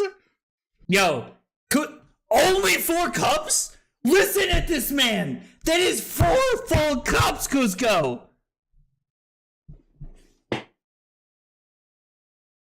This fucking guy, bro. This fucking guy. What? Rookie numbers? Bro, Cusco's out here. Look, this motherfucker's just sitting over there with a pot of sauce going, oh yeah, I'm stirring that shit up, baby. I'm stirring it up. Oh my God, we're going crazy tonight. This is as close as I'm ever going to get to going Super Saiyan right now. So I just need you all to know how, like, back-to-back Command & Conquer pummel turns in back-to-back games! And you know what? Just like Leonardo DiCaprio. I'm not fucking leaving!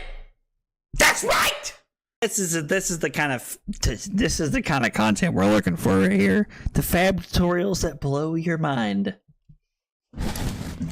Blow your mind. The recipe is literally just vodka and Sprite and some Mio. You know, the water flavoring things? You know, like the little, like, squirt. You, like, squirt the little water in. You squirt the little juice in the water, and then it's like, oh, num, num, num, num, num. This is so good. That's what it is. That's the secret sauce. I just crammed them all in my mouth. My God, this hand is dog water. Absolute dog water.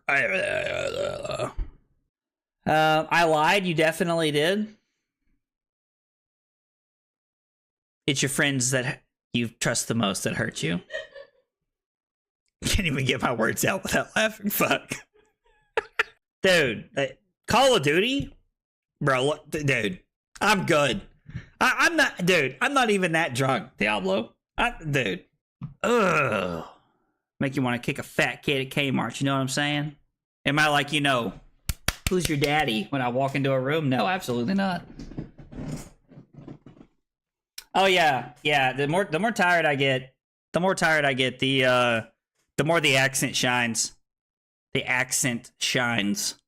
I deserve 5 for the joke and pour 1 out for my future kid's college chances. Hope he's good at football. Kyle's killing me right now. Kyle just gets my sense of humor. Oh my God, my face is numb.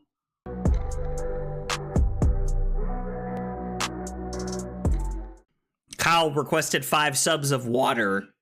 Fucking weeb. It was not water. not water. Oh, here, have some water. I was lied to. The lies. Yo, only 4 cups? Listen at this man. That is 4 full cups, Cusco.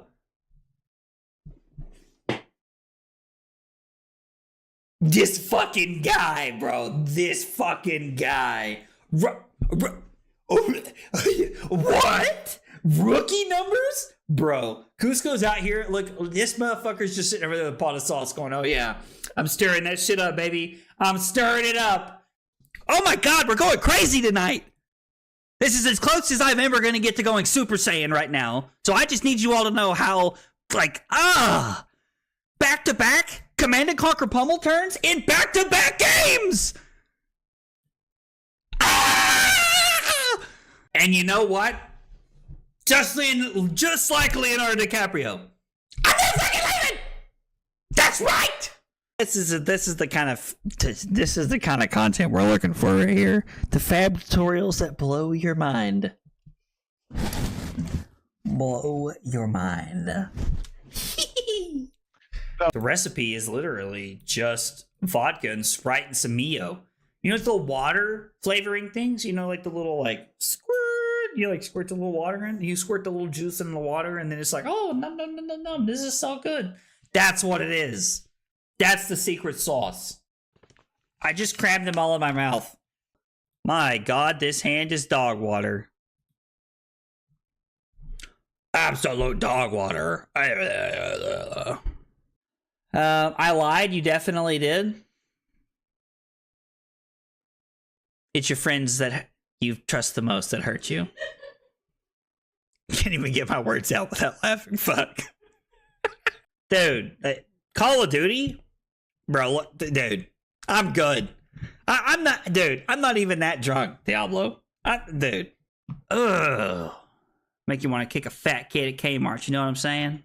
Am I like, who's your daddy when I walk into a room? No, absolutely not.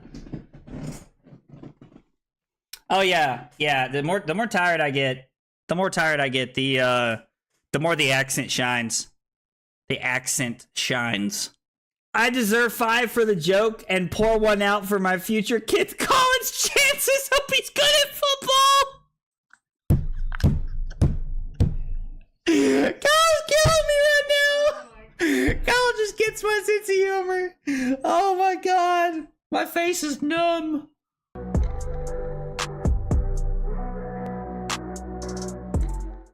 Kyle requested 5 subs of water. Fucking weeb. It was not water. That was not water. Oh, here, have some water. I was lied to. The lies. Yo, only 4 cups? Listen at this man. That is 4 full cups, Cusco. This fucking guy, bro. This fucking guy. What? Rookie numbers? Bro, Cusco's out here. Look, this motherfucker's just sitting over there with a pot of sauce going, oh yeah, I'm stirring that shit up, baby. I'm stirring it up. Oh my God, we're going crazy tonight. This is as close as I'm ever going to get to going Super Saiyan right now. So I just need you all to know how, back-to-back Command & Conquer pummel turns in back-to-back games. And you know what? Just like Leonardo DiCaprio. I'm not fucking leaving. That's right. This is the kind of content we're looking for right here. The fab tutorials that blow your mind. Blow your mind. The recipe is literally just vodka and Sprite and some Mio. You know, it's the water flavoring things. You know, like the little squirt. You squirt the little water in. You squirt the little juice in the water, and then it's like, oh, no, this is so good. That's what it is. That's the secret sauce. I just crammed them all in my mouth.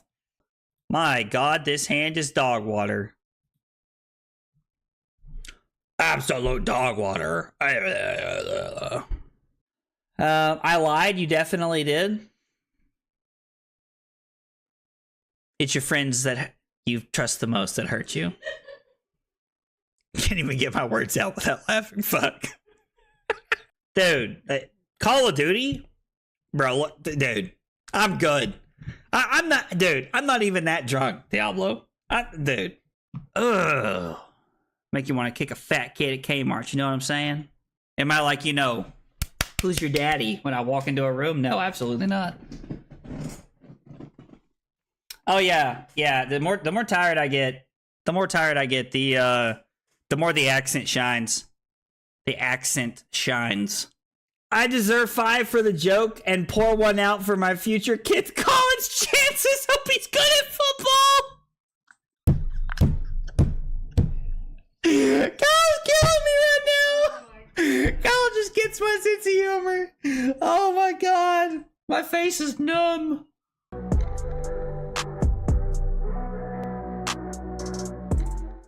Kyle requested 5 subs of water. Fucking weeb. It was not water. That was not water. Oh, here, have some water. I was lied to. The lies. Yo, only 4 cups? Listen at this man. That is 4 full cups, Cusco.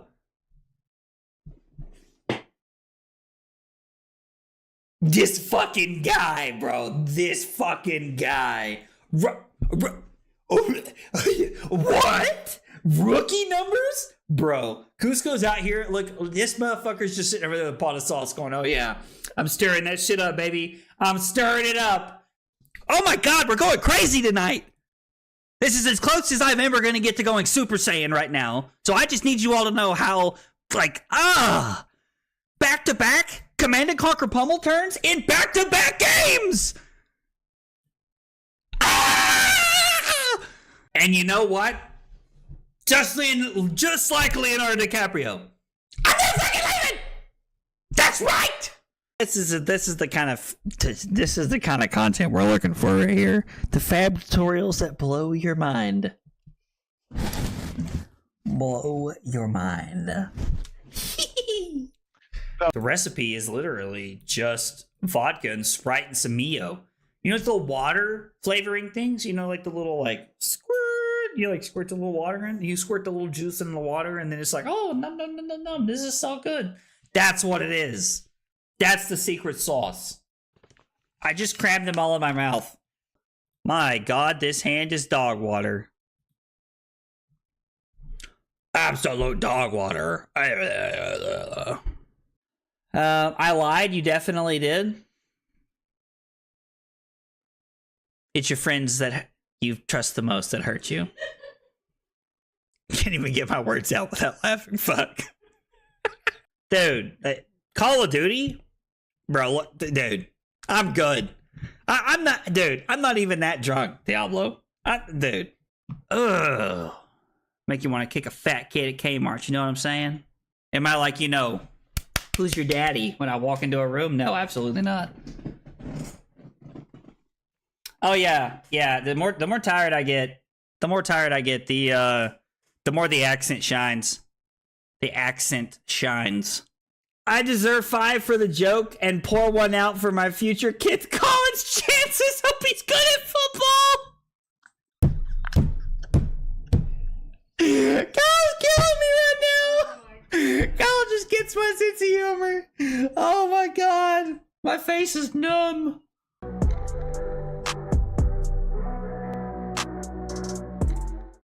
Kyle requested 5 subs of water. Fucking weeb. It was not water. That was not water. Oh, here, have some water. I was lied to. Here we go, guys. Round 4 action coming at you. We got a 2-in-1 Vynnset, and we have a 2-in-1 Dio coming at you guys. So this should be pretty good. We're probably playing for some pretty good spots here. Moving into, you know, our later rounds of Swiss, trying to see who's going to make the top cut, who's not, things like that. So Dio, we got Aaron on the bottom down here, and we have Jakub up at the top playing Vynnset here. And Aaron starts off with an optical monocle, which is a pretty good start here. You know, being able to opt and like, you know, really try to like grind through the deck is looking pretty good here. I would think it's a good start for Aaron. But man, Vynnset, like Jakub, just like getting a Deathly Well in the Banish Zone, putting a Malefic and a Runeblood incantation into play, just looking absolutely insane. So it's looking like it's going to be a really, really good game here. We've got a lot of back and forth. The one thing I will notice is that Jakub on Vynnset is playing Crown of Providence as opposed to Face Purgatory. I'm a little surprised to see that, to be honest. So this is looking like it's going to be an interesting game. We've got some interesting pieces here and some interesting stuff.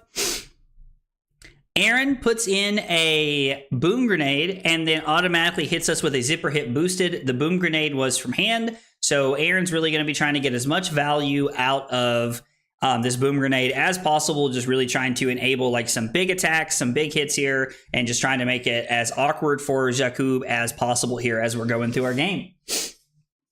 All right, so Aaron breaks the combat chain to activate Optical Monocle. Not one I've seen in quite a while in Dio, but I do think it's one that has quite a bit of, you know, space to be really good. Blue 0 to 60. Probably not what Aaron was looking for here on this Boom Grenade turn, trying to apply some pressure, but I imagine that the blue 0 to 60 is just not, you know, the gusto that Aaron's really looking for right here. Aaron's going to go ahead and activate Teklo Foundry Heart here, probably trying to look for, you know, some better cards to be able to play, to be able to make this happen. Aaron does play a Boom Grenade off the top of the deck, and he's going to activate Goliath Gauntlet, coming in for 7 off the Twin Drive here, and we are going to get a single boost. Looks like a defense reaction from Jakub. Yep. No more equipment is needed to be used here, which I feel like, you know, Jakub has to feel like that's a pretty good win here. And then we're going to follow it up with the Symbiosis Shot. The Symbiosis Shot does not trigger the Boom Grenade, but Aaron does have a Boom Grenade for next turn, really applying a lot of pressure here and putting Vynnset on the back foot. So really forcing a lot of, you know, like good effects there, and Aaron really taking tempo early. Now 36-36 here after that point of blood debt, and we're going to be starting with a T-Bone.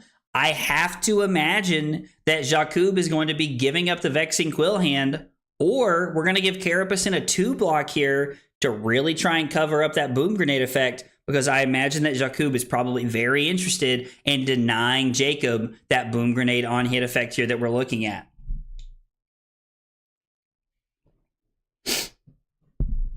So Jakub kind of just giving it a little bit of thought here, thinking a little bit about how we want to play this out, what this is going to look like, how the turn's going to play out here. T-Bone, a very good place to start though. I'm really curious to see what kind of value Aaron's able to get out of this Optical Monocle throughout the course of the game here. Only blocking 1 with the Dyadic Carapace here, and we're gonna connect. Aaron is going to hit with the T-Bone and hit that Boom Grenade effect on the very first attack of the turn. Drawing into a Cerebellum Processor. One thing I did notice, that is the second Pulse Wave Harpoon gone for Aaron already this game. That could be a little awkward, I feel like. You know, really trying to, you know, Harpoon is a very, very good card to utilize to be able to disrupt your opponent and get a lot of value. Aaron using that red backup protocol to be able to come in with another red zipper hit here, applying a lot of pressure. It looks like Jakub has just decided he's going to be taking damage this turn. Probably because there's a Succumb to Temptation inside of Jakub's hand, if I had to guess. That's what we're looking at here, and it's looking like that we're going to... Aaron's going to try and set up a 5-card hand here, and Jakub is really going to be looking to play out his turn here. Another Runeblood incantation giving us that value, and another Sonata Galaxia.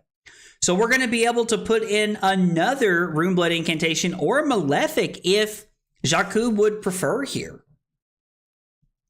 This turn looking very, very powerful. Arcane Cussing, even better. Arcane Cussing going to be absolutely fueling this fire that Jakub is looking to set up here on this turn. We're going to see a lot of value here. The Arcane Cussing has already broke, which means there's going to be, it's already been broken, I guess is more correct there. So Deathly Well is going to get the value here, and we're seeing Aaron falling down quite a bit here pretty quickly. I'm curious to see. Aaron does use Crown of Providence, and he does crown a card from hand, but not from Arsenal. No action points there for Jakub, so it's just going to be passing back to Aaron and setting up those 5 rune chants. Now, Jakub has done a phenomenal job of setting up and making sure that he has the game to keep playing and to keep generating rune chants and continuing to try and make it as awkward as possible for Aaron. But Aaron's starting off with a really good hand here, already up 8 points coming into the turn.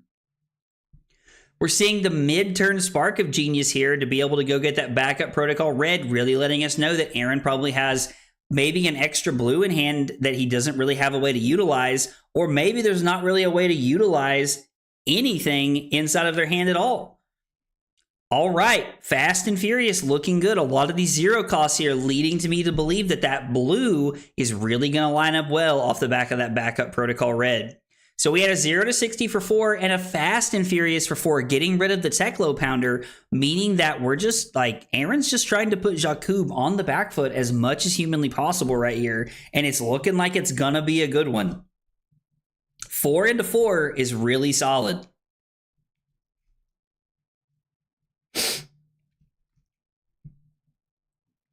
Jakub really taking a minute here, trying to analyze this, making sure that everything looks okay. We're only 7 to 10 minutes into our round here, so there's not really a big rush.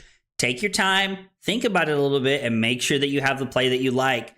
Aaron has the boom grenade off the top of the deck. Absolutely backbreaking. It's going to be able to get an extra action point here as well to be able to make sure that we can utilize the symbiosis shot as much as possible.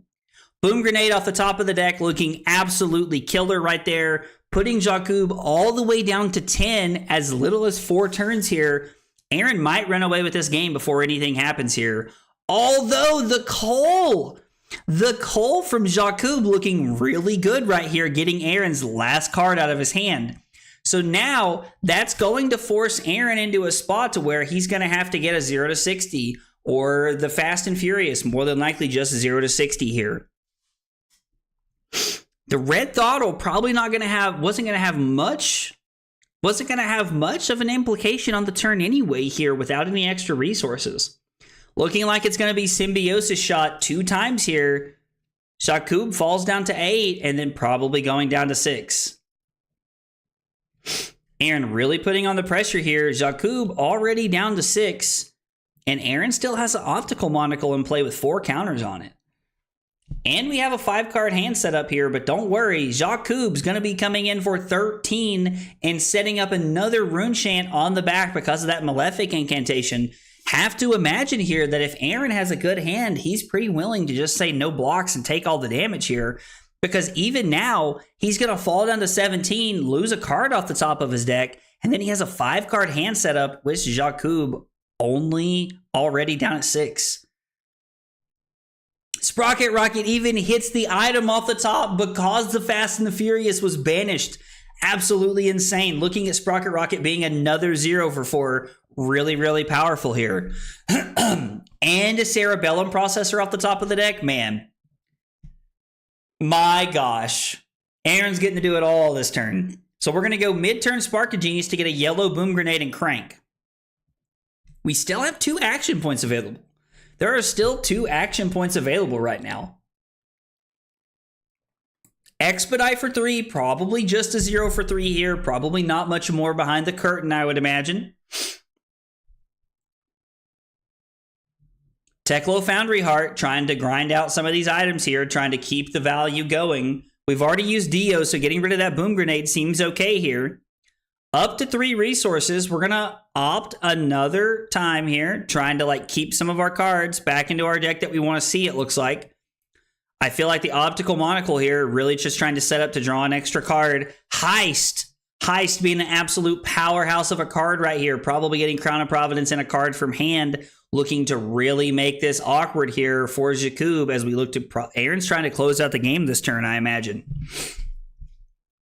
Maximum Velocity for 10 is probably going to be the nail in the coffin right there. Looking absolutely insane from what we're seeing. Wow. Maximum Velocity was an absolute powerhouse of a play here. Ending the turn, I can only imagine it's ending the game here as well. The Boom Grenade would definitely be the icing on the cake if this 10 does not do it. So yeah, a 5-turn game where Aaron was just able to apply a crazy amount of pressure and really just keep Jakub on the back foot throughout the course of the game there. Let's see if we can get an interview with our players here really quick and kind of break this game down a little bit here. Red boom grenades kind of too much for me. So Yeah. Guys, Dio can fuck. that's that game there. That was interesting. You know, it kind of felt like Aaron, like you were just playing offense the entire game there.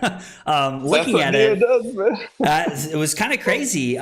So do you feel like the boom grenade off the top of the deck was really like a turning point in the game? Or do you feel like that was maybe just icing on top of the cake, as you know, like you were kind of already up on life? It felt like you were kind of in the driver's seat at that point. You know, just kind of walk me through that game from your point of view there.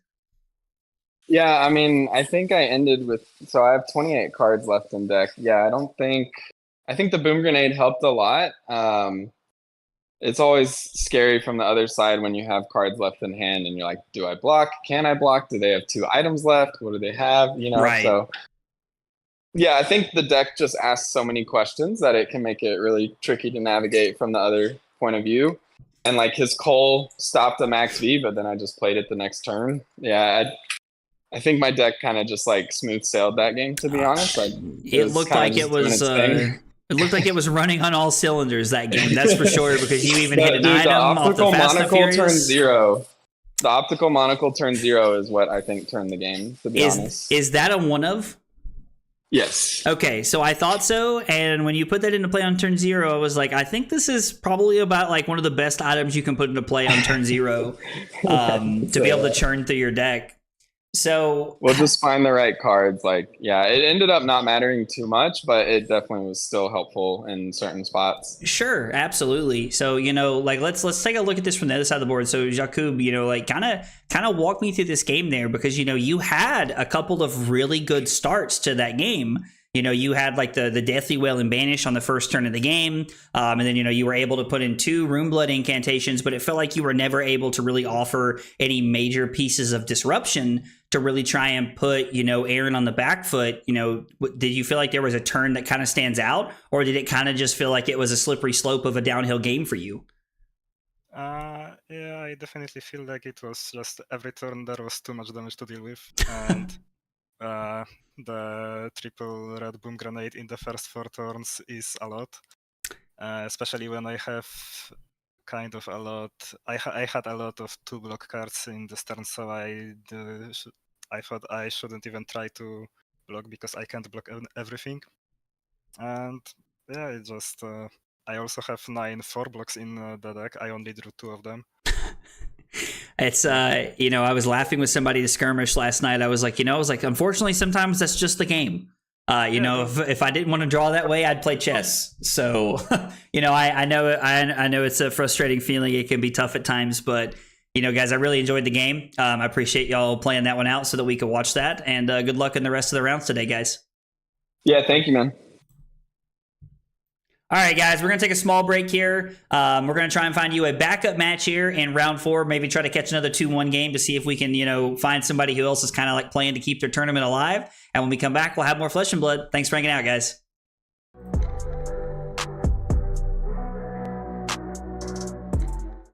Kyle requested 5 subs of water. Fucking weeb. It was not water. That was not water. Oh, here, have some water. I was lied to. The lies. Yo, only 4 cups? Listen at this man. That is 4 full cups, Cusco.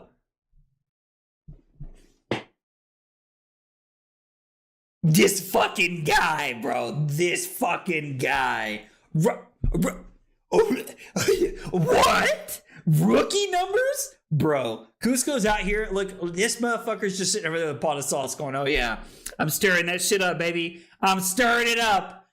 Oh my God, we're going crazy tonight.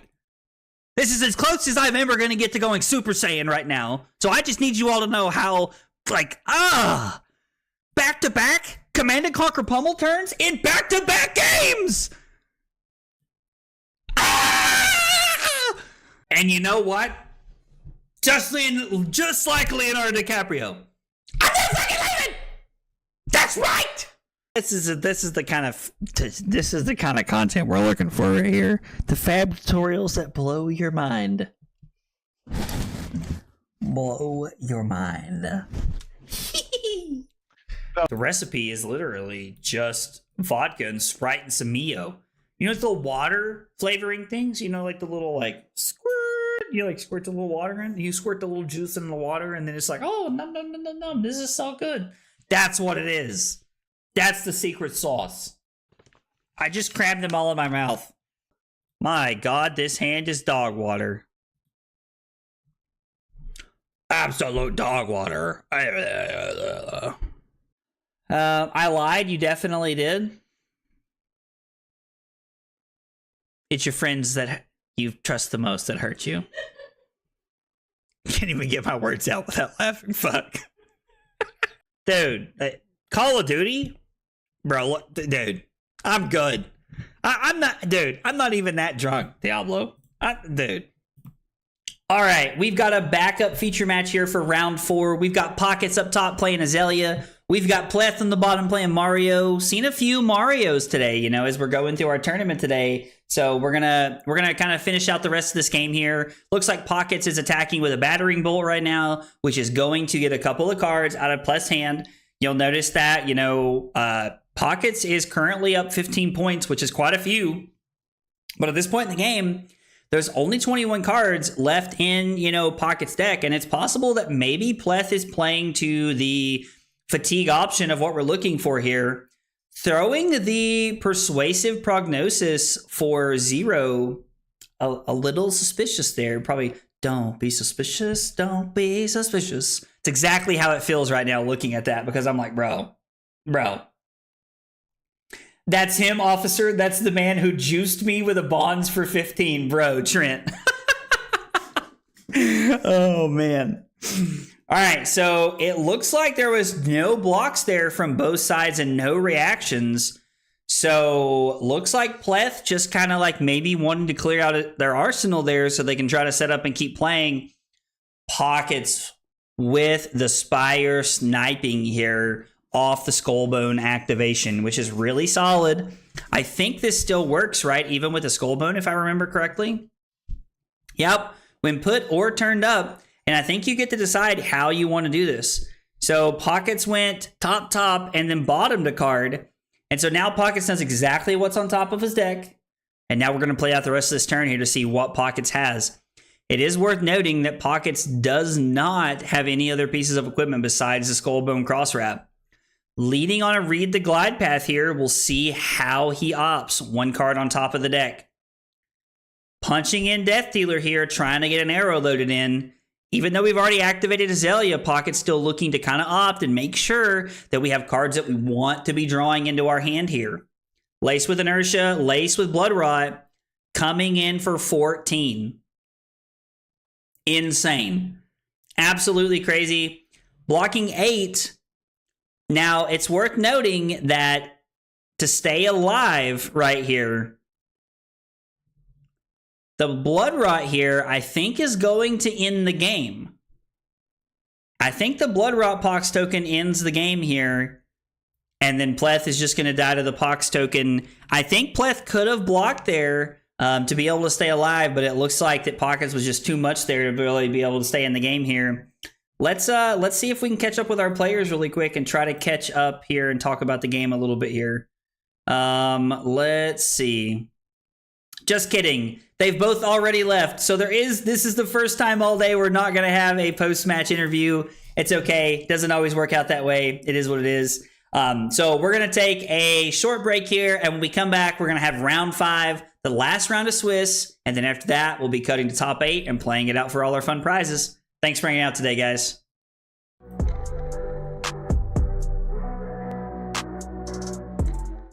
Kyle requested 5 subs of water. Fucking weeb. It was not water. That was not water. Oh, here, have some water. I was lied to. The lies. Yo, only 4 cups? Listen at this man. That is 4 full cups, Cusco.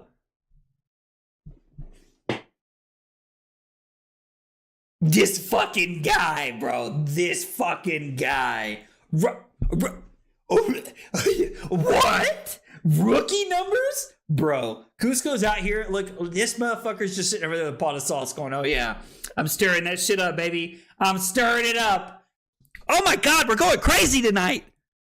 This is as close as I'm ever going to get to going Super Saiyan right now. So I just need you all to know how, back-to-back Command and Conquer pummel turns in back-to-back games. And you know what? Just like Leonardo DiCaprio. I'm not fucking leaving. That's right. This is the kind of content we're looking for right here. The fab tutorials that blow your mind. Blow your mind. The recipe is literally just vodka and Sprite and some Mio. You know, it's the water flavoring things. You know, like the little squirt. You squirt the little water in. You squirt the little juice in the water, and then it's like, oh, num. This is so good. That's what it is. That's the secret sauce. I just crammed them all in my mouth. My God, this hand is dog water. Absolute dog water. I lied. You definitely did. It's your friends that you trust the most that hurt you. Can't even get my words out without laughing. Fuck. Dude, Call of Duty? Bro, dude, I'm good. I'm not even that drunk, Diablo. Dude. Ugh. Make you want to kick a fat kid at Kmart, you know what I'm saying? Am I like, who's your daddy when I walk into a room? No, absolutely not.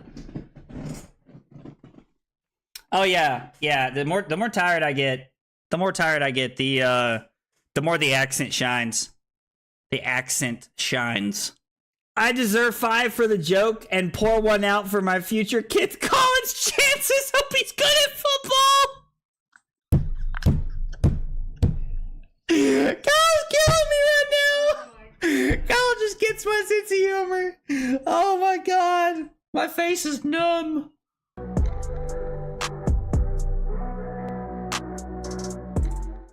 Kyle requested 5 subs of water. Fucking weeb. It was not water. That was not water. Oh, here, have some water. I was lied to. The lies. Yo, only 4 cups? Listen at this man. That is 4 full cups, Cusco.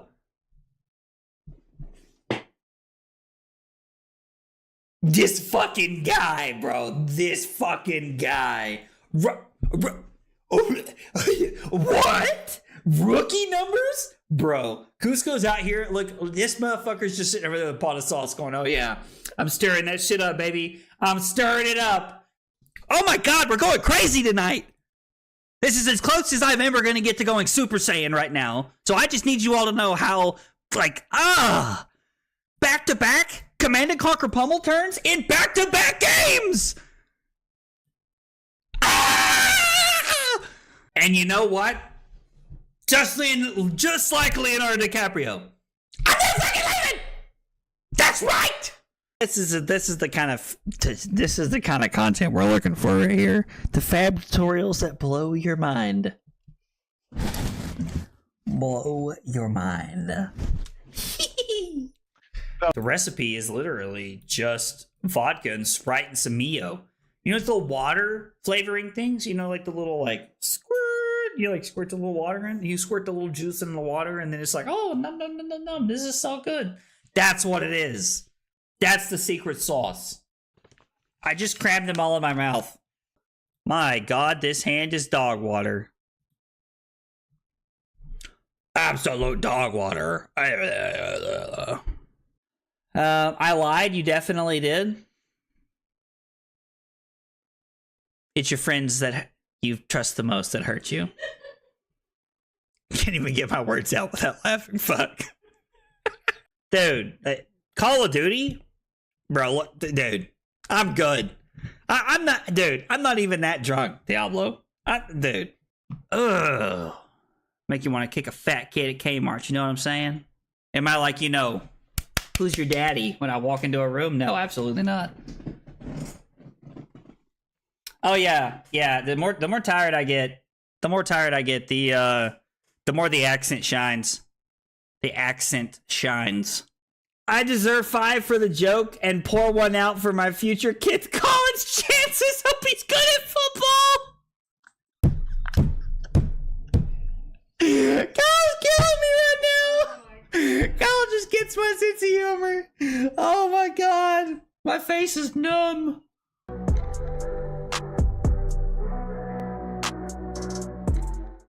Kyle requested 5 subs of water. Fucking weeb. That was not water. That was not water. Oh, here, have some water. I was lied to. The lies. Yo, only 4 cups? Listen at this man. That is 4 full cups, Cusco.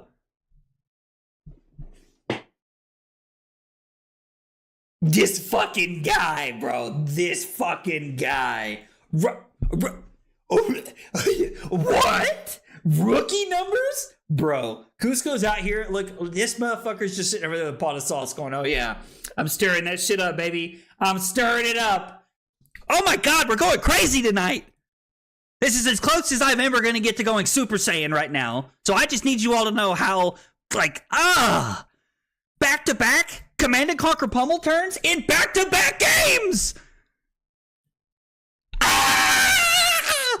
And you know what? Just like Leonardo DiCaprio. I'm not fucking leaving. That's right. This is the kind of content we're looking for right here. The fab tutorials that blow your mind. Blow your mind.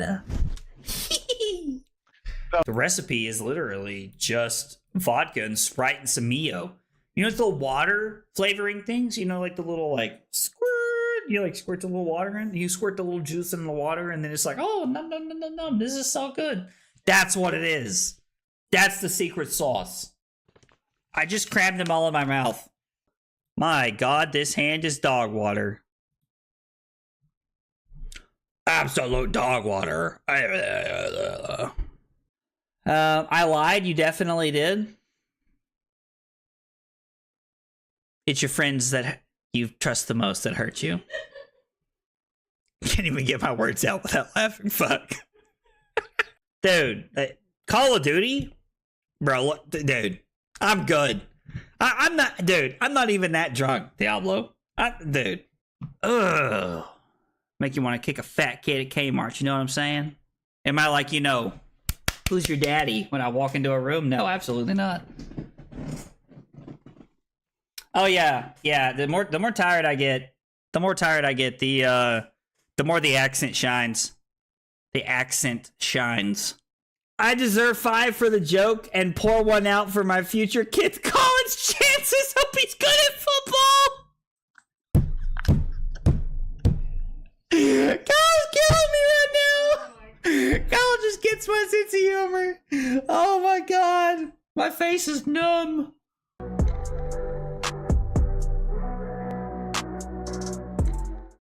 Kyle requested 5 subs of water. Fucking weeb. That was not water. That was not water. Oh, here, have some water. I was lied to. The lies.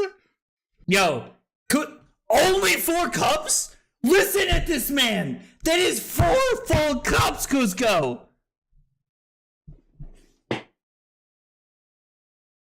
This fucking guy, bro. This fucking guy. What? Rookie numbers? Bro, Cusco's out here. Look, this motherfucker's just sitting over there with a pot of sauce going, oh yeah, I'm stirring that shit up, baby. I'm stirring it up. Oh my God, we're going crazy tonight. This is as close as I'm ever going to get to going Super Saiyan right now. So I just need you all to know how, back-to-back Command & Conquer pummel turns in back-to-back games. And you know what? Just like Leonardo DiCaprio. I'm never fucking leaving. That's right. This is the kind of content we're looking for right here. The fab tutorials that blow your mind. Blow your mind. The recipe is literally just vodka and Sprite and some Mio. You know, the water flavoring things. You know, like the little squirt. You squirt the little water in. You squirt the little juice in the water, and then it's like, oh, num. This is so good. That's what it is. That's the secret sauce. I just crammed them all in my mouth. My God, this hand is dog water.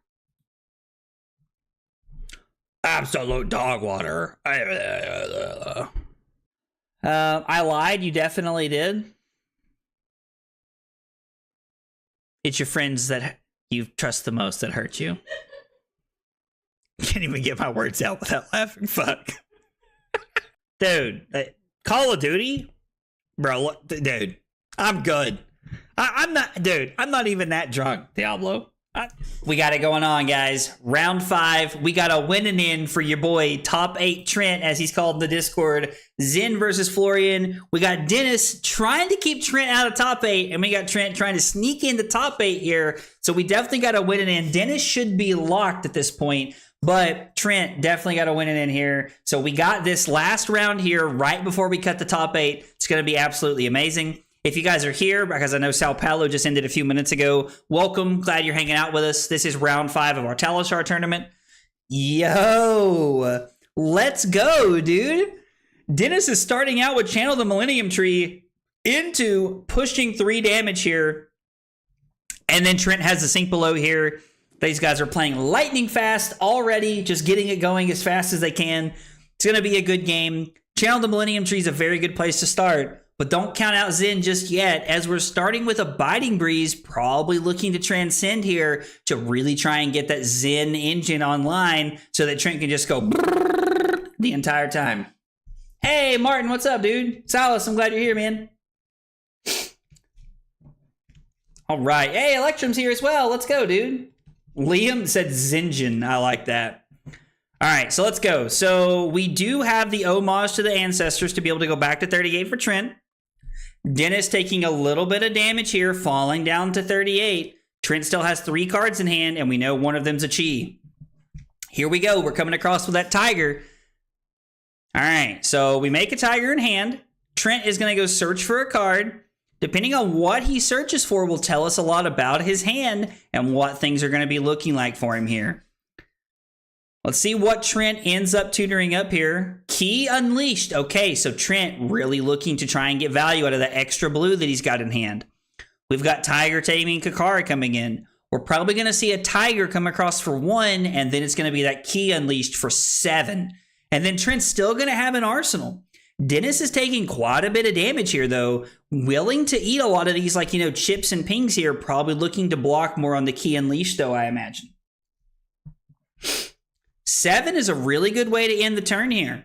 7's a really good way to end the turn. No defense reaction from Dennis. A little surprised. We do see the Millennium Tree pop off here to start our turn, though.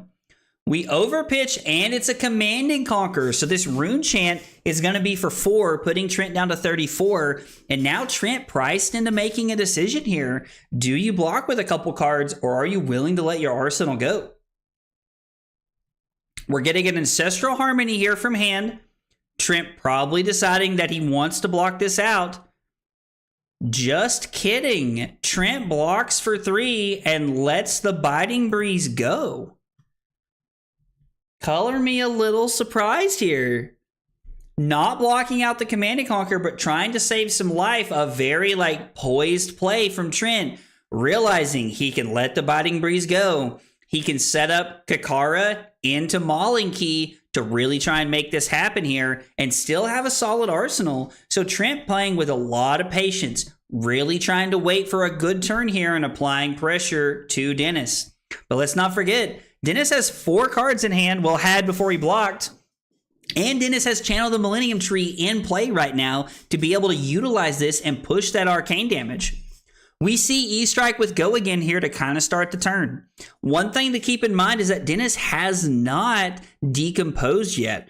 So we're still looking to try and get that engine online. But man, Dennis just making Channel the Millennium Tree look like an absolute all-star right here. It's going to be Rune Chant for 4 and then 3 off the Reaping Blade. Trent down to 19, but with all 5 cards in hand. That blue Biting Breeze again. Trent loves to arsenal blue Biting Breeze to be able to set it up and to be able to make sure that you're having a better opportunity to try and transcend here. Okay, yellow Rootbound Carapace here, trying to deny Trent the Tiger here and really not trying to let him set up and have the ability there. Trent's going to go ahead and play a drop in the ocean now that that's being blocked. Trent was definitely waiting for the resolution step there, but now that it's being blocked, there's no reason to wait. Trent just doing anything he can to try and get it going here. Dennis doing a really good job of utilizing that Channel the Millennium Tree from the turn 0 there and really just continuing to like push his advantage. Here we go. It's toolbox time. Trent's going to try and pop off here. The inner chi there was definitely the drop in the ocean there that we saw. There is no other chi in his hand. Tiger Swipe looking like a pretty good one here.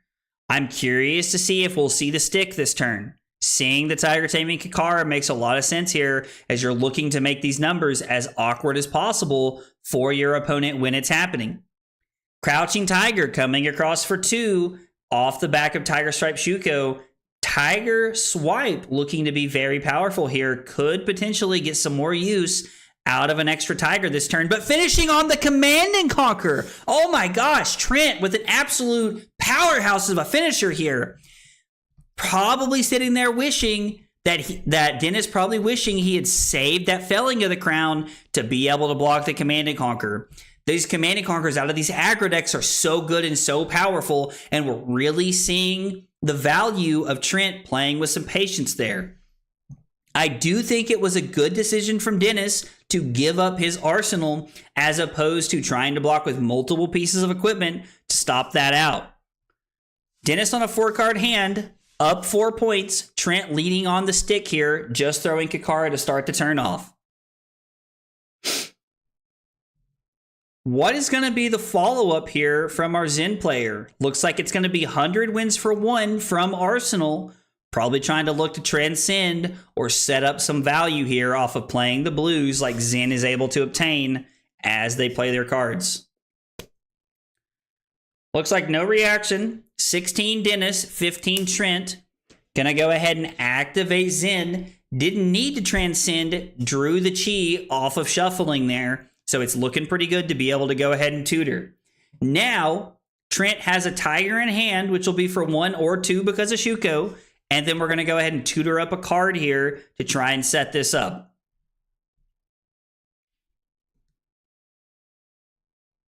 Let's see what Trent can pull out here to kind of make this happen. Trent kind of taking a moment, processing, looking through the deck, thinking about his lines. You know, like we're very early on into this game. We're only about, 5 to 10 minutes into this game. So Trent just making sure that he doesn't make any small mistakes. Playing, getting the best card from his deck. Crouching Tiger for 2 puts Dennis down to 14. Breed Anger for 4 is going to create another Tiger and potentially set Trent up to be able to throw a Tiger Swipe here or pitch a card and be able to throw another Key Unleashed if there's another one in their deck, in Trent's deck. It could also be another Command and Conquer. A lot of good options here that Trent could have. Dennis making the Face Purgatory play. I have to say, I really like this. And he does get a Command and Conquer out of Trent's hand. So now Trent just forced to pass and arsenal this last card. And Dennis able to follow this up with the Plow Under, taking Trent off of that 5-card hand and really putting him in a spot where he doesn't want to be. Is Trent able to deny him the decompose? He is not. Okay.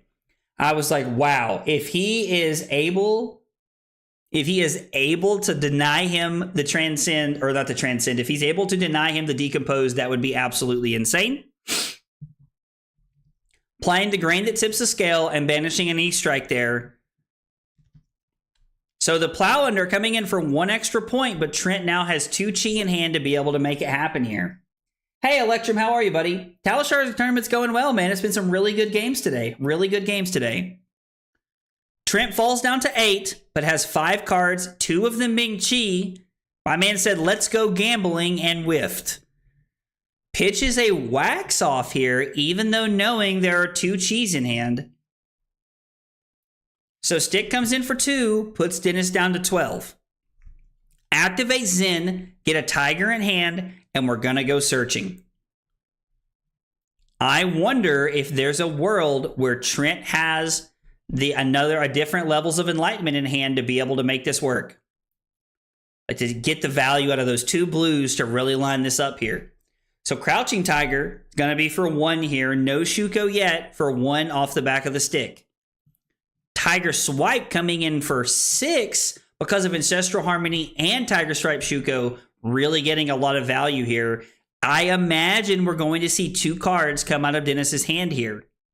Just kidding. No cards out of hand, but we do get a Shelter from Arsenal and a Well-Grounded to be able to cover this up. But the interesting part, okay, I was like, because the Well-Grounded's not going to work there because of Shuko. So, Trent connects, makes another Tiger, puts Dennis down to 9.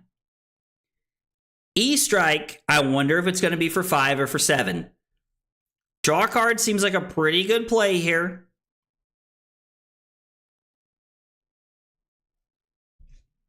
So Trent just trying to apply some pressure here and then make sure that he has a 5-card hand for next turn. Because one of the interesting things about this game and the way it's going is that Trent still has all of his equipment to block with. There's a very, very real world that Trent could like just use Traverse to just kind of go ham and just go all in on a massive turn here to make it all happen and really put himself in the driver's seat. There was a Decimator Fang earlier, Electrum. We had a Decimator Fang early on in the tournament. It was round 2 or 3. We got it on camera. It was really fun. It was really fun. You should check it out. Okay, so we get a Rootbound Carapace, and we get the Well-Grounded staying at 9. Now we're looking at a world where Dennis is not able to gain life off the Arcane Season life, but 4 Rune Chants and a Felling of the Crown. Holy cow. Oh my gosh. 4 Rune Chants and a Felling of the Crown, looking to put Trent in an awkward spot, I imagine. I wonder if Trent is going to go down to 2 and shove the equipment in front to play out another 4-card hand here. Well, I guess a 5-card hand if you count the chi once he goes and gets it. Okay, Tiger Eye, Reflex, and Traverse, saving the Kasaya and the Shuko for the turn, and then also having the Sink Below here. So Trent's saying that he needs the chi to really make this turn work, and he's going to try and go aggressive here, as aggressive as he can. Winner gets an EA Gold Foil Stonewall. Yeah, if only I had one to give away. All right. So Barkskin of the Millennium Tree blocking pretty efficiently here to kind of start the turn off, making 2 of those because Dennis does have Florian's ability turned on now. I imagine Dennis is going to fall down to 8. Breed Anger probably gets met by 1 card, blocking efficiently here, looking really clean. The next Crouching Tiger, again for 1 because of Shuko, looking really good right here. What is Trent's follow-up here from this point? E-Strike. E-Strike's also going to be for draw card, which means if Dennis has a good enough hand, he can go down to 3 and just play out the hand. He doesn't have to make anything happen. Dennis falls down to 3. If I was Trent, that would terrify me. Also, Dave, let's go. Thank you for the 7 months of Prime, brother. I appreciate it. Thank you so much, man. Means a lot. Okay, 4 Rune Chants, and it's going to be 6 physical. Trent has the chi to be able to block out the Rune Chants. It is possible for Trent to give Shuko and go to 1 and keep a 3-card hand in an arsenal here, which could be very, very powerful for Trent since the Zen state is preventing any random pings or anything that's going to happen. Okay. Double wax off means that Trent is going to take 1 down to 3. Probably not applying too much pressure this turn since we played 2 wax offs there. Really trying to like play some defense and try to set it up. 2 might tokens is pretty scary off the back of blocking that. It's now 3 to 3. Trent just arsenals and pass. Trent must have had a heavy defense reaction hand right there.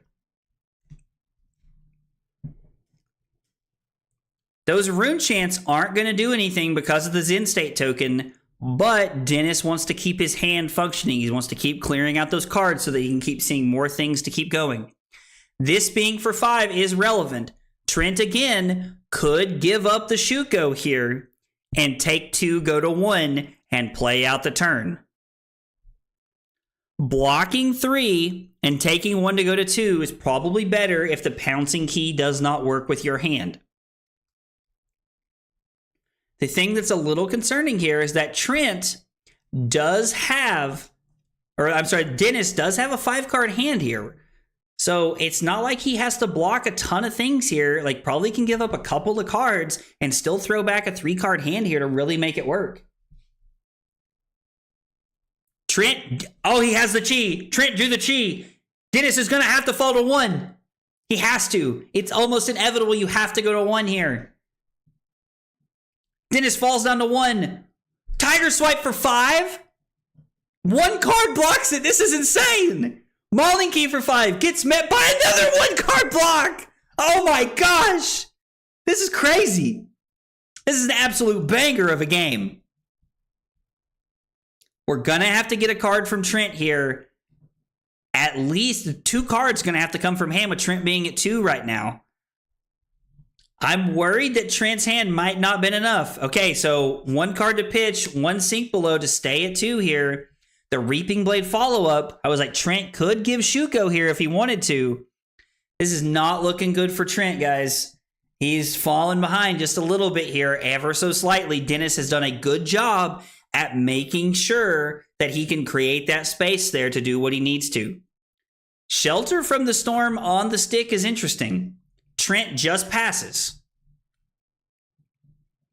Dennis is at a point where Grasp is going to take at minimum 1 card every single time. 4 rune chants and 4 physical. At minimum, 2 cards have to come from Trent's hand to be able to keep this going. We're going to get a blue here, I imagine. Yep, we get a path well traveled. Makes a lot of sense. Probably takes 1 rune chant down to 1, I'm imagining. And then a 2 block from hand, and Shuko lets you keep 2 cards in an arsenal to try and pressure Dennis on the crackback here. This has been a crazy good game to watch. We've had a lot of good games today. My guy over here casting like an absolute monster. Thank you, Martin. I appreciate it, fam. I appreciate it, Martin. We get a 3 block and we get a Shuko here. So effectively the same thing. Just kidding. Trent's thinking a little bit here, making sure, again, these players have plenty of time. The round started at like 4:30 or 4:35. We're only like 17 minutes into the round. There is plenty of time for Trent to make sure that he's making the best decision, because at this point, every point matters. Dennis is now at 1, so if Trent is able to go stick into like a tiger here, we can really put something together here where you're able to strip like 3 cards from Dennis, and Trent might be able to get back into this game. Okay, so aspect of Tiger Body and the Shuko here.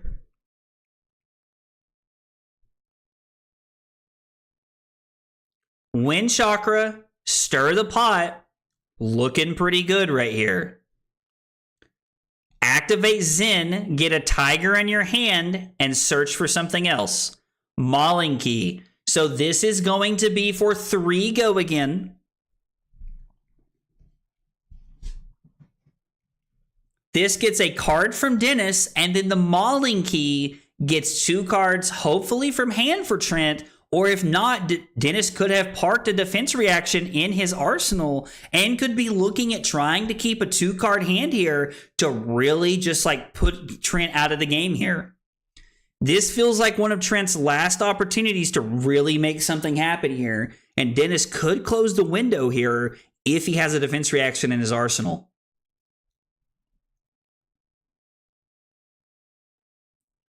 Dennis thinking about his turn, just making sure, looking over everything. We don't want to miss anything. When you're at 1, it's literally the answer between life and death. So we get a shelter, and we get a shelter, and we get a sink below. The shelter used as a discard effect, basically the same thing. Command and Conquer for 6, going to eat at minimum 2 cards from Trent's hand, maybe a third. The fact that there's a pause, I think Dennis might have done it with a Chi and a Preserved Tradition in hand. The Command and Conquer was able to close it out there. Absolutely monster of a game, well played by both players. Let's see if we can catch them really quick, and we'll try to get an interview here with both of our players before we move on to try and find another round here. Pretty fast and loose. Yeah, I mean, I think I played too fast as well. So guys, that was a heck of a game. There was a lot of back and forth. I felt like I never really knew who was winning and what was going on. There were a couple of turns there. The first big turn that I want to talk about is, Dennis, Trent threw Kakara at you, and you blocked with the chess piece to make 2 embodiments, and then you were able to block 1 for 5 and an E-strike, I think, or something, with only 2 cards. Just being able to cover it up for 2 cards there was absolutely insane. Walk me through that turn. Did you think it was going to be that magical Christmas land right there, or did it just work out after you made that decision? No, I think it just worked out. I did not think I was going to get that much value. I just thought that, right now, I want to keep at least 2 cards in my hand, and I had 2 non-attacks, so I know that I should probably always block with chest on this turn, just to be able to get value. Probably I get to block a 4 attack at the very least. So I might lose a little bit of value from the embodiments, but the entire thought process was just, this is a clean block, it keeps my life total a little bit higher, and I get the embodiments which I will be able to use well for the rest of the turn in a good way. I wasn't planning on he's gonna go for 2 5 attacks. That's sure. No, really I played very well into it. I mean, if you would have known 2 5s were coming, that would have been quite the foresight. I would have been impressed. Trent, when we talk about, close to the end of the game there, you had a turn where you had E-strike in your hand, and you blocked with Aspect of Tiger Body, and you made the decision to go for the Mauling Key and Transcend, and it seemed like a really good play there. And both of those not. Oh, you don't like that play? I don't. What I'm supposed to do that turn is I'm supposed to not get any value off of the Wind Chakra, and I'm supposed to go and get the 100 Winds and sink the Tiger to E-strike for 7. That presents 10 damage when I only presented 8, maybe 9, but I knew I wasn't going to hit. So I was really only presenting 8 damage. I should have, it was literally the turn before the final turn. I should have just gotten 100 Winds and sunk the Tiger. So you would have been able to go 3, go again off the 100 Winds into 7? Yes. Okay, so let's see. That is a card, and then the 2 defense reactions. So you actually take an entirely... It would have ended up the same. Oh, it's an entirely different card, right? Because he blocked 3, and then okay, so it would have been the same, but you did have a better line there. Is kind of your point. Yeah. Okay. I feel like I played too conservatively with my Chase the Tails. There was a couple turns I probably could have went and gotten Chase the Tail and just didn't. Turn 0 when I went and got the Key Unleashed. Yep. I definitely had a Chase the Tail line where I probably could have arsenaled something else if I'm remembering correctly. And then also the turn where I played out the Ancestral Harmony. I played this game pretty fast and loose, probably more so than I should have. I mean, listen, it happens to all of us, man. It was a heck of a game, and I really enjoyed watching both sides of that and being a part of it was a lot of fun. So I really appreciate you guys for playing today, and I appreciate the fun and entertaining game. Of course. Thank you. Of course. All right, guys, we're going to take a small break here. There might be some more round 5 action. We're going to see if we can get a game. But if not, when I come back, we're going to be playing top 8, and we're going to be playing it out for all the cool prizes. Thanks for hanging out today, guys.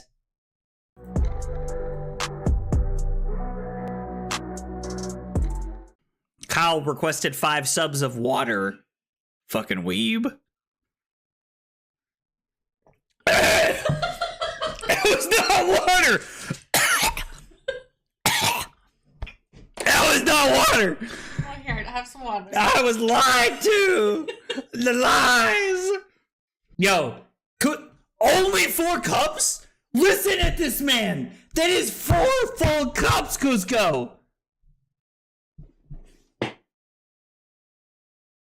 This fucking guy, bro. This fucking guy. What? Rookie numbers? Bro, Cusco's out here. Look, this motherfucker's just sitting over there with a pot of sauce going, oh yeah, I'm stirring that shit up, baby. I'm stirring it up. Oh my God, we're going crazy tonight.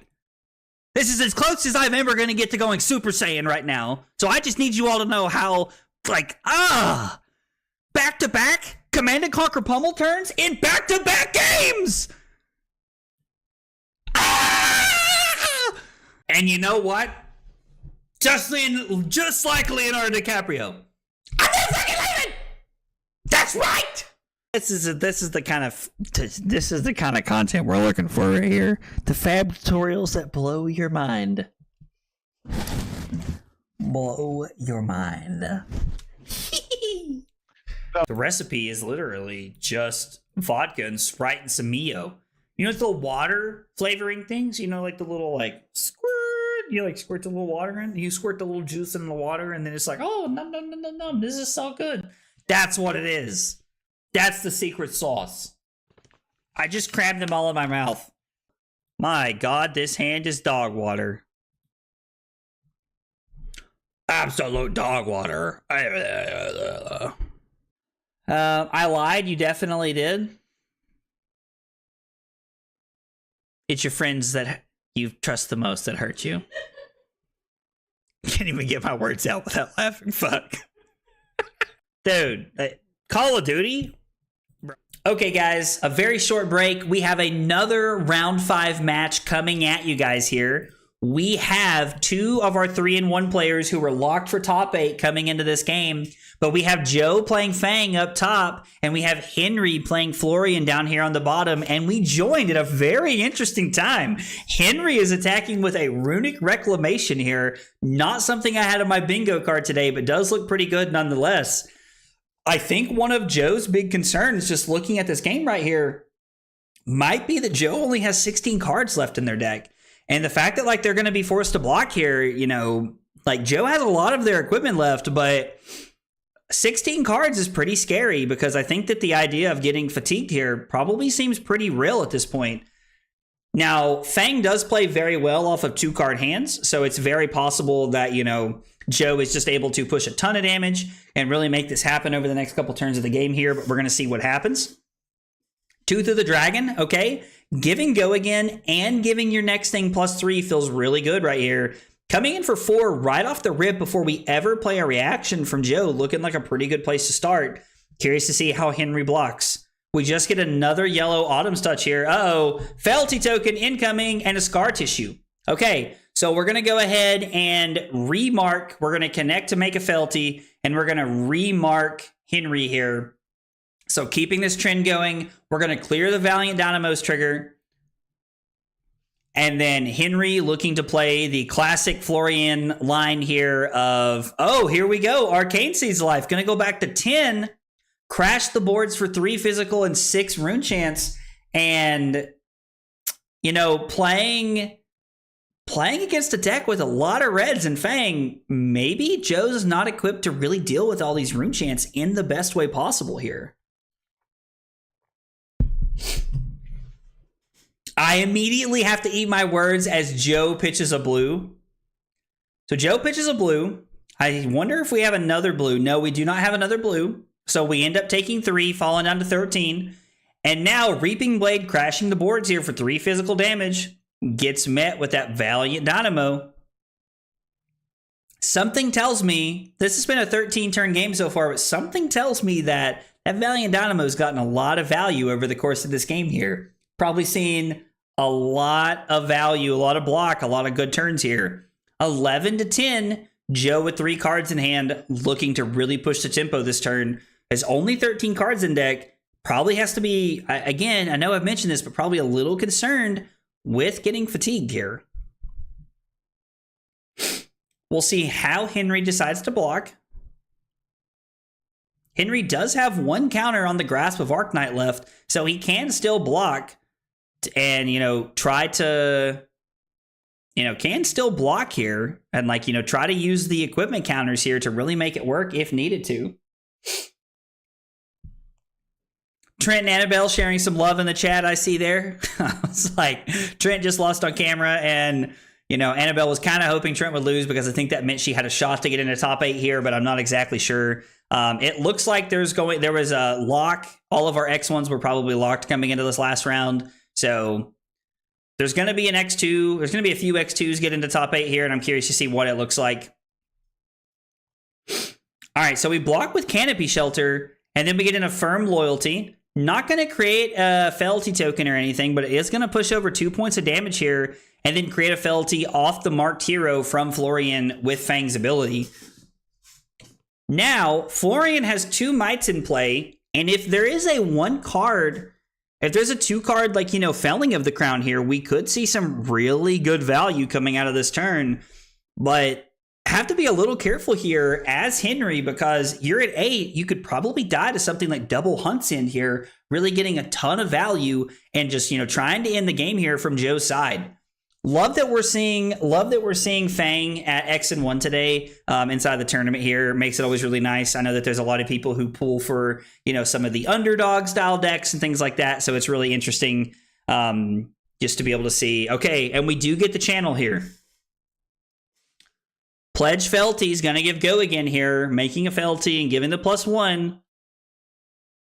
And then we're just going to see an Arsenal from Joe here. Henry still at 8. Joe down to only 9 cards. 2 Rune Chants and a Reaping Blade coming in here, though. Continuing to try and apply pressure is Henry with these 1-card 5s here. Just really making it happen. Trent said, my on-stream curse continues. Don't worry, we're going to break that one day, buddy. We're going to break that one day. I'm researching, voodoo or anything to break that curse for you, because I want to break that for you. Coming in for 5 because of the Mites as well. So really a 1-card 7. Now, getting a blue out of Joe's hand, not super surprising at this point. One of Henry's biggest concerns right now is just staying alive to try and fatigue Joe, I imagine. Once you get down to 9 cards in deck, you have to be a little concerned. But Warrior, again, has a lot of reactions and a lot of attack reactions that could really go a long way. My hero. I love you too, Trent. So let's see. We have, I can't see because of all the stuff on the board here. We have a Sharpened Senses. Your weapon attacks get +1. If their power is greater than twice their base, they get go again. Interesting. So we're seeing Obsidian Fire Vein here off the Sharpened Senses, and we're waiting to see how Henry's going to block and what this turn's going to look like here. Getting a This Round's on Me from hand. I'm really curious to know how many reactions Henry has left at this point. Tooth of the Dragon has to feel pretty good as Henry's taking no damage after blocking, and we're probably going to see 2 cards right here. I imagine this is going to be 2 cards from hand, just trying to preserve life here and make sure that Henry can continue to play his 1-card 5s.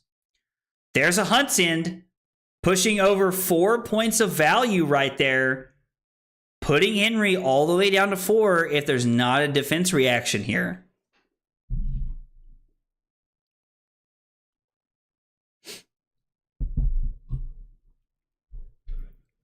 Okay. So we're seeing it. We're seeing it right there. Henry falls down to 4, and there's a 4 that you're kind of follow this up with. Oh my gosh. What a great chain ender here. A 0 for 4 attack. Gonna take the last card out of Henry's hand here, not leaving Henry with an option. Because there is, I imagine there is like almost a 0% chance that Henry's willing to block with the Grasp and go to 1. I would be very surprised here. I think that blocking to just stay at 3 is a very good decision. It's a good place to be at. You're forcing Joe to have the damage to be able to kill you at this point, and there's only 5 cards in deck. A lot of these blues probably coming up now that we're in second cycle, meaning that Joe's going to have probably some more lackluster turns, not looking as good from here. Things just kind of being weak at this point. Being at 3 has to be very scary if you're Henry. Being at 3 has to be a very, very scary proposition from here. Okay, Henry deciding he would rather block 5 as opposed to blocking 6 here. I would have assumed that we wanted to leave the Fruits of the Forest in hand to be able to gain life at instant speed if necessary. This is coming in for 2. If Henry blocks for 3 and Joe has a +3, the game is over. Fruits of the Forest. So Henry had 2 Fruits of the Forest, staying at 2, and it does give Joe the ability to create a Grains if he would like to. Just kidding. The Blaze Headlong's going to end the game. Another 0 for 4. We're seeing all of the value of these 0 for 4 attacks as Fang is able to close out the game here after threatening 147 damage.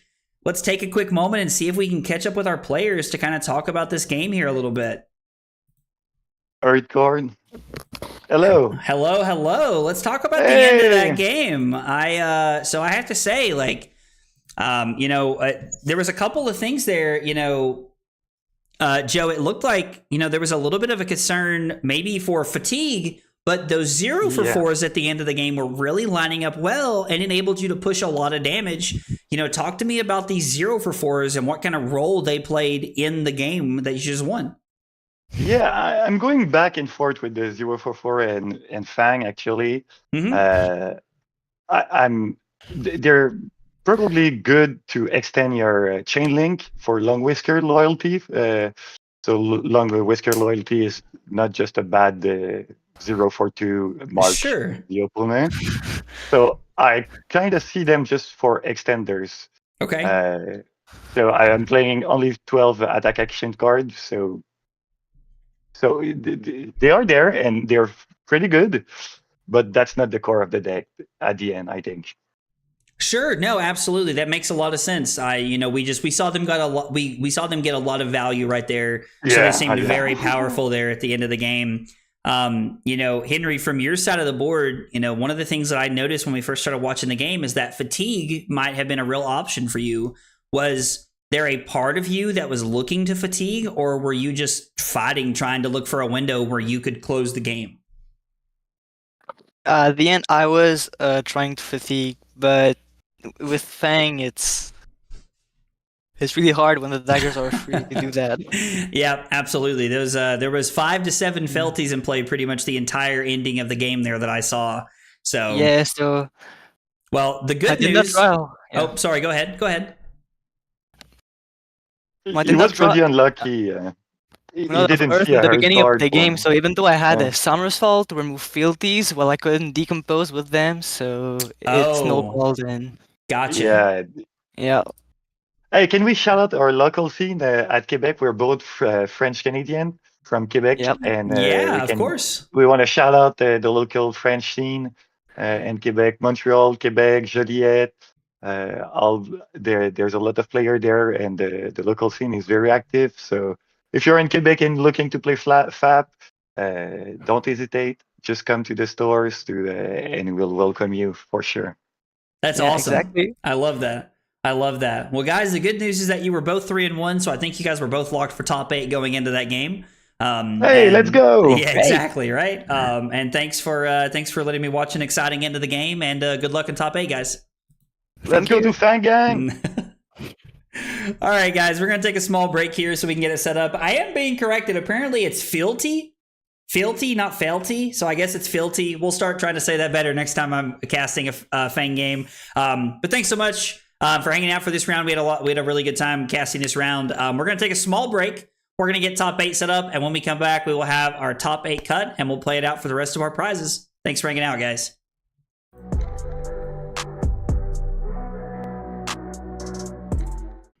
Kyle requested 5 subs of water. Fucking weeb. It was not water. That was not water. Oh, here, have some water. I was lied to. The lies. Yo, only 4 cups? Listen at this man. That is 4 full cups, Cusco.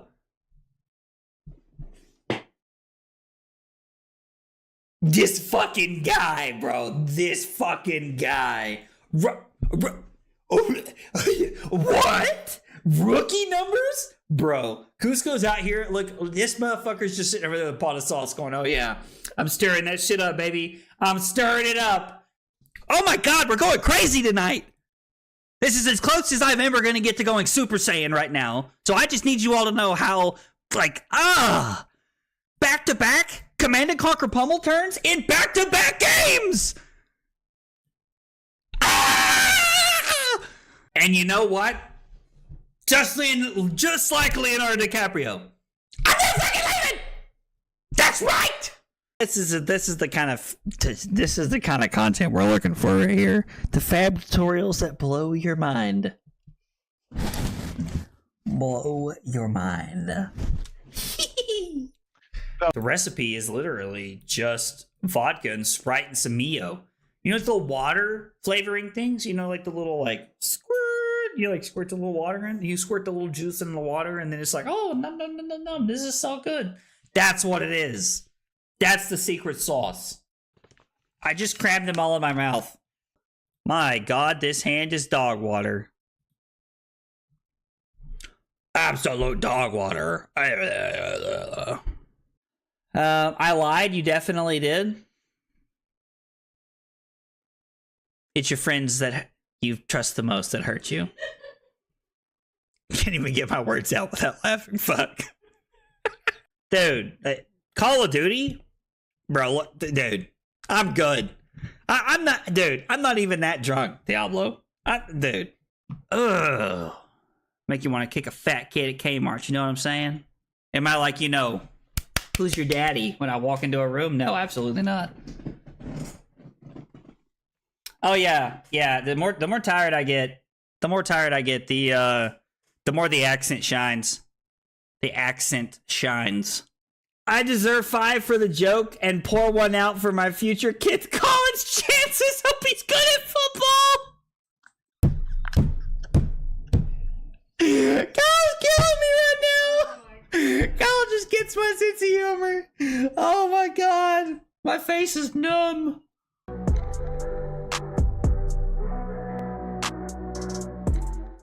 Kyle requested 5 subs of water. Fucking weeb. It was not water. That was not water. Oh, here, have some water. I was lied to. The lies. Yo, only 4 cups? Listen at this man. That is 4 full cups, Cusco. This fucking guy, bro. This fucking guy. What? Rookie numbers? Bro, Cusco's out here. Look, this motherfucker's just sitting over there with a pot of sauce going, oh yeah, I'm stirring that shit up, baby. I'm stirring it up. Oh my God, we're going crazy tonight. This is as close as I'm ever going to get to going Super Saiyan right now. So I just need you all to know how, back-to-back Command & Conquer pummel turns in back-to-back games. And you know what? Just like Leonardo DiCaprio. I'm not fucking leaving. That's right. This is the kind of content we're looking for right here. The fab tutorials that blow your mind. Blow your mind. The recipe is literally just vodka and Sprite and some Mio. You know, it's the water flavoring things. You know, like the little squirt. You squirt the little water in. You squirt the little juice in the water, and then it's like, oh, nom. This is so good. That's what it is. That's the secret sauce. I just crammed them all in my mouth. My God, this hand is dog water. Absolute dog water. I lied. You definitely did. It's your friends that you trust the most that hurt you. Can't even get my words out without laughing. Fuck. Dude, Call of Duty? Bro, dude, I'm good. I'm not, dude, I'm not even that drunk, Diablo. Dude. Ugh. Make you want to kick a fat kid at Kmart, you know what I'm saying? Am I like, you know, who's your daddy when I walk into a room? No, absolutely not. Oh yeah, yeah. The more tired I get, the more the accent shines. The accent shines. I deserve 5 for the joke and pour 1 out for my future kid's college chances. Hope he's good at football. Kyle's killing me right now. Kyle just gets my sense of humor. Oh my God. My face is numb.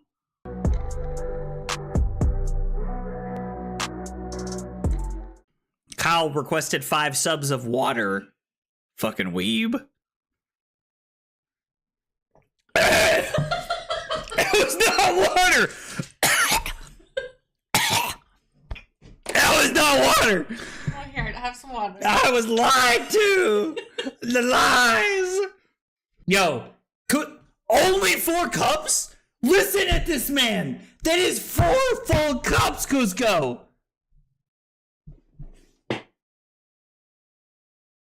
This fucking guy, bro. This fucking guy. What? Rookie numbers? Bro, Cusco's out here. Look, this motherfucker's just sitting over there with a pot of sauce going, oh yeah, I'm stirring that shit up, baby. I'm stirring it up. Oh my God, we're going crazy tonight. This is as close as I'm ever going to get to going Super Saiyan right now. So I just need you all to know how, like, back-to-back Command & Conquer pummel turns in back-to-back games! And you know what? Just like Leonardo DiCaprio. I'm not fucking leaving! That's right! This is the kind of content we're looking for right here. The fab tutorials that blow your mind. Blow your mind. The recipe is literally just vodka and Sprite and some Mio. You know, it's the water flavoring things. You know, like the little like squirt. You like squirt the little water in. You squirt the little juice in the water, and then it's like, oh, num. This is so good. That's what it is. That's the secret sauce. I just crammed them all in my mouth. My God, this hand is dog water. Absolute dog water. I lied. You definitely did. It's your friends that you trust the most that hurt you. Can't even get my words out without laughing. Fuck. Dude, Call of Duty? Bro, dude, I'm good. I'm not even that drunk, Diablo. Dude. Ugh. Make you want to kick a fat kid at Kmart, you know what I'm saying? Am I like, you know, who's your daddy when I walk into a room? No, absolutely not. Oh yeah, yeah. The more tired I get, the more the accent shines.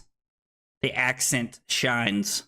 I deserve 5 for the joke and pour 1 out for my future kid's college chances. Hope he's good at football. Kyle's killing me right now. Kyle just gets my sense of humor. Oh my God, my face is numb.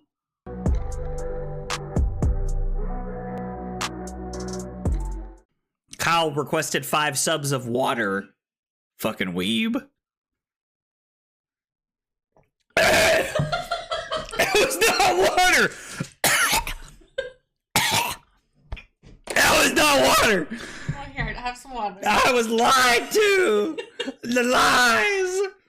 Yo, only 4 cups? Listen at this man. That is 4 full cups, Cusco.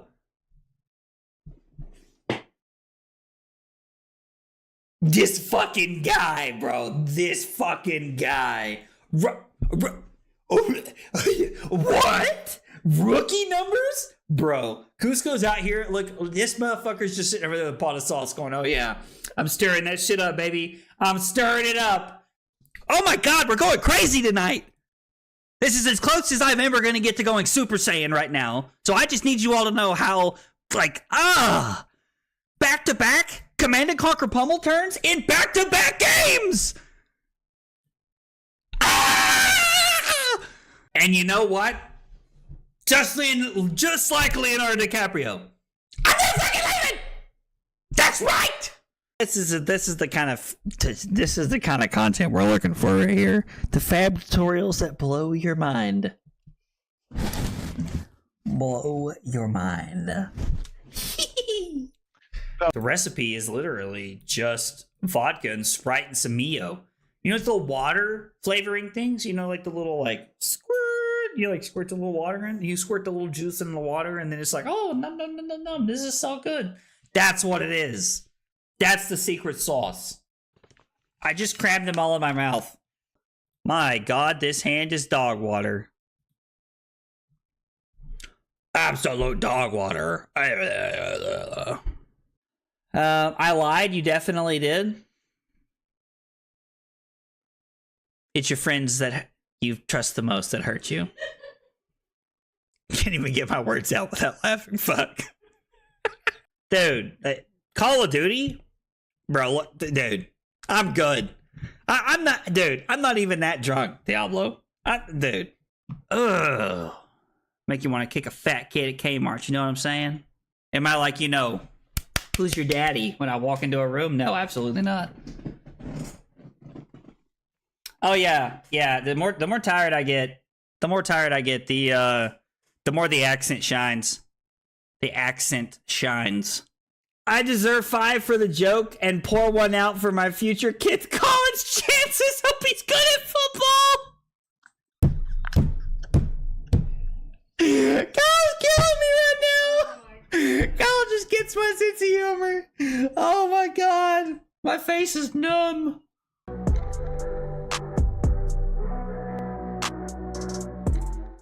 Kyle requested 5 subs of water. Fucking weeb. It was not water. That was not water. Oh, here, have some water. I was lied to. The lies. Yo, only 4 cups? Listen at this man. That is 4 full cups, Cusco. This fucking guy, bro. This fucking guy. What? Rookie numbers? Bro, Cusco's out here. Look, this motherfucker's just sitting over there with a pot of sauce going, oh yeah, I'm stirring that shit up, baby. I'm stirring it up. Oh my God, we're going crazy tonight. This is as close as I'm ever going to get to going Super Saiyan right now. So I just need you all to know how, back-to-back Command & Conquer pummel turns in back-to-back games. And you know what? Just like Leonardo DiCaprio. I'm not fucking leaving! That's right! This is the kind of content we're looking for right here. The fab tutorials that blow your mind. Blow your mind. The recipe is literally just vodka and Sprite and some Mio. You know, it's the water flavoring things. You know, like the little squirt. You squirt the little water in. You squirt the little juice in the water, and then it's like, oh, nom. This is so good. That's what it is. That's the secret sauce. I just crammed them all in my mouth. My God, this hand is dog water. Absolute dog water. I lied. You definitely did. It's your friends that you trust the most that hurt you. Can't even get my words out without laughing. Fuck. Dude, Call of Duty? Bro, look, dude, I'm good. I'm not even that drunk, Diablo. Dude. Ugh. Make you want to kick a fat kid at Kmart, you know what I'm saying? Am I like, who's your daddy when I walk into a room? No, absolutely not. Oh yeah. The more tired I get, the more the accent shines. The accent shines. I deserve 5 for the joke and pour 1 out for my future kid's college chances. Hope he's good at football. Kyle's killing me right now. Kyle just gets my sense of humor. Oh my god. My face is numb.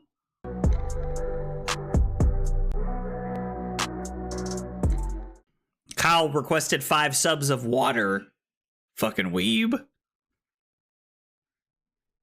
It was not water. That was not water. Oh, here, have some water. I was lied to. The lies.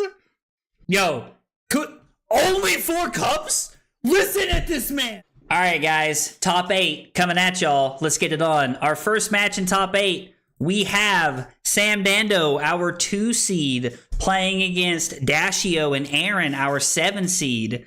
And, excuse me, looking at this here, we've got Dando up top playing Fi, and we got Aaron on the bottom playing Dashio. This should be a really good game here. I think it's going to be a lot of fun. I did post the top 8 cut and our seeds when everybody was playing in the chat, so we should have some pinned messages there for you guys to check it out. And it looks like that Dando is going to be going first here with everything that happened. Dando was the higher seed, probably chose to go first against Dashio to deny Aaron the ability to set up and really get everything going. This man complains about being hungry, but we've never seen him eat a hot dog on stream. Aggro is a robot confirmed. They're on to me. Dave's on to me. He's got me figured out. All right, we are leading with Brand with Cinderclaw here. So, Dando is going to lead off with a Brand with Cinderclaw here. Might try to, force through some ping damage here and try to put Aaron in an awkward spot here. It's possible that Aaron has a few items in hand here on turn 0 and that, Dando could be able to push through quite a few points of damage here, really trying to set up the whole thing. So, we'll see. Aaron says no blocks is going to fall down to 35. Then we're going to have a Searing Ember Blade for 3 follow-up here. I imagine this one gets blocked. Don't want to be taking too much damage if you're Aaron here on the first turn of the game. Try to keep your life total as healthy as possible. Phoenix Flame coming in for 2 is a big one off the back of the blue Brand and triggering Shuko here. It's looking pretty good. And Dando comes in with a hot on their heels. Getting a Harpoon out of the hand has to feel pretty good. Lava Burst for 5. Dando's just saying, you know what? We're going to push as much damage as we can. No arsenals. We don't need them. We're getting in there. We're getting aggressive. Dando puts Aaron all the way down to 30, calling that he had a no block in hand or a card that Aaron just didn't want to give up here. So we're seeing a Fast and Furious come in for 3. Automatically, we got our Fast and Furious coming in for 3 here. No item off the top of the deck. And there's now 2 Pulse Wave Harpoons gone out of Aaron's deck all ready to start our game. We do have a backup protocol red, though, here that we use our Spark of Genius to go search for. So Aaron trying to, cobble some things together, put stuff together with a blue in hand. We could end up with another 0 to 60, or I'm sorry, a Fast and Furious to be able to throw here. Or we might be looking at getting the Pulse Wave Harpoon back. He gets the Twin Drive, looking to try and set up a potential, oh no, we're just going in now. 2 boosts. Is there any shot he has the max V in hand? Is there any shot? Boom Grenade off the top of the deck from Dio, cranking it, and a maximum velocity. Oh my gosh, Aaron, all gas, no brakes, saying, Dando, that's fine. You can throw as much damage as you want at me on turn 0. I'm going to put you down to 19 on my turn, and then I'm still going to be able to throw the Symbiosis shot. Dando falls down to 17. There's been 1 turn, folks, and it's 17 to 30. It's going to be a quick one. Make sure you stick around. You're not going to want to miss it. Oath of Loyalty, a great starter here for Dando, really trying to put the pressure on, trying to, get back into the game, really start being aggressive and pushing back here. This is starting to look pretty good here. well, I'm not going to say it's looking pretty good, but Dando, like, obviously could have a pretty big turn back here.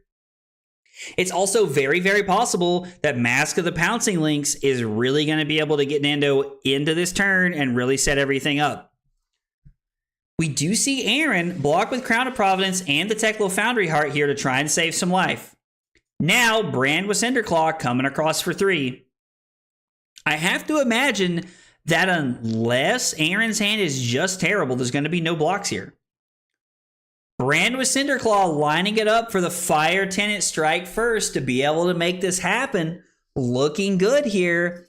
The Brand with Cinderclaw really turning on this turn and enabling it all to work, even through the Oath of Loyalty here. Phoenix Flame for 2 because of that Fire Tenant strike first. Aaron willing to go down to 22 here, it looks like. I imagine this is going to be no blocks here. Aaron looking to fall down to 22, I imagine. Might be a little bit of lag on my end, but there's definitely a little bit of thinking here. Maybe Dando's paused to consider whether he wants to throw the last card in his hand or maybe try to set up a 5-card hand for next turn. Mask of the Pouncing Lynx does break here, and we're seeing Lava Burst. Burning Blade Dance, again, being another massive hit, being for 3, and then Lava Burst for 6 because of Shuko, putting Aaron all the way down to 13. This has been an insane game so far. Aaron leads with the red boom grenade into the T-Bone. I imagine Dando debating if he can take the boom grenade damage and still crash back to be able to put Aaron on the back foot enough. With Tunic coming up next turn, it's very plausible that Dando could go double Searing Emberblade and just be able to do enough damage to where it won't matter. Gonna take 6, fall to 11. Being at 11 with Aaron still having 2 cards in hand isn't necessarily the scariest thing in the world, but there is some consideration here because now you're losing the battle. Aaron banishing 2 blues off the top of his deck cards he definitely did not want to see, just churning through his deck, looking for an item here. One thing that is funny, I do not think that Dando decided to make this play, but Dando did make the comment before the game. He said, "Can I fatigue you?" He said, "Is it possible for me to fatigue you?" Joking, thinking that it might have been an option for Dando to try and fatigue him here and really try to just run Aaron out of cards. Aaron puts the Cerebellum Processor into play and then attacks with the Symbiosis Shot for 2. Dando having 4 cards here when Aaron's at, 13 is pretty scary. I kind of thought we were going to see the Accelerator to be able to draw a card off the Processor. Wow. Spreading Flames. What a way to start a turn. Your opponent's at 13 and you basically start on an Art of War. Absolutely crazy. Leading on the Spreading Flames here, really forcing Aaron to make some early decisions here early on in this turn. There could be a world where Aaron is looking at using the adaptive plating this turn to just block efficiently and try to stay in a good spot.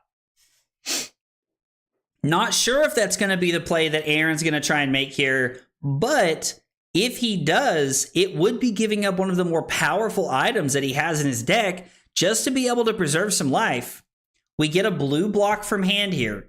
So Aaron realizing he probably needs to be saving some life here, just trying not to fall all the way down low enough, dying to an Ancestral Empowerment, possibly a Razor Reflex. Any of the above cards could be a nice reaction from Dando that could end this game.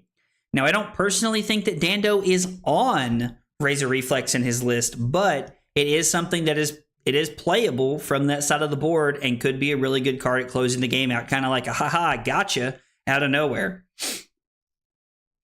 Dando kind of taking a moment, thinking about his turn here. I'm not sure what's in Dando's hand, but one of the really good plays we could have here is to use Tunic to activate Phi, and then you would just be coming in for 2 here, just trying to push as much damage as possible, trying to put Aaron on the back foot, because the first person who is forced to block is probably going to lose this game. That's how the matchup always went when Phi was a big part of when it was a big part of CC. When Phi was, more relevant for what was going on. This is going to be for 3 here because of the Spreading Flames. using Cinderskin Devotion as a solid blue to attack with, looking pretty good right here. Putting Aaron down to 7. Fi is for free now. This is going to be for 3 off the Phoenix Flame because of Shuko. Looking to get a lot of value here. So now Aaron falls down to 4. If this is a Lava Burst, it would be very backbreaking. This is for 4, which means Aaron is required to give something or fall down to 1. It is probably a good play here to block with the adaptive plating. Even if you're not going to galvanize, just getting that value there is really powerful because being at 1 means that you're now in a situation where Phoenix Flame is just lethal. Phoenix Flame is just threatening lethal every single time it attacks. Aaron falling down to 1, playing his 3-card hand, cranks a Boom Grenade off the top of the deck, looking for something powerful to hit with off the Cerebellum Processor. Dando very quickly jams the Tiger Stripe Shuko in front here. Seems like a very, very easy play. Activate Cerebellum Processor, Sprocket Rocket for 3, go again. This would be a total of 7, putting Dando down to 2 if this connected. And the last card being a heist is very powerful. Dando must give a card from hand here to avoid just dying because this is 9 points open up on the board with that red Boom Grenade in play. Also, we're following it up with a Symbiosis shot. So if he blocks out the entire hand, just chooses to stay at 9, Aaron's going to go ahead and crash in for 2, putting Dando down to 7, and then we're going to move on to the following turn here. Aaron has bought himself a 4-card hand here, really looking to utilize and probably put Dando in a spot where he might not be able to recover. Really depends on what we see from Aaron right here. Dashio has a lot of interesting hands. Having to play the Boom Grenade from hand is probably not where Aaron wanted to start. Although, this is just lethal. Dando is now in another situation where he's forced to say, can I block out your turn? 2 T-Bones and another heist. Does Dando have a 3-block? Dando does not have a 3-block. Oh no, he's going to fall all the way down to 3. This should do it. Symbiosis shot for 2. Getting back to Cerebellum Processor is insane. He's going to absolutely shoot the gun 2 more times if he had to. 1 time will do it. Aaron is able to take this game across a 4-turn game there. Aaron was able to put on so much pressure and really just close out the game. Both players' stats there. Dando had value of 19.33 and Aaron had value of 19.55. Or 19.5. Let's see if we can catch up with our players here really quick, and then we'll jump into another game.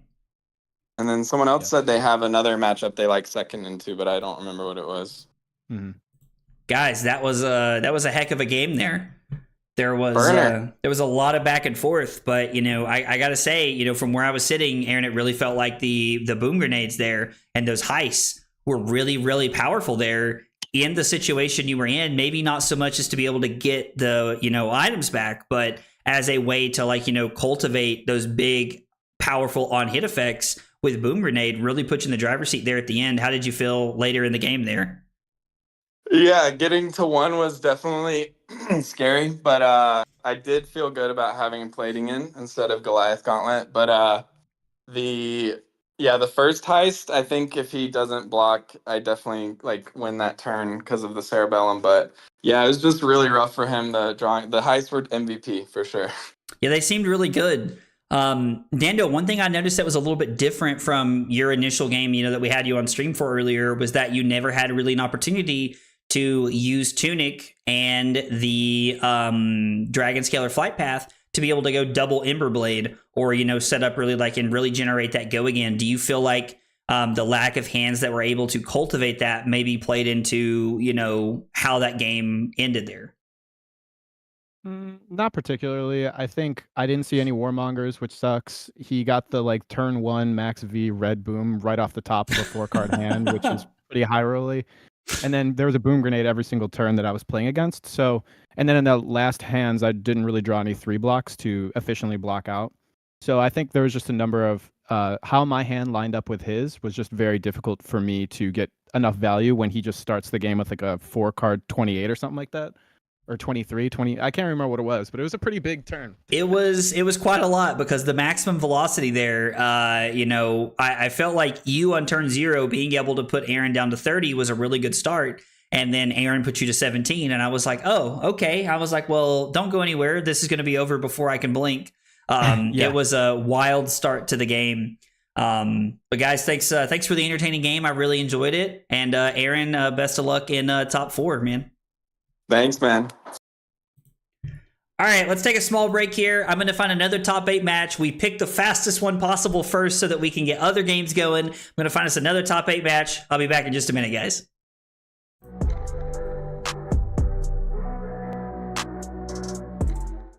Kyle requested 5 subs of water. Fucking weeb. It was not water.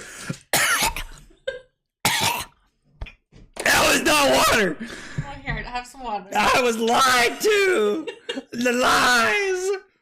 Yo, only 4 cups? Listen at this man. That is 4 full cups, Cusco.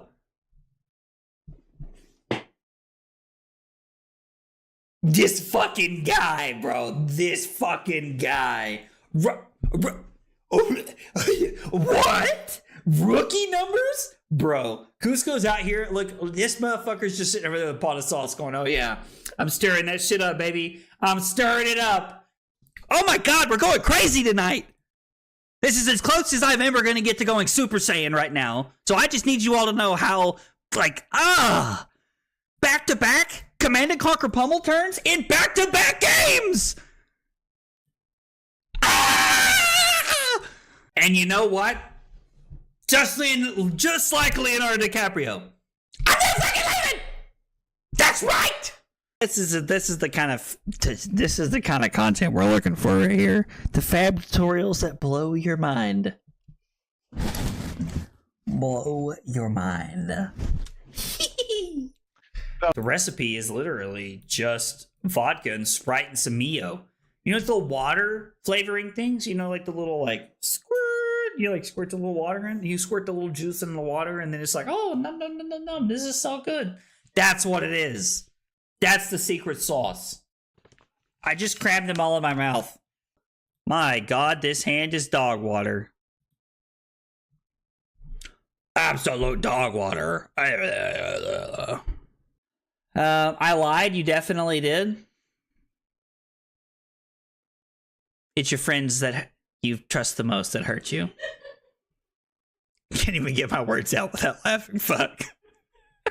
Dude, Call of Duty? Bro, dude, I'm good. I'm not even that drunk, Diablo. Dude. Ugh. All right, guys, very short break. We're back. We actually have a rematch from our round 5 backup match here. We have Fang versus Florian on the rematch here that we're walking back through, but it looks like this time it's going a lot better for Henry than it did when they played in round 5. Right now, there is a felling of the crown on the chain. It looks like the effect has already happened. Oh, just kidding. A card was just put to the bottom of the deck, and now it is for 8. It looks like Joe's about to fall down to 7. Shelter from the Storm from Arsenal. Okay. Shelter from the Storm from Arsenal. So it's 27 to 11. Joe has his fealty token set up, but, I can't help but feel like that, Henry is probably in a little bit of a commanding position right here now, having well-grounded available and having all of his equipment available except for Face Purgatory. So this is looking pretty good. I think Henry's in a pretty good spot here. Pledge fealty here to be able to keep the turn going. Joe's going to swing with another dagger. Depending on what Henry has in his hand, we'll see what they can cobble together here to try and push together more damage for the turn. Blocks would channel the Millennium Tree. Joe does play a Blistering Blade to push over by 2 points here, putting Henry down to 25. So now Henry with the classic 2-card hand here. Summer's Fall looking pretty good. Summer's Fall looking pretty good all the way around, getting one of those fealty tokens off the board here and pushing 6 damage. Joe happy to very quickly block with a couple of blues that aren't really doing anything, it looks like. Sharpened Senses looking to put together a pretty decent turn here, I think. Could be pretty good, could be not that great, depends on what Joe has in hand here. We'll see how Henry decides to block.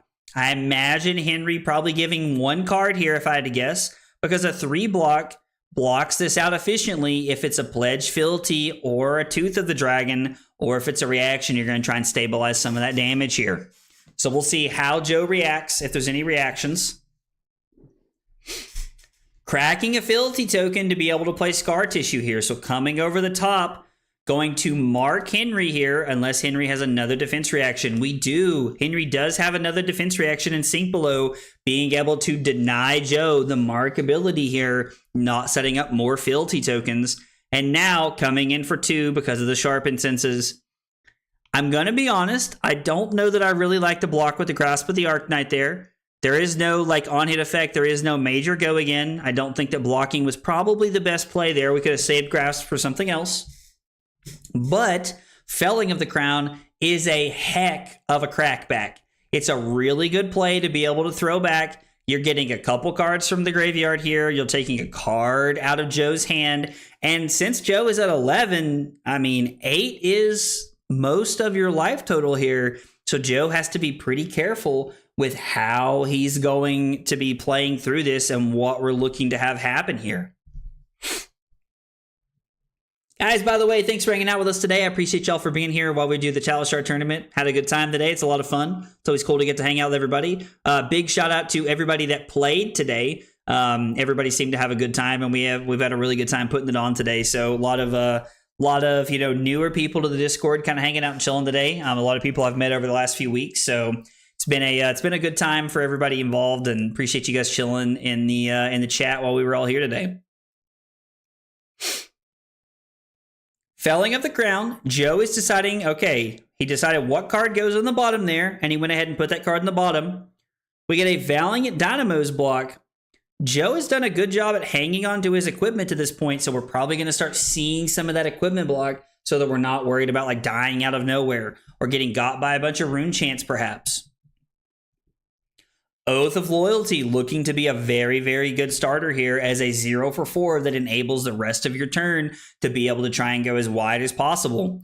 Joe did tell us earlier that he likes Oath of Loyalty and he likes some of these other starters because it gives him the ability to make Long Whisker Loyalty not as bad when you're just looking at it. So being able to get that value could be really powerful here. Back-to-back Canopy Shelters makes 4 Might tokens. Joe plays the Pledge Fealty to be able to give go again here. And I imagine that Henry's going to say no blocks here looking at this hand.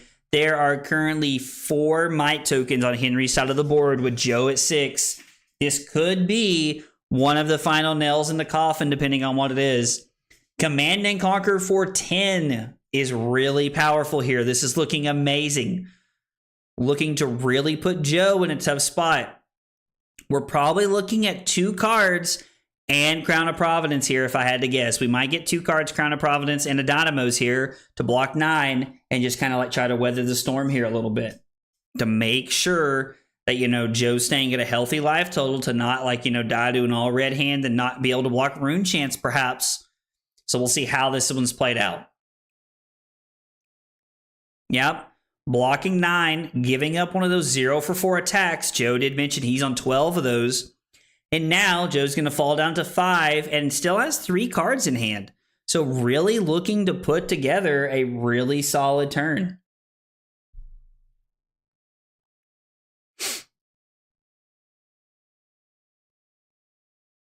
Joe starts off by attacking with Obsidian Firevein for 1 here. Although this is only for 1, it rarely ever stays at 1. Affirm Loyalty here bumps this up to 4. We see a Sink Below from Henry here. Sink Below puts Henry in a good spot defensively here, not really letting Joe get any damage through, pushing any value here. It's also worth mentioning that now Joe is only down to really 2 pieces of equipment block that each block for 1, as long as he's able to continue to reset that dynamo and get value out of it as this goes on and on and on here throughout the game. Although Henry is at 22, we'll probably see a 1 or 2 card block just because Joe has 2 cards in hand, and the higher Henry can keep his life total, the better off he's going to be.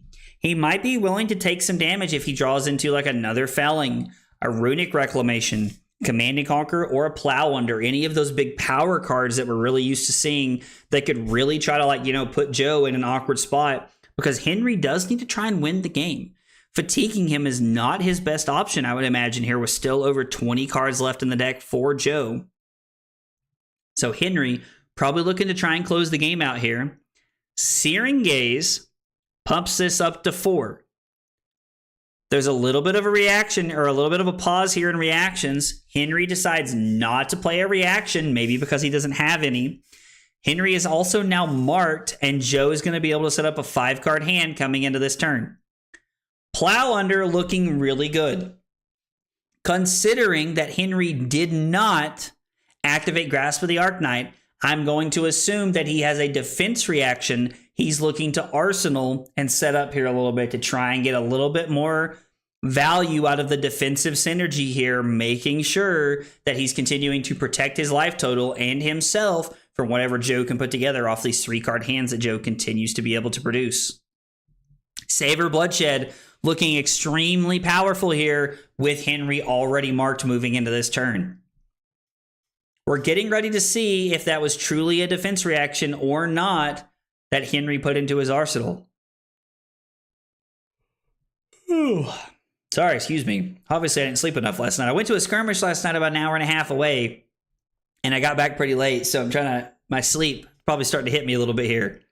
Although, yeah, it's about 6 o'clock. We've been having our tournament for about 5 hours now.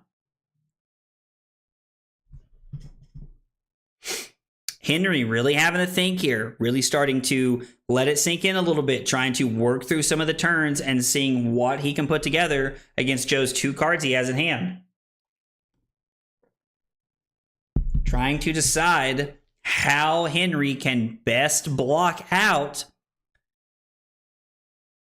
Joe's Savor Bloodshed turn with Henry being marked. Hunt's End pumps this up to 10. Henry will need a defense reaction. He does not have one. I am really intrigued to know what Henry arsenaled last turn after taking so much damage and only throwing back 1 card. I don't know what Henry could have. The Blaze Headlong here looking really good. Again, that 0 for 4 with Go Again, that extender inside of Fang looking really clean right here. This game has been very Henry favored since we got here, but Joe has been producing very, very good turns, putting a lot of powerful things together and really making this lineup well here. We'll see how Henry decides to block.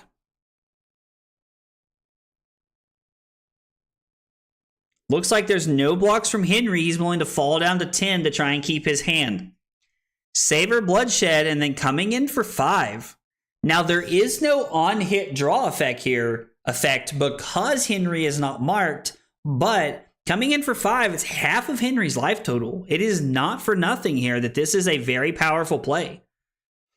Be curious to see how Henry decides to navigate this turn and what he wants to put together.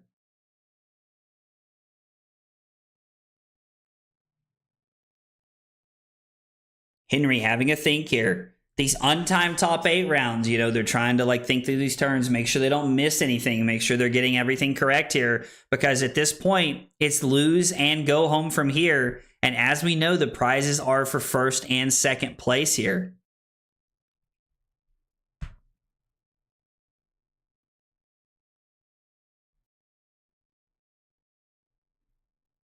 Henry deciding how he wants to play this one out. Being at 5, trying to decide if his hand is good enough here. I can't help but imagine these two players are friends. They were talking about this earlier in the day. They're probably having a little bit of friendly banter right now, talking about how this turn's playing out. I will pull up the prizes after this, Dave, and I'll show them after this game here, buddy. Leading on Grasp of the Arknight for 2 rune chance. Swarming Gloomveil. Okay, so really looking to just try and pressure Joe here if we can. The 2 rune chance would put Joe down to 1 if he took both of these. I cannot say that I advise that in this situation. With Joe being at 3, maybe pitching a blue would be a better play here. But this could be the hand that, you know, kind of solidifies where the game is at for Henry. Even though he's fallen all the way down to 5, he's used his life total as a resource to be able to try and really get back into this game and like push over the top so that he can close the game out here.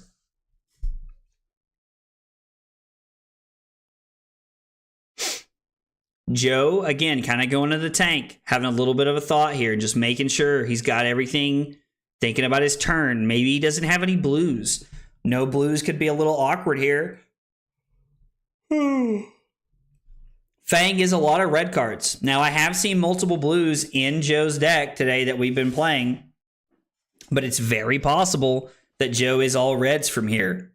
Joe goes to 1. I imagine we'll see a card in Dynamo's block. The Reaping Blade is going to be for 3, which means it's going to take 1 more card out of Joe's hand. Henry has to feel pretty safe knowing that he's going to get 1 more card out of Joe's hand. Then he still has equipment pieces left and well-grounded to be able to cover up anything over the top here that Joe could really try to push over. I think it would be very, very difficult for Joe to win the game here on just 2 cards, unless now Joe can't give the grades. And him being at 1, he has to give up a card here. We're going to see Joe give up a card here. Hunt's End is a very powerful card that we could see from Joe because of the amount of fealty tokens he has. Could be in a very, very safe spot here moving forward. Joe again assessing his options. This is win and move forward and lose and go home from here. So Joe just making sure that he has everything he's looking for and everything he wants to be doing. So much thinking has gone by that the current player is inactive. Again, these are untimed rounds. You know, letting the players play this one out here. If it starts to take too long, we might jump in and push them a little bit, because we know that there are people in different time zones and different countries trying to enjoy this as well. That's why we try to have an early 1 o'clock start time so that people can, play from different countries as well. So coming in for 1 here, trying to look a little inconspicuous maybe based off of what Joe could have. Henry's probably assessing his graveyard, Henry is assessing Joe's graveyard to see what could be left and what could be happening.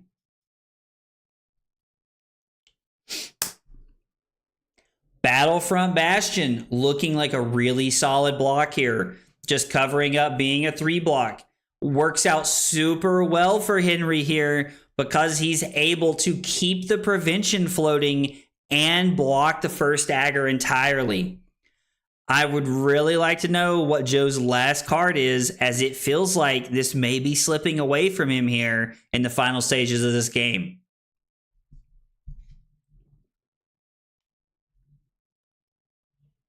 Henry having a think.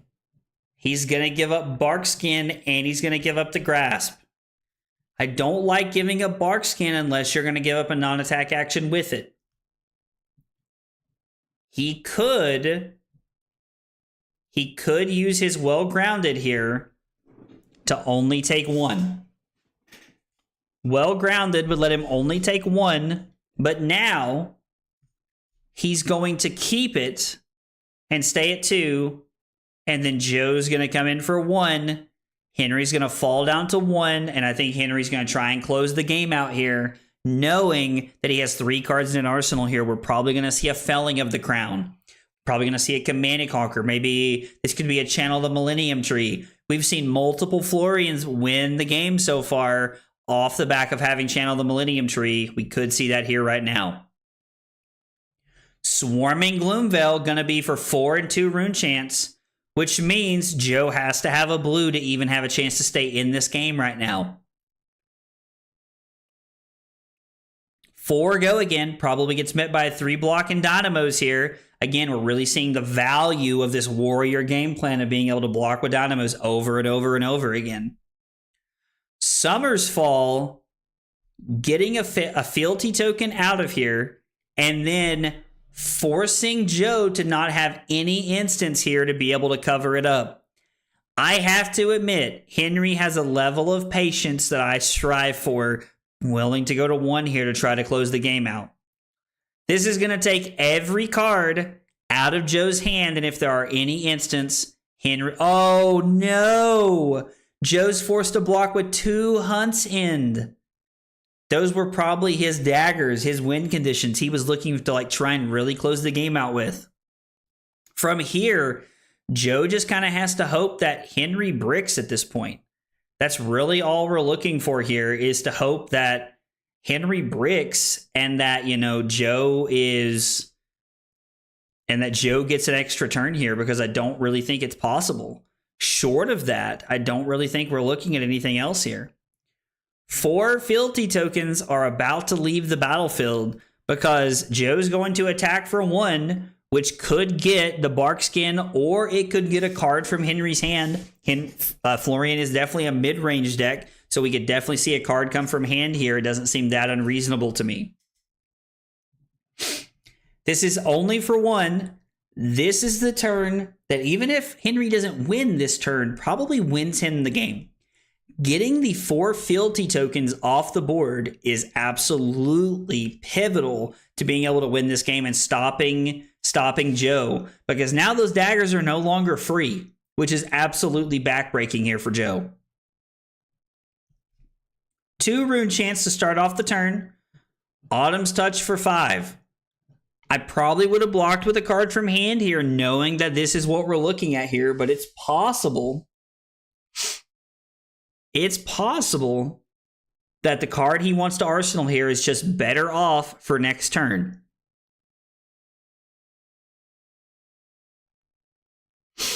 This demands 2 cards from Joe. Unless he has a defense reaction, he could give a defense reaction and Grains of the Blood Spill here to be able to cover this up. Donald, I get it, man. I take naps sometimes. That's exactly how it feels for me too, brother. I completely understand. Henry now able to set up a 5-card hand while still having the protection of the well-grounded here on the board to just be able to kind of keep his hopes and dreams alive here, that there is no like gotcha effect from Joe.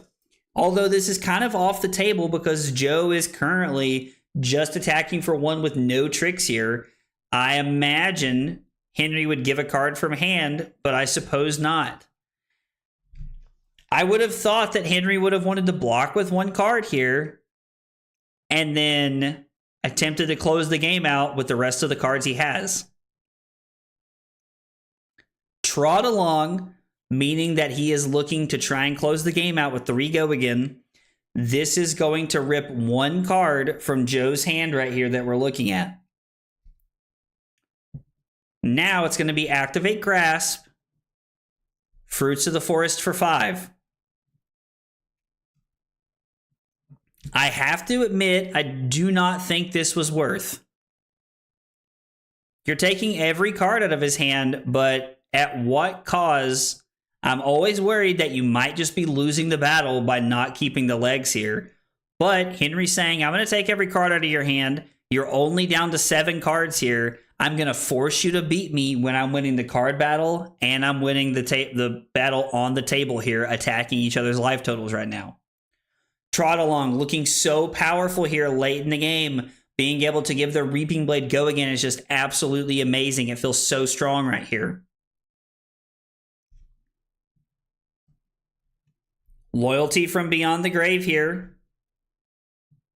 There is a world where that extra card could set Joe up in some way to be able to try and get there. Although it does not feel like it at this point, because it's going to be 2 cards from here. It's going to be 1 card from hand to block the rune chance here. and then it's going to be 2 cards to be able to block out the Battlefront Bastion here. I think all of Henry's Fellings are gone at this point. There's 1 Felling over here, and the other 2 are over here. So all the Felling of the Crowns are gone at this point, which means it's probably just going to be Fatiguing Joe. Yo, Annabelle, did you beat? Annabelle, did you beat the Prism? As new? Wow, that's impressive. Kevin said I had to check the color on that Battlefront Bastion. All right, so again, this is probably... Uh-oh. This does end the game here. The Looming Doom is exactly what he needed. It's just going to be 2 arcane damage, and it's going to end the game here. I still would have thought that you would have attacked with the Reaping Blade just to force some... Oh, I guess this doesn't have go again. Either way, though, heck of a grindy game there. 19 turns it took for them to close out that game, and Henry was able to exact his revenge on Joe for when they played in round 5. Let's see if we can catch him really quick and kind of see what's going on here. I win game. Man. Dude, that Looming Doom at the end. That Looming Doom. And you have a better finish than that? It was absolutely crazy. So, Henry, you know, like when we joined in there, watching you play, there was a lot of, you know, there was a substantial life lead when I joined in and started watching the game that we were casting there. And, you know, I felt like you used your life total very effectively there to, you know, continue to apply pressure and keep Joe off of, like, you know, any cards really, and then got the Felties there. So, you know, walk me through some of the decision points when you used equipment as opposed to just blocking with 1 card from hand and then playing a 3 or 4 card hand. So, it's my real need to eventually be able to rip his 4 cards. So that was the goal I had in mind. So that's why I was using the equipment a little, well, not very efficiently. So sure, yeah, you used your equipment pretty aggressively there at the end of the game to try and close it out. It allowed you to go wide actually with Swarming Gloomveil and pushing with the Reaper's Blade. There's like 2-3 turns where you're going like two attacks wide, and it's pretty good. Actually pretty good. Yeah, no, it was solid there to watch the Swarming Gloomveil be for 4 and the Rune Chance. You know, I felt like the turn where Henry was able to take every card out of your hand, Joe, and you were forced to give up your 4 fealty tokens, that kind of felt like the dagger. Did that also feel like that was like probably like a moment where you couldn't turn the game around anymore? Yeah, I was kind of hoping because I draw most of my power cards really early in the game. So the unsends, double unsends, and turn 0. So I pitched them, and so I was hoping to get like my power card at some points, but I was too late. He was Florian finish decompose 2 turns before me. Yep. And I lost so much tempo, so it was like I was just trying to run it back, and I did bring in 2-1, so nice. But when you lose Filthy at the end, it's like, okay, maybe I can push 1 dagger and, like, I don't know, with the attack react, surprise, like, and go over the top by 1, maybe. But those pesky 5 couldn't allow me to use my last block with Grain Blood Spill, and I always feed him all my cards, so pretty doom at that point. No, for sure. That was definitely how it felt from where I was sitting. Well, Joe, guys, thanks so much for a wonderful game. Sorry, I didn't mean to cut you off. Is there something you guys want to say? No. I was just contemplating the end with the Looming Doom. It's chef kiss, you know, just finishing by being a pure Rune Blade with unpreventable arcane damage. Wouldn't lose any other way. It was a really good ending to a game. I can count on one hand the amount of times I've seen Looming Doom win a game like that. So it was pretty awesome. I enjoyed watching it. I really enjoyed the fun game. Appreciate you guys for both round 5 and this game. They were both really good. They had a very, very tight finish. Joe, thanks for playing today, and Henry, best of luck in top 4, man. Yeah. Hey, best of luck, Henry. All right, guys, I think that's all of our matches. We're going to try to get everything put up. We're going to come back. We're going to have top 4 going. Stick around. We'll be right back. Oh, actually, I lied. Before we do that, let's talk about the prizes. Dave asked me about the prizes, and I don't want to forget. So what we are playing for today, or I guess what they're playing for, I'm just kind of big chilling today. First and second place. First place going to have their choice between a Syndra playmat that I won from RTN season. So we have a Syndra map. And then we also have 2 copies of Scarf for a Scarf to go along with that, part of the content creator promos. So we have those that we're going to be using and talking about here. And then the other prize that we have available is going to be, if I can find it here, we have a Blanche mat. That is also, I think this one is from ProQuest season, not from RTN season. So we have a Blanche playmat, a Syndra playmat, and then either of those come with both their own 2 copies of Scarf for a Scarf, both for first and second here. First, we'll have their choice of what they're going to be taking. So that is the prizes that we're playing for today, both for first and second. So we're going to take a small break. When I come back, we got top 4 coming at you. Thanks for hanging out, guys.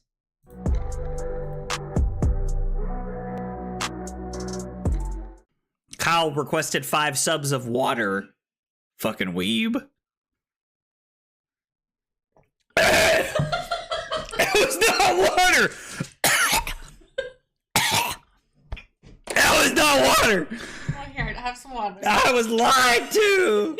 The lies. Yo, only 4 cups? Listen at this man. That is 4 full cups, Cusco. This fucking guy, bro. This fucking guy. What? Rookie numbers? Bro, Cusco's out here. Look, this motherfucker's just sitting over there with a pot of sauce going, oh yeah, I'm stirring that shit up, baby. I'm stirring it up. Oh my God, we're going crazy tonight. This is as close as I'm ever going to get to going Super Saiyan right now. So I just need you all to know how, back-to-back Command and Conquer pummel turns in back-to-back games. And you know what? Just like Leonardo DiCaprio. I'm not fucking leaving! That's right! This is the kind of content we're looking for right here. The fab tutorials that blow your mind. Blow your mind. The recipe is literally just vodka and Sprite and some Mio. You know, it's the water flavoring things, like the little squirt, squirt the little water in. You squirt the little juice in the water and then it's like, oh, num. This is so good. That's what it is. That's the secret sauce. I just crammed them all in my mouth. My God, this hand is dog water. Absolute dog water. I lied. You definitely did. It's your friends that you trust the most that hurt you. Can't even get my words out without laughing. Fuck. Dude, Call of Duty? Bro, dude, I'm good. I'm not even that drunk, Diablo. Dude. Ugh. Make you want to kick a fat kid at Kmart, you know what I'm saying? Am I like, who's your daddy when I walk into a room? No, absolutely not. Oh yeah. The more tired I get, the more the accent shines. The accent shines.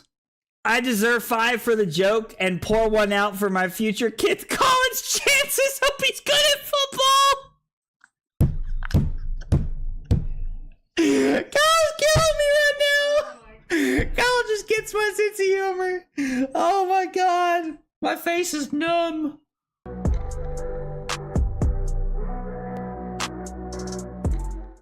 Kyle requested 5 subs of water. Fucking weeb. It was not water. That was not water. Oh, here, have some water. I was lied to. The lies. Yo, only 4 cups? Listen at this man. That is 4 full cups, Cusco.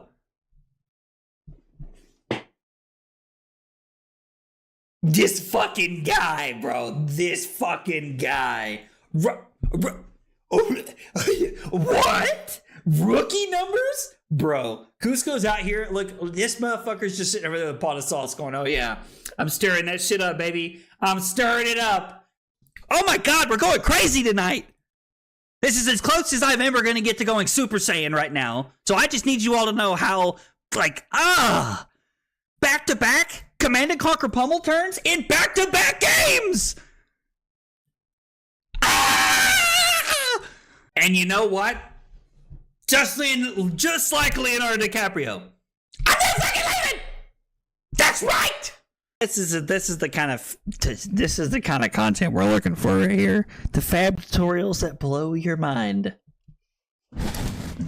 Blow your mind. The recipe is literally just vodka and Sprite and some Mio.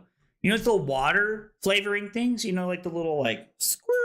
You, squirt the little water in. You squirt the little juice in the water, and then it's like, oh, num. This is so good. That's what it is. That's the secret sauce. I just crammed them all in my mouth. My God, this hand is dog water. Absolute dog water. I lied. You definitely did. It's your friends that you trust the most that hurt you. Can't even get my words out without laughing. Fuck. Dude, Call of Duty? Bro, dude, I'm good. I'm not even that drunk, Diablo. Dude. Ugh. Make you want to kick a fat kid at Kmart, you know what I'm saying? Am I like, who's your daddy when I walk into a room? No, absolutely not. Oh yeah. The more tired I get, the more the accent shines. The accent shines. I deserve 5 for the joke and pour 1 out for my future kid's college chances. Hope he's good at football. Kyle's killing me right now. Kyle just gets my sense of humor. Oh my God. My face is numb.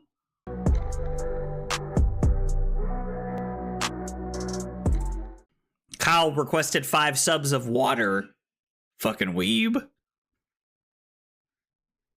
It was not water. That was not water. Oh, here, have some water. I was lied to. The lies. Yo, only 4 cups? Listen at this man. That is 4 full cups, Cusco.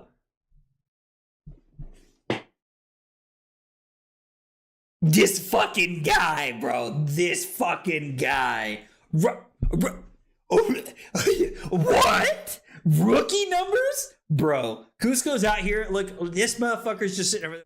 Here we go, guys. Top 4 coming at you. We got Dio versus Kano coming at you guys right now. Let's go ahead and get this updated here. I did not get this updated. We got a 4-2 Dashio, and I think our Kano is 4-2 as well. So yeah, we have 2 4-2 players right here. We're gonna go ahead and get these records updated. Forgot to do this before we started the round, but here we go. We're ready. We're getting it in there. Always love you give your stuff to the community. Thanks, Dave. I appreciate it, man. That means a lot, brother. That means a lot, fam. I appreciate it. If Bell wins, I'll only be a little upset.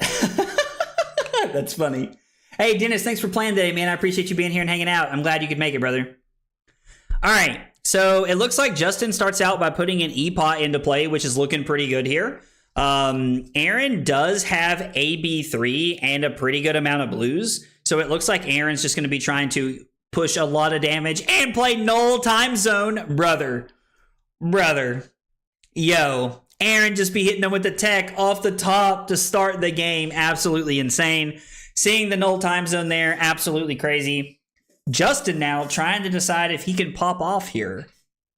I would be baffled if he could kill him through AB3 and a blue pitch sitting in the pitch zone right now. It would be absolutely crazy. It would be a really cool way to like see this played out. But man, we're seeing a really good start to this game. Justin had a powerful start by putting that energy potion into play, really powerful, and then Aaron crashes back with the null time zone, naming cards you can't play, looking really, really powerful here. It feels like every game I've watched today has been absolutely amazing. There's been this really good back and forth. There's been a lot of good games today. This has been an amazing tournament to like be a part of and watch. It's been great. What card is named? Let's see what card we name. I think it's that you can't play them, I think is what it says. Name a card. The card can't be pitched or played from hand while it's in the arena. And we named Open the Floodgates. Okay, so Open the Floodgates was named. I have to say, I'm a little intrigued to see Open the Floodgates be the pick there. That's not what I would have expected to see the pick as. Interesting. Open the Floodgates is kind of a spicy one to name. I would have thought we were naming like, I would have assumed that we were naming something like, I don't know, like Ether Wildfire or Blazing Ether, just to make sure you don't get comboed. Kindle would have been an okay one, I would think. Yo, my man's is just going for it. Null time zone on the table, my man's is just going for it.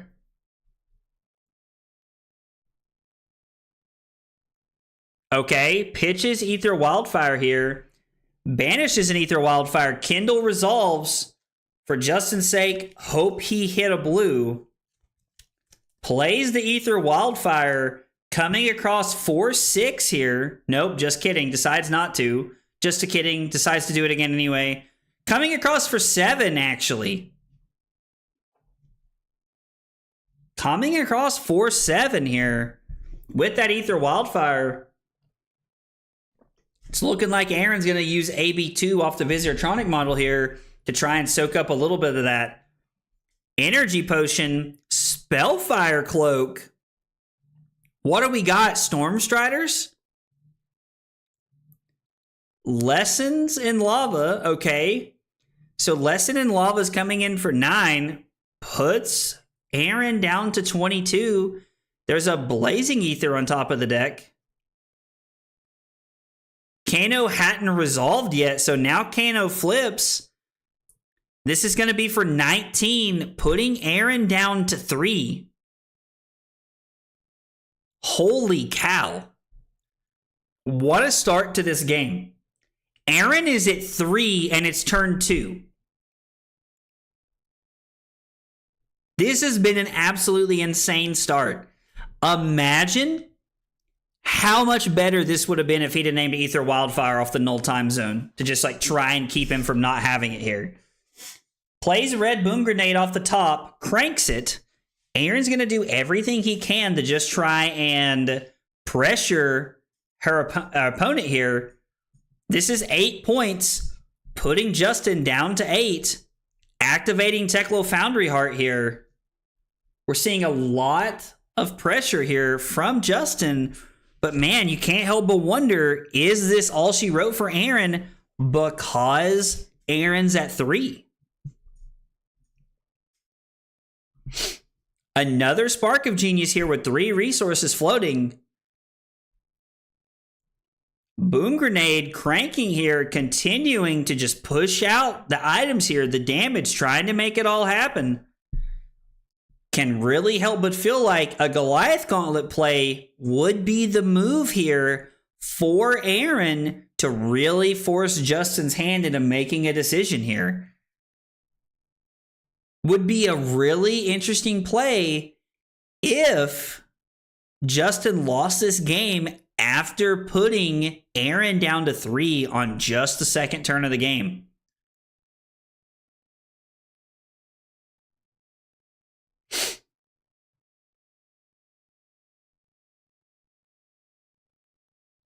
So you can kind of see Aaron's having a little bit of a think here.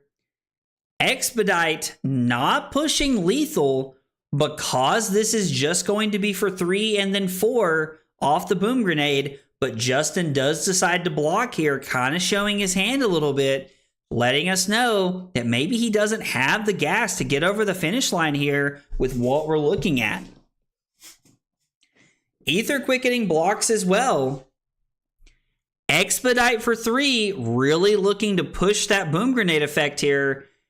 And Aaron does have 3 resources to kind of protect him with that AB3 available. It's like you have to imagine that with triple red in hand, Justin's just going to be blocking. Symbiosis shot, just getting the blue here as well. Interesting. Okay, now Aaron draws up, Justin passes back. Null time zone still in play. Cranks an item. This is for 4. It is lethal. This is lethal. Justin has to make a decision right here and now. Can he win or is he blocking? Null time zone actually preventing this from being pitched or played. Very relevant here. Down to 4. Can Aaron find lethal? 4 resources floating. Playing a Cerebellum, activating Cerebellum processor here. Playing Boom Grenade to crank. Now we're seeing 4. This is a big moment.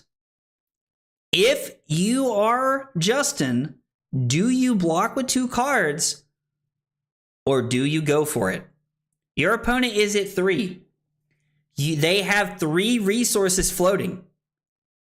We're going for it. Justin decided this is his turn. He's going to go for it. Open the Floodgates cannot be played because of the name off of Null Time Zone. Crucible of Aetherweave. Of whatever. Right? He named Open the Floodgates. What's happening? I'm pretty sure he named Open the Floodgates, but didn't have enough to block. And Aaron ended up taking it home. The battle of the 2 gentlemen playing on their phone. Only from hand. Thank you for correcting me. It was only from hand. That's good. That's good to note that. Let's take a minute. Let's try to catch up here with our players. See if we can catch them here while they're hanging out. You know what's really funny? Is I die anyway on the next hand because I draw 4 cards and then there's a blue on top and then a Kindle on top. So like I didn't draw a sequence of hands that could get there after hitting with the combo. Yeah, pretty sick. So the old turn 2 put him down to 3, huh? And then not close out the game. And then lose because draw all reds. I have to say, you drawing triple reds, was probably not mapped out there. So Justin, tell me, did you see a world where you were losing that game after you put Aaron to 3 on turn 2? So putting him to 3, I was fairly confident in winning, and then I drew that first hand. I was like, I'm a lot less confident now. Yeah, that's fair. I debated taking the last pistol shot instead of blocking with the blue, and then just trying to see any card off the top. Okay, it was a 0. And also looking for the one of 9 open the floodgates so that I can banish it and not draw it. Yeah. So kind of talking about open the floodgates here kind of brings me back to my next question. So, Aaron, you put Null Time Zone into play on turn 2, which was insanely powerful. And I noticed that you named Open the Floodgates there instead of like Ether Wildfire or Blazing Ether. Talk me through that decision and really what fueled that idea there. Yeah, so Blazing and Wildfire are always going to come from Arsenal or Banish if you care about them. So Open the Floodgates, every Kano is probably on 6 to 9. Okay. So, just you saw it there. You had to block with 1. It's just, I feel like the most targetable card. I did think about Kindle because that's what I named first the last time I played this match, but it may have helped this game. Obviously, it still went the way I wanted it to, but yeah, it was a good game. No, good game. And I'll tell you, that's aggro, I would rather be lucky than good any day. all day, every day, bro. Oh man, yeah. One thing I agree with him. There's only 2 valid cards to name with null time zone, and that's Kindle or Open the Floodgate. Okay. And that's because null time zone does, unless I have a Potion of Deja Vu out, null time zone doesn't do anything to Wildfire or Blazing Aether because I'm not pitching them and I'm not playing them from hand. Sure. No, that makes a lot of sense. I when Aaron first played the null time zone, I didn't realize it was from hand, and so I was like, "What is happening right now?" But somebody corrected me in chat, and it makes a lot more sense there off your decision making process that it's from hand. I had to go in the tank to figure out if he was going to name Kindle or Open. That's why that took so long for me there. I was like, your name's Kindle. I'm just dead. I think it's really funny that you're saying it took so long because that was like probably the shortest game we watched all day. No, that's true. I've also played Kano for like 7 years now, since Crucible, but whatever the time frame is there. Sure. So I don't like taking a long time for Kano decisions. Like they're all pretty hardwired in. I mean, if you have that many Kano reps, then yeah. That one was awkward because the second part of the combo I had was Lesson in Lava instead of Blazing Aether. So Kindle has to resolve before the second banish resolves. Otherwise, I'm not going to get a free banish for the Blazing Aether. Right. So, like, getting the sequence there right and being scared that he's going to, like, name Kindle instead of Open the Floodgates. I mean, that's fair. I do think Open is always the best case. I'm on 8 Open the Floodgates. I'm on 3 Kindles, and he hasn't seen any of either. Right. There's a lot higher of a chance that I have Open the Floodgate in hand. Sure. No, that makes sense. Yeah, just from my perspective, I definitely thought I was losing that game. So I got so lucky to come back. Brother, I'm going to be honest. I think Justin thought he was going to win that game, and I think we all thought you were going to lose that game. You were losing that game. It was the fact that you was able to take the boom grenade saved you because they made it to where I had to give you cards or die. So if I could keep the 2-card hand, I was going to throw 5 at you. And so you have to give me a blue and you go to 1. Yeah, no, for sure. That's terrifying. Being at 1 means anything over 3 is just like a win. Yeah, and like you're at 1. I can kill you from 1. Oh, for sure. No, absolutely. I'll go digging. Yeah, but yeah, man, tight game. Just luck went my way. GG. Sometimes it be that way. I did enjoy the game, guys. Thank you so much. Justin, thanks for playing today. Appreciate you being here. And Aaron, good luck in the finals, man. I appreciate you having me here. Someone actually told me about this event last night and sent me the invite to your server. Yo, let's go, dude. Well, I'm glad you were able to make it today, man. That's awesome.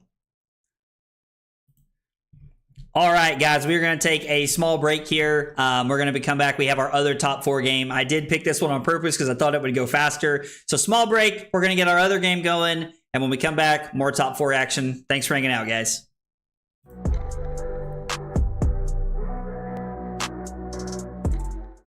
Kyle requested 5 subs of water. Fucking weeb. It was not water. That was not water. Oh, here, have some water. I was lied to. The lies. Yo, only 4 cups? Listen at this man. That is 4 full cups, Cusco.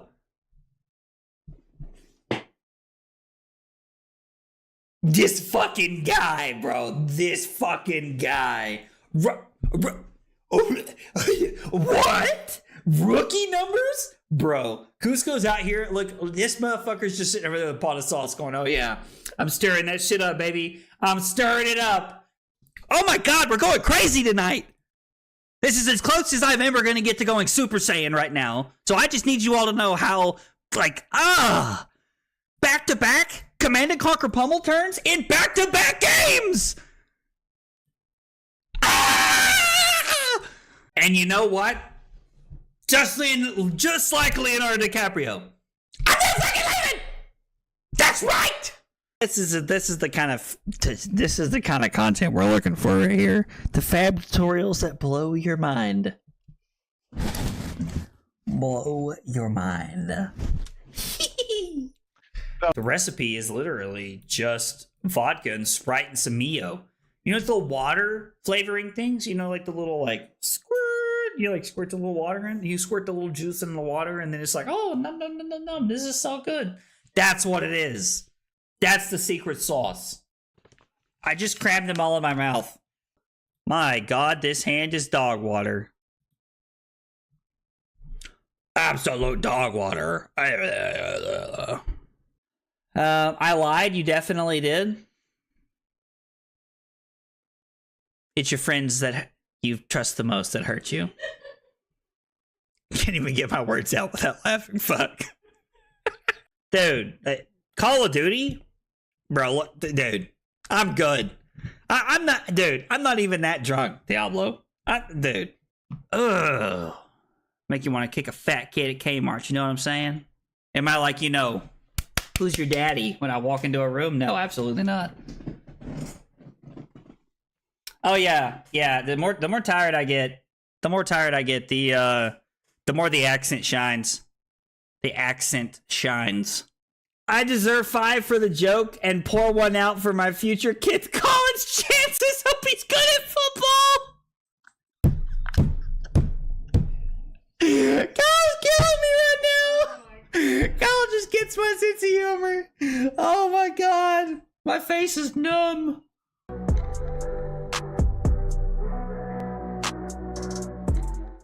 Kyle requested 5 subs of water. Fucking weeb. That was not water. That was not water. Oh, here, have some water. I was lied to. The lies. Yo, only 4 cups? Listen at this man. That is 4 full cups, Cusco.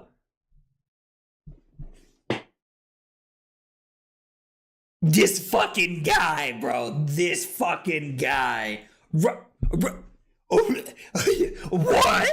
Rookie numbers? Bro, Cusco's out here. Look, this motherfucker's just sitting over there with a pot of sauce going, oh yeah, I'm stirring that shit up, baby. I'm stirring it up. Oh my God, we're going crazy tonight. Small break, and we're back. Top 4 coming at you guys. We've got Henry playing Florian, and we got Annabelle playing New down here on the bottom. They're battling it out. It looks like it's been a pretty good game so far. Both of our players are 4-2, playing in the top 4 right now. I am excited to see how this one finishes out. We caught our Dio and Kano's game earlier, where Kano managed to put Dio down to 3 on the second turn of the game, and Dio was still able to pull it out. What a wild series of events. Annabelle crashes in for 6 with the Art of Desire body. Does hit an Arcane Seed's life, but since Henry already has Florian's ability turn on, not really too much of a downfall there for Annabelle to be able to hit like that. I was like, it looks like she wanted to pitch. Nope, just kidding. Just kidding. Okay, so Beckoning Mistblade here, coming in for 1, and it looks like Henry is going to block here. Command and Conquer going to be for 6. What an excellent follow-up here. Looks like Annabelle kind of putting herself in a pretty good position, although it is worth noting Henry does have 4 cards in hand. So could be anybody's game here at this point, but it looks like they've had a pretty solid back and forth. 10 turns seen through so far, and right now it looks like Henry's probably trying to find a way to just kind of stick in it to make sure that he can keep as many cards as possible. Utilizing the Sift and the Bark Skin there to be able to set up and keep 3 cards and his arsenal here. Very good utilization of equipment there. All right, Bramble Spark fusing with the Germinate here, looking to set up a bigger, more powerful attack here. Arcane Seed's life is going to create 4 rune chants and put Henry back to 23. Then the Plow Under. This Plow Under is going to clear out Annabelle's arsenal. It's going to be for 9, 4 rune chants, and a Ping of Arcane. Absolutely insane. The amount of value that Henry is going to be able to put together from this hand, being able to really utilize the entire output here after having a very good defensive stand. So this is going to be 9. We have the Plow Under trigger, and then we have the Bramble Spark trigger here, really setting this up here, allowing Henry to push a lot of damage. I'm curious to see how Annabelle tries to navigate this turn cycle and what it's going to look like here. Is Annabelle willing to fall down to 17 to be able to play out a solid hand? We're just seeing a 1-card block here, and then it looks like no reactions. So Henry able to take back some of the life lead here, but it is very important to note that Annabelle still has all of her equipment here and just kind of saying, you know what? I'm going to let a little bit of damage come through. I'm up 12 cards. I'm over 20. Let's throw a card here that could potentially get more cards out of your deck. Because I think something that Henry does have to be aware of is that Henry can be fatigued from here, giving Annabelle a pretty good shot here at, you know, trying to run Henry out of cards here. Going to banish the Looming Doom here as well. And we're going to get a Mask of Recurring Nightmares trigger. Yep, looking absolutely insane. Annabelle's making it look almost a little too easy. Although Florian does have 2 cards, and we both know that Florian has a lot of good 2-card hands, making it really powerful. Annabelle goes to 21 and draws a card because Henry blocked with the blue Looming Doom there. We're looking at 2 Rune Chants and a Reaping Blade. Then we're just going to park our last card in Arsenal here. Annabelle discards Shelter from the Storm, preventing the Rune Chants, and then allowing herself to block with equipment and not take any damage from Henry's turn here. But Henry is able to try and set up a 5-card hand here to try and battle back. Uh-oh. Oh, boy. Bonds of Agony. You hate to see it. Hate this card. Hate this card. Hate this card. Hate this card. Absolutely hate Bonds of Agony. It's a very powerful card. Has a very powerful effect. And depending on what's in Henry's hand here, could be very awkward here.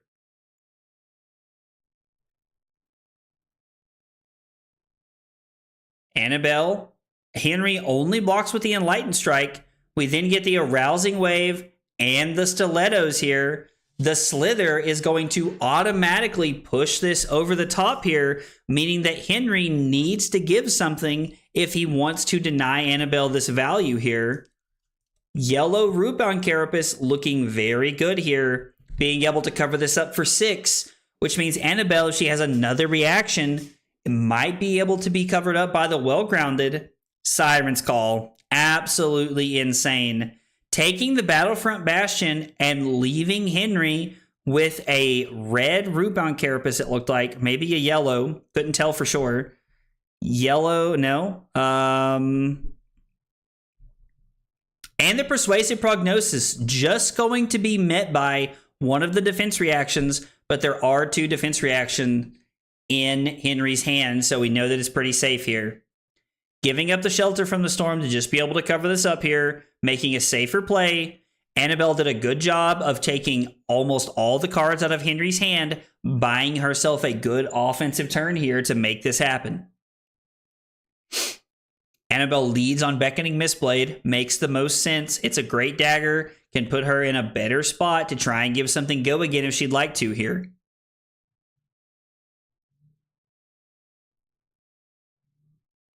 I was like a little bit of a pause here. Henry on a block with a Canopy Shelter, making a couple of Might tokens because of Florian's ability, looking very powerful. Follow-up Command and Conquer, looking very, very good here from Annabelle. Now, there's 2 floating. I don't think Annabelle's on some pummel nonsense, but it does seem reasonable that there could be Count Your Blessings in her deck, and she hasn't drawn them yet. I don't know if Annabelle's on Count Your Blessings or not, but it is something that could happen here. It appears not. It appears it's just the Command and Conquer, and we're going to pass back to Henry here. Going into his turn, the only piece of equipment block that Henry has left is the Well-Grounded, so Henry going to have to be a little careful here with what the rest of this game looks like for him. Command and Conquer for 8, nothing to scoff at. Those 2 Might tokens really putting in a lot of work, really making Annabelle have to think about her decisions here at this point and what she wants to do. Giving up the Codex from hand is a little surprising. It's a little surprising to see Codex given up here, although covering up that Command and Conquer for 8 could have just been priority number 1. Going into a Leave No Witnesses looks pretty solid. The thing that you have to be careful about here is that there is a world where this could be Tunic into like Venomous Bite or Hiss here to come over the top of a defense reaction.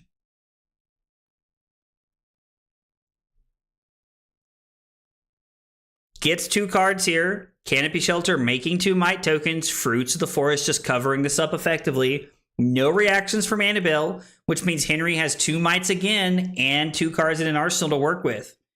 Just looking at E-Strike for 9, looking pretty powerful here. No real disruption, but coming in for 9, not a bad play because you are forcing Annabelle to think about how much damage she wants to take to be able to try and pressure you back. Because one of the best things that assassins do is that they are able to push a lot of damage and really put you in awkward spots and then still block out very effectively.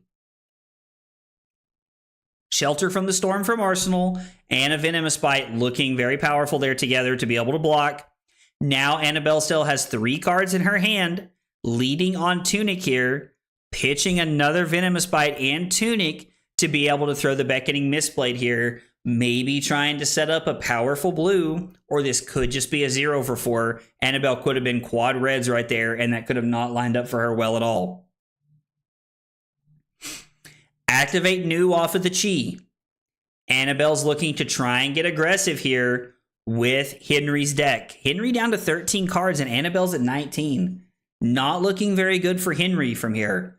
Have to say it is a little scary to think that Henry only has 13 cards left in deck after that new activation, meaning it could be pretty awkward.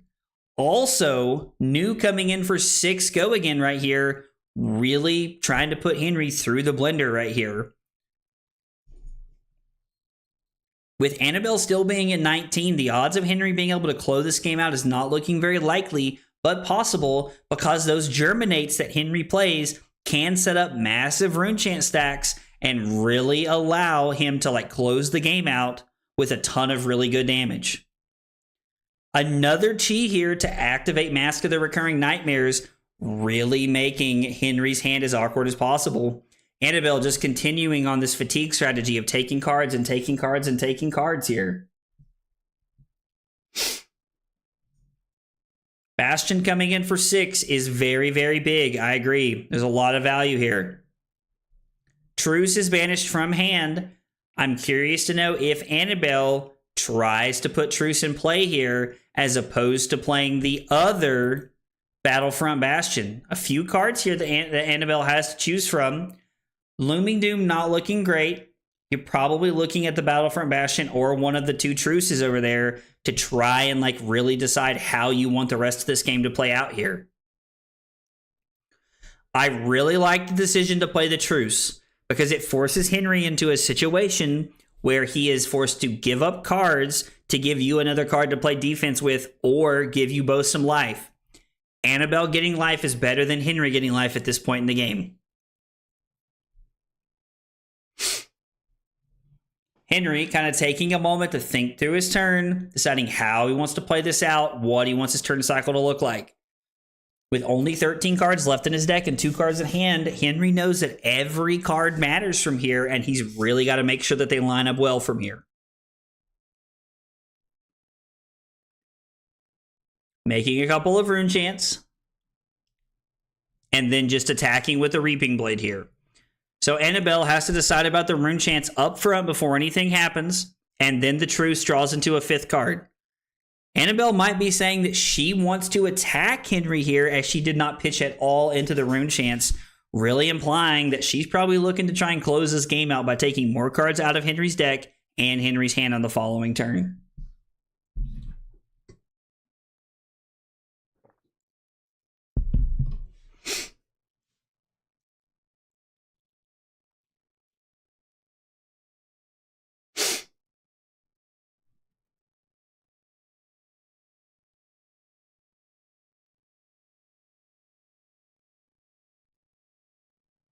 All right. Annabelle's turn after blocking. Looks like there's a little bit of a think tank here. I have to say I'm a little surprised to see so much of a think here after keeping 4 cards and trying to decide how to play this one out. Seems like maybe Annabelle made a small mistake here, and now she's trying to figure out how can I get back into this and how can I make this happen. We're going to lead on Beckoning Mistblade here by overpitching Just a Nick and Pick to pieces. Very interesting 2-card combo there to overpitch with really makes me wonder if Annabelle's hand is something like a codex to be able to follow this up with. Using the well-grounded here from Henry makes a lot of sense. Hey, KH, how are you, buddy? Codex of Frailty here, really looking to get a lot of value. If Tunic had been up, there would have been a world where she would have been able to play the levels of Enlightenment with Go again and then still play the Codex, but only having access to the red and the blue, they're not able to put the whole turn together there and cobble it all together.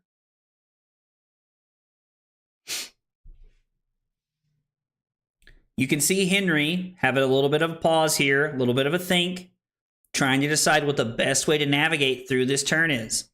Henry has blocked 2 Command and Conquers to this point very effectively with the bark skin of the Millennium Tree that he's been using, but now that's no longer there. So now Henry's forced out of this situation to decide how he wants to move forward and how he can give himself the best odds to still win this game from here.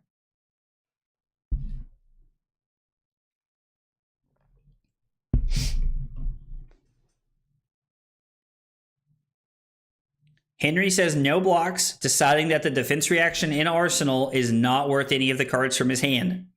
With the way the game is playing out, I am inclined to agree with him. The Channel the Millennium Tree is probably going to have to be the card that closes out this game for Henry here. Annabelle guaranteed to take at minimum 3 damage this turn just off the back of the rune chance from the Channel the Millennium Tree. Annabelle's going to fall down to 12. Reaping Blade for 2 because of the Frailty token gets blocked by a Double Trouble here. Curious to see how this one plays out here. Annabelle keeping 3 cards and an arsenal, but Henry having that Channel the Millennium Tree going in the next turn, looking very, very powerful here. Hey, Keatrox. Oh, I didn't know that that was you. I didn't know that you were both of them. That's funny. It's going to be Beckoning Mistblade here to start our turn, pitching a Chi, which kind of signals to me that Annabelle has another Chi that she's really looking to utilize either off of New's hero ability or off of Mask of Recurring Nightmares 1.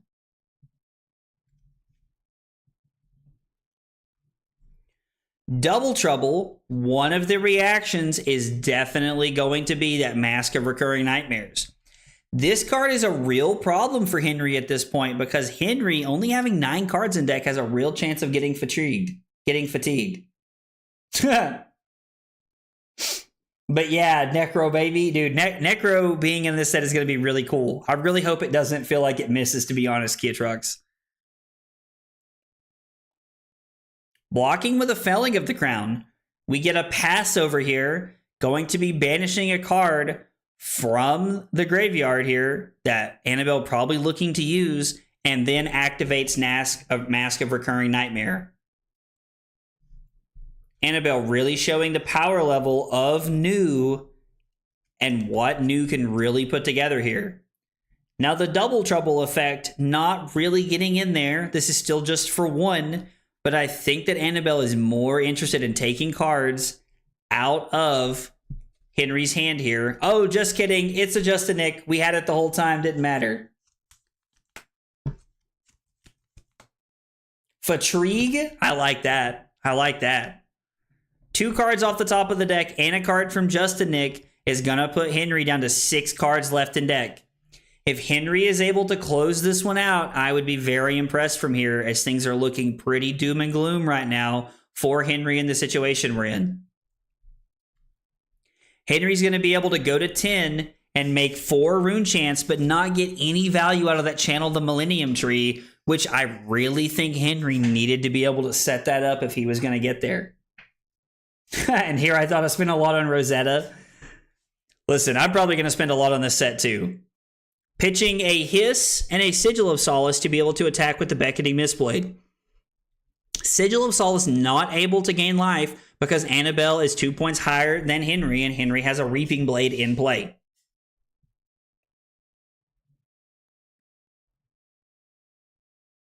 Seems there's a little bit of a delay here with what's going on.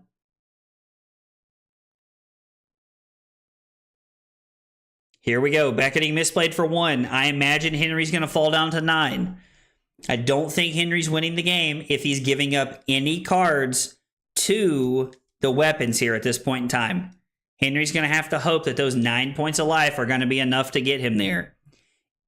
Is there a chance that that there are Germinates left in the deck?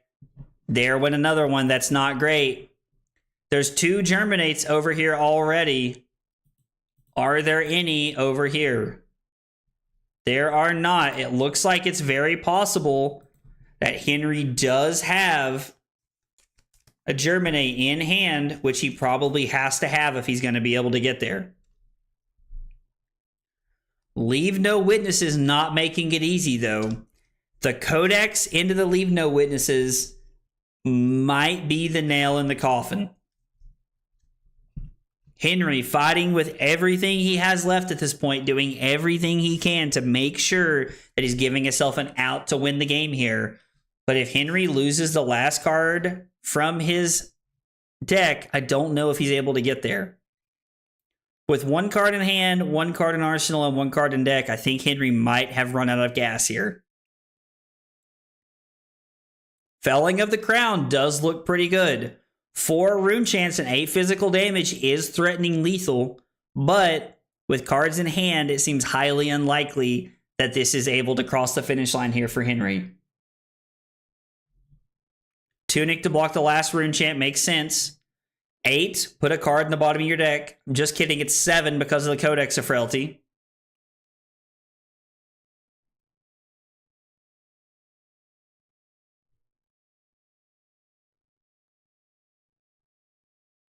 Block 6, take 1, go to 11, and then Annabelle's just going to pass, saying that with the amount of cards that you don't have left, with only the 2 cards left, that this is just a formality, and that Annabelle's just waiting to be able to close this game out. This being for 5, again, we're kind of just going through the motions at this point. Annabelle really just needs to be able to block effectively with the rune chance, and then if Annabelle's giving 2 cards every turn here to block rune chance and to block the physical, I still think she's in a winning position here.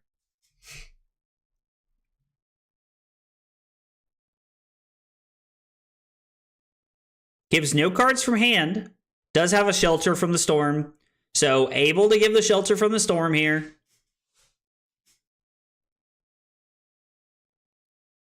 Probably starting with a beckoning misplayed here. I imagine with 16 cards left in the deck that there's a lot of blues in there for Annabelle. I do think, I am with Trent, I do think this game is probably over here, but we're going to play it out to its conclusion to see what happens. That Chi just going to make this Fruits of the Forest for 6 go again, forcing Henry to block with at least 1 card, and then whatever Annabelle throws at him after this going to end the game. Because he'll block for 3, take 2, and that's exactly lethal right there. So it took a while for us to get there, but Annabelle was able to close the game out. 20 turns, and it looks like they were playing it out for a while. Let's see if we can catch our players for a minute here and kind of talk about the game. Hello, everybody. Hello. That game was something else there. So there for a while, like I kept thinking maybe there's a spot where Henry can turn this around. Was there ever a turn where you felt like you just needed Annabelle to not have something that you maybe could have turned it around there at the end, Henry? Yeah. It was the turn where she had the CNC to the codex into Command Conquer to pressure me when I had 2 blues, a tree, and the Filling of the Crown. I needed to keep these cards, and I couldn't, so I just took a bunk and like so much damage, and yeah, I think it's this turn. That turn was like the back-breaking turn there. Yeah, that makes a lot of sense because it kind of felt like that was a big turn. The Codex into the Command and Conquer was a big turn. Annabelle, from your side of the table, how do you feel about this matchup as new into Florian? Oh, it's very hard. It's very hard to play. Okay. I think the turn that won me that I knew I'd won the game was the double trouble just a nick into banishing one of the trees off the top of their deck, because then I knew there wouldn't be enough damage. Yeah, so the 2 turns that stood out to me was the turn that Henry was talking about where he had a tree in play and you really just like tore apart his whole hand and his arsenal. And then that turn that you just mentioned, because I thought, oh, well, this is just going to be for 1. And then it just turned out you had the Justinic the whole time, like in the arsenal there. So it was a really interesting end to the game. Guys, thanks for such an interesting game. I really enjoyed watching it. Henry, thanks so much for playing today. I really appreciate it. And Annabelle, best of luck in the finals. Thanks. All right, guys, we're going to take a small break here. We're going to get our final set up. But before we do, don't forget, !codex in the chat. It's a really neat journal. Keep track of all your games. It's got all these cool notes for you to take over on the side. Got life on the other side so you don't have to see them during the game. It's a great product. You can save 10% at checkout with code AgriBlaze96. Make sure you check that out before you guys are done with the stream today. But don't go anywhere. We got one more game coming your way. Finals are coming up in just a minute.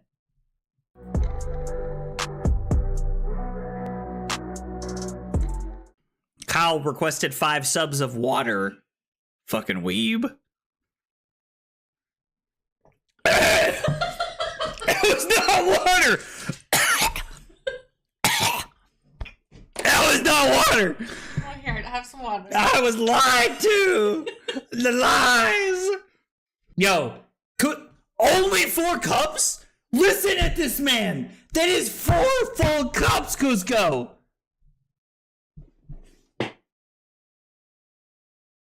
This fucking guy, bro. This fucking guy. What?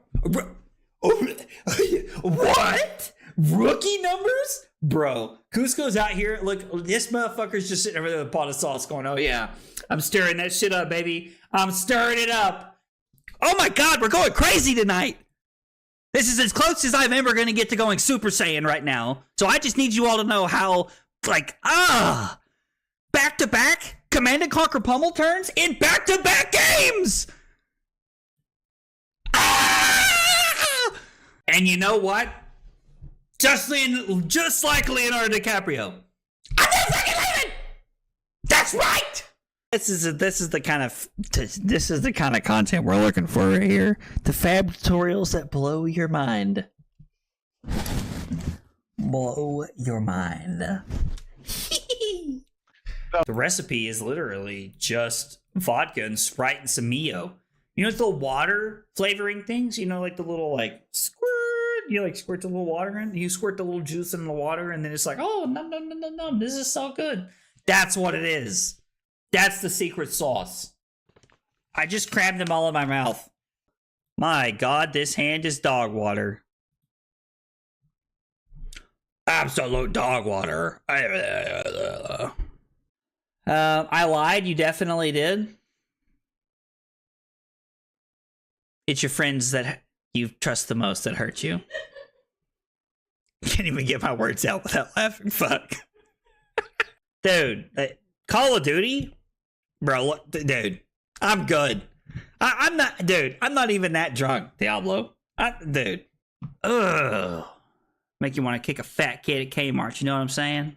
Am I like, who's your daddy when I walk into a room? No, absolutely not. Oh yeah. The more tired I get, the more the accent shines. The accent shines. I deserve 5 for the joke and pour 1 out for my future kid's college chances. Hope he's good at football. Kyle's killing me right now. Kyle just gets my sense of humor. Oh my God. My face is numb.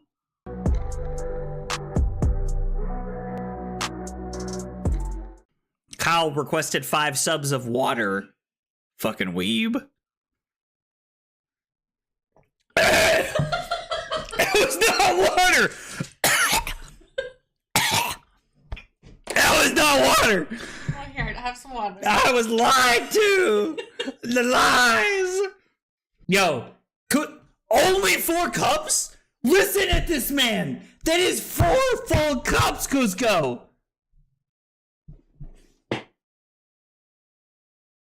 This fucking guy, bro. This fucking guy.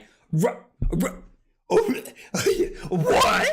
Rookie numbers? Bro, Cusco's out here. Look, this motherfucker's just sitting over there with a pot of sauce going, oh yeah, I'm stirring that shit up, baby. I'm stirring it up. Oh my God, we're going crazy tonight. This is as close as I'm ever going to get to going Super Saiyan right now. So I just need you all to know how, back-to-back Command & Conquer pummel turns in back-to-back games. And you know what? Just like Leonardo DiCaprio. I'm not fucking leaving! That's right! This is the kind of content we're looking for right here. The fab tutorials that blow your mind. Blow your mind. The recipe is literally just vodka and Sprite and some Mio. You know, it's the water flavoring things. You know, like the little squirt. You squirt the little water in. You squirt the little juice in the water, and then it's like, oh, num. This is so good. That's what it is. That's the secret sauce. I just crammed them all in my mouth. My God, this hand is dog water. Absolute dog water. I lied. You definitely did. It's your friends that you trust the most that hurt you. It's finals time, everybody. We got Dio versus New, Annabelle versus Aaron. Let's get it on. We are also having the 7 and the 8 seed play each other right here, which is really, really interesting because Aaron was the 7 seed and Annabelle was the 8 seed, who, for anybody who does not know, Annabelle snuck in on tiebreakers. Annabelle got the bye in the last round and ended up being 8th. What a wild conclusion to our tournament it has been. It's been an amazing games so far all day. I hope this is going to be a banger. All right then. Aaron just absolutely starting off with an optical monocle looking absolutely insane. You love to see it. Absolutely crazy. Yeah. The optical monocle to start the game off here. He talked earlier about how impactful this card was, and having it as a 1-of on turn 0 was absolutely insane and could really go a long way. Although Annabelle looking to hit with the scale peeler and then looking to hit with the erase face. Erase face doing a lot of damage, really trying to put Aaron in an awkward situation where maybe not a whole lot can be done here. We'll see how Aaron decides he wants to block the erase face here and seeing what we can best make happen.